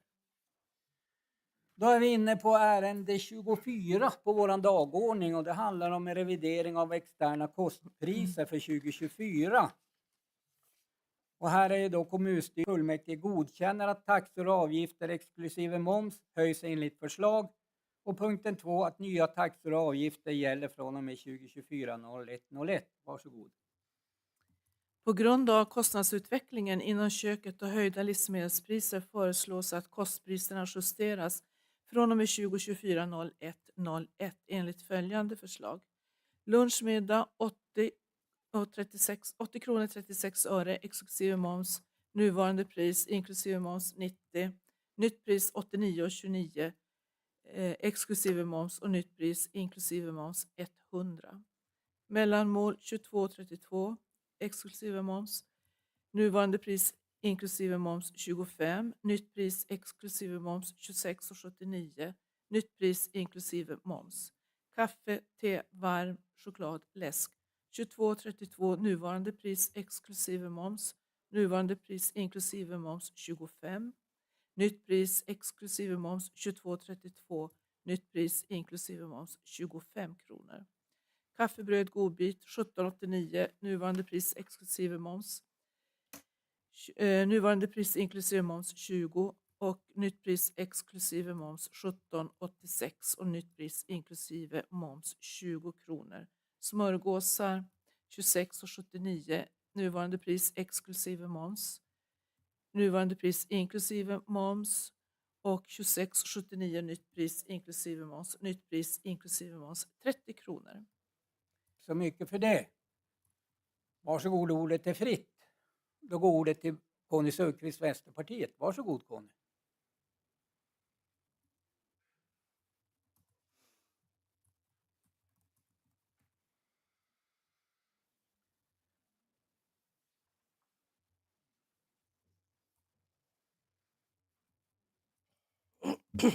Tack ordförande.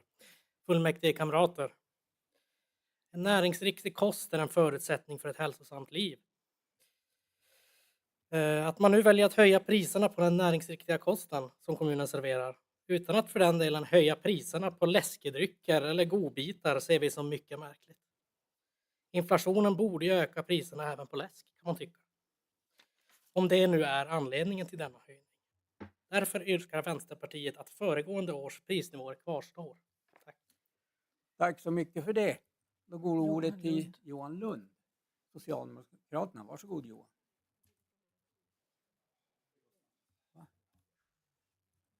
Tack ordförande, ledamöter. De externa kostpriserna det är alltså 20-40 stycken måltider per dag. Det vill säga lunch och middag som redovisas där. Det är ju alltså inte det som serveras till någon brukare eller annars skolelev på något sätt. Utan man köper det här själv. Och det ska inte konkurrera med extern restaurangverksamhet på något sätt så att man ligger för att göra detta. Det kan vara också intressant att veta. Så det är en helt annan fråga faktiskt. Tack. Tack så mycket för det. Då ser jag att vi har ingen fler på talarlistan. Är vi då redo att gå till beslut? Du yrkade bifall, det förstod jag. Ja. Då har vi som sagt var 2 förslag till beslut. Dels kommunstyrelsens förslag till beslut som då stöds av Johan Lund, Socialdemokraterna. Och sen avslagsyrkandet som innebär att föregående pris ska gälla, som då stöds av Vänsterpartiet. Och jag ställer de här 2 emot varann. Kan vi göra så? Beslutar fullmäktige enligt kommunstyrelsens förslag? Ja. Beslutar fullmäktige enligt Vänsterpartiets förslag? Jag finner att vi har beslutat enligt kommunstyrelsens förslag. Ja. Vänsterpartiet.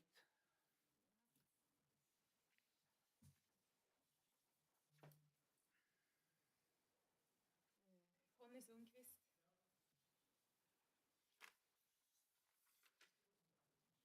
Inge Westman.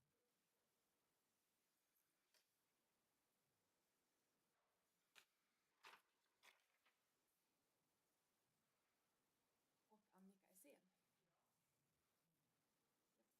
Samtliga uppfattade.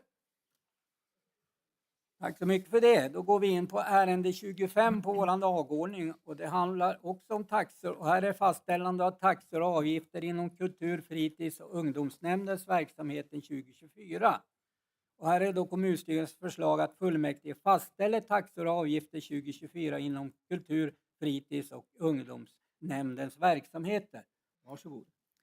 Kultur-, fritids- och ungdomsnämndens taxor och avgifter har inte justerats nämnvärt sedan innan pandemin. Taxorna för besöksanläggningarna avser kultur-, fritids- och ungdomsavdelningen vara skäliga och i linje med marknaden i övrigt. Taxorna för nyttjande av sporthallar har skrivits upp med cirka 10% som avrundats till jämnare pris och endast taxorna för seniorverksamhet samt externa bokningar har justerats. Tack så mycket för det. Och här har Conny Sundqvist, Vänsterpartiet, begärt ordet. Varsågod Conny.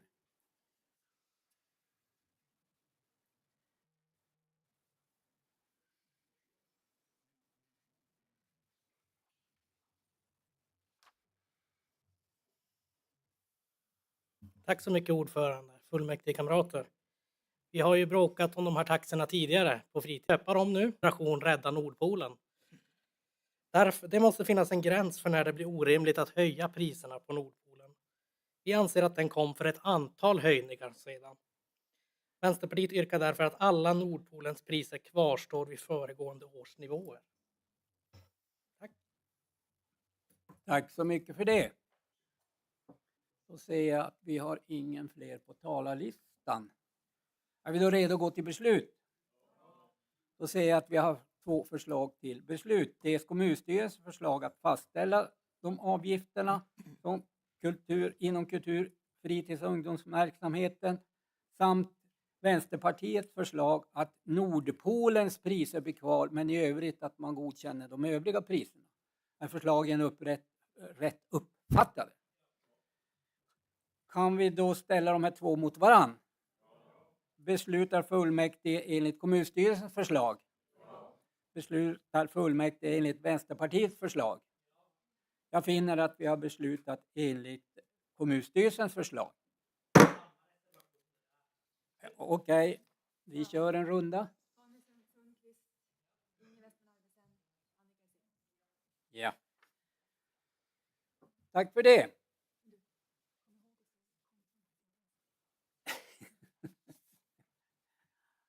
Man får rättelse. Då ska vi AB att förvärva bolag avseende tekniskt vatten. Och här är då kommunstyrelsens förslag att fullmäktige ger Bodens kommun företag AB i uppdrag att förvärva bolagen Boden Tekniskt Vatten AB 55 94 40-4427 med aktiekapital om 25 000 kronor.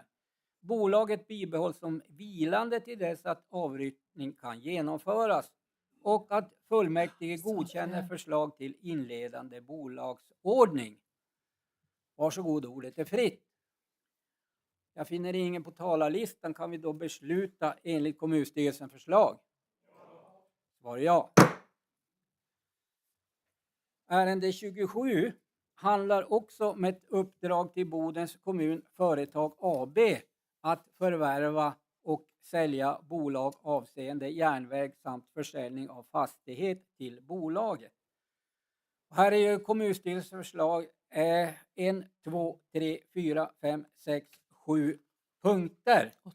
8 punkter till och med var. Och här är då kommunstyrelsens förslag att bifalla dessa, och jag tänkte inte läsa upp dem.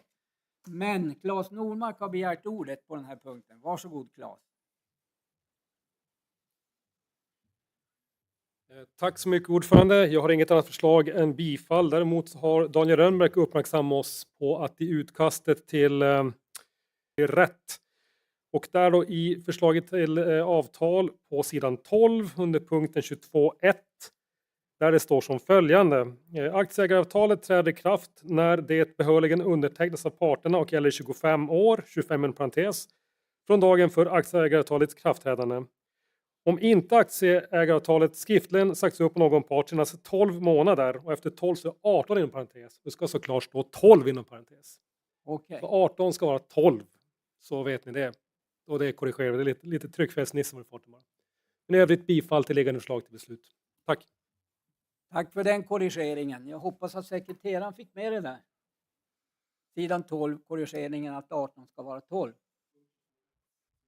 Punkt 22.1 sidan 12. Att vi korrigerar det. Tack för det. Är fullmäktige i övrigt överens med kommunstyrelsens förslag? Kan vi då besluta enligt kommunstyrelsens förslag med den korrigeringen? Ja. Svar ja. Det var punkten 27 på dagordningen. Då är vi inne på punkten 28 och det handlar om kommunala val. Och då Anna-Karin Nylund, valberedningens ordförande, varsågod.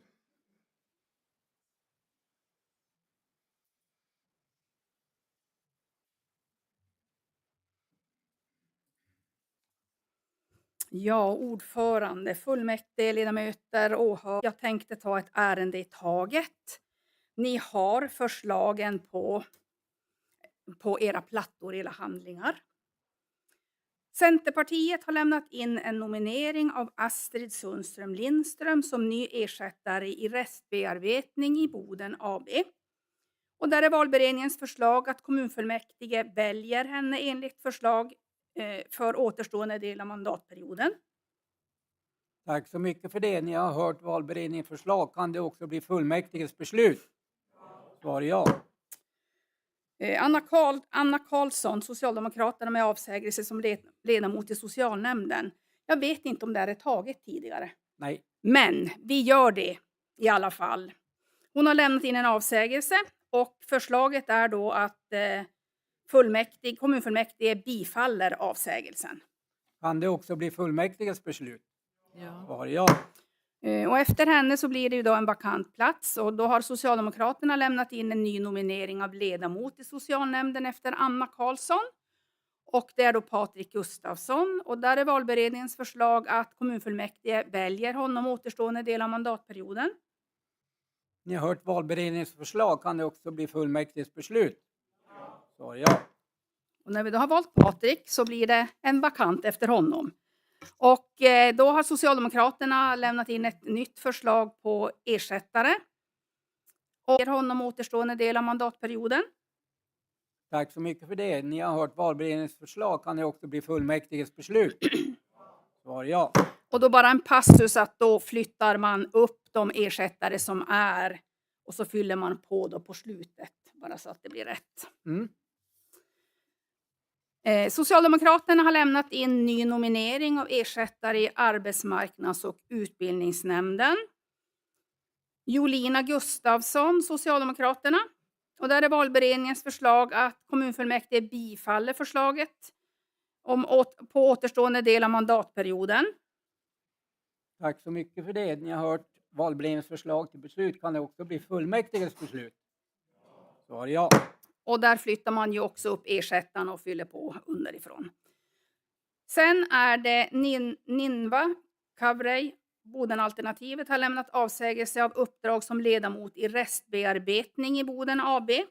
Och där är valberedningens förslag att kommunfullmäktige bifaller den avsägelsen. Kan det också bli fullmäktiges beslut? Svar ja. Ja, men tack så mycket. Tack så mycket för det. Då har vi en ny motion. Varsågod. Jo, då ska jag bara få till mina grejer här. Då är det en motion från Robert Lund, Sverigedemokraterna, och Tobias Lund, Sverigedemokraterna, om små modulära reaktorer.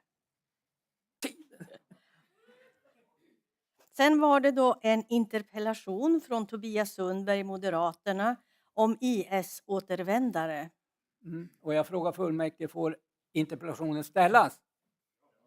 Och svar förväntas då på nästa fullmäktige. Kan vi göra så? Ja. Sen har vi en interpellation från Maria Wikström Nordmark, Sverigedemokraterna, om grundskolan. Tack så mycket för det. Då frågar jag fullmäktige, får interpellationen ställas? Och svar förväntas då på nästa fullmäktige. Sen har vi slutligen en interpellation från Anders Pettersson, Bodenalternativet, om fastigheten Boden 52:6, Medborgarhuset. Och jag frågar fullmäktige, får interpellationen ställas? Ja. Och svar väntas då på nästa fullmäktige. Då så, börjar vi vara vid slutet av den här övningen. Och jag vill tacka er alla. Jag vill tacka våra tjänstepersoner för visat intresse och er alla också för att vi klarade av att ha ett fullmäktige i den här nya salen. Och det gjorde ni på ett alldeles utmärkt sätt.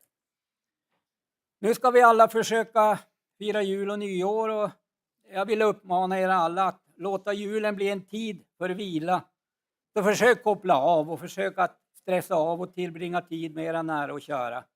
Så god är alla. Och är det så att ni ska ut och handla till julen, så tänk på att om möjligt handla nära. Vårt näringsliv behöver ett stöd i dessa tider. Så om vi inte ses förr, så ses vi vid vårt nästa fullmäktige den 26 februari. Sammanträdet är avslutat.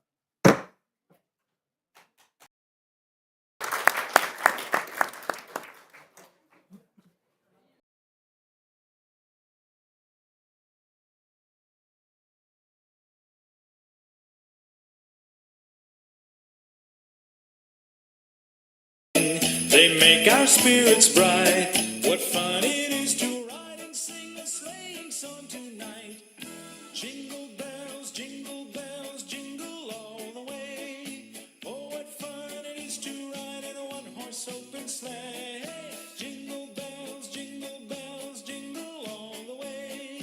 Oh, what fun it is to ride in a one-horse open sleigh.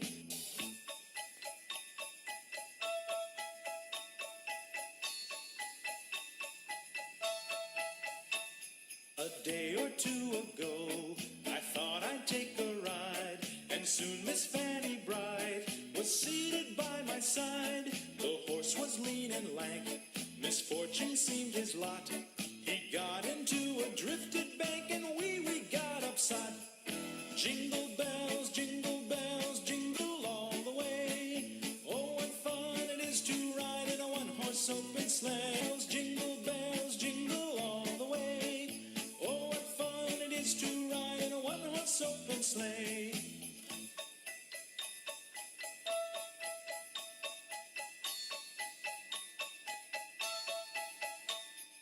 Now the ground is white, so go it while you're young. Take the girls tonight and sing the sleighing song. Just get a bobtailed nag, 240 for his speed. Then hitch him to an open sleigh and crack, you'll take the lead. Oh, jingle bells, jingle all the way. Oh, what fun it is to ride in a one-horse open sleigh. Jingle bells, jingle all the way. Oh, what fun it is to ride in a one-horse open sleigh.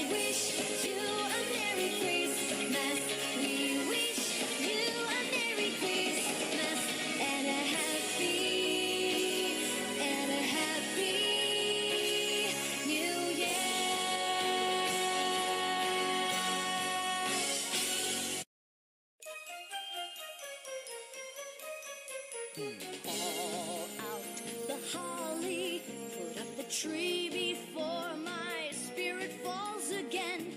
Fill up the stocking, I may be rushing things, but deck the halls again now.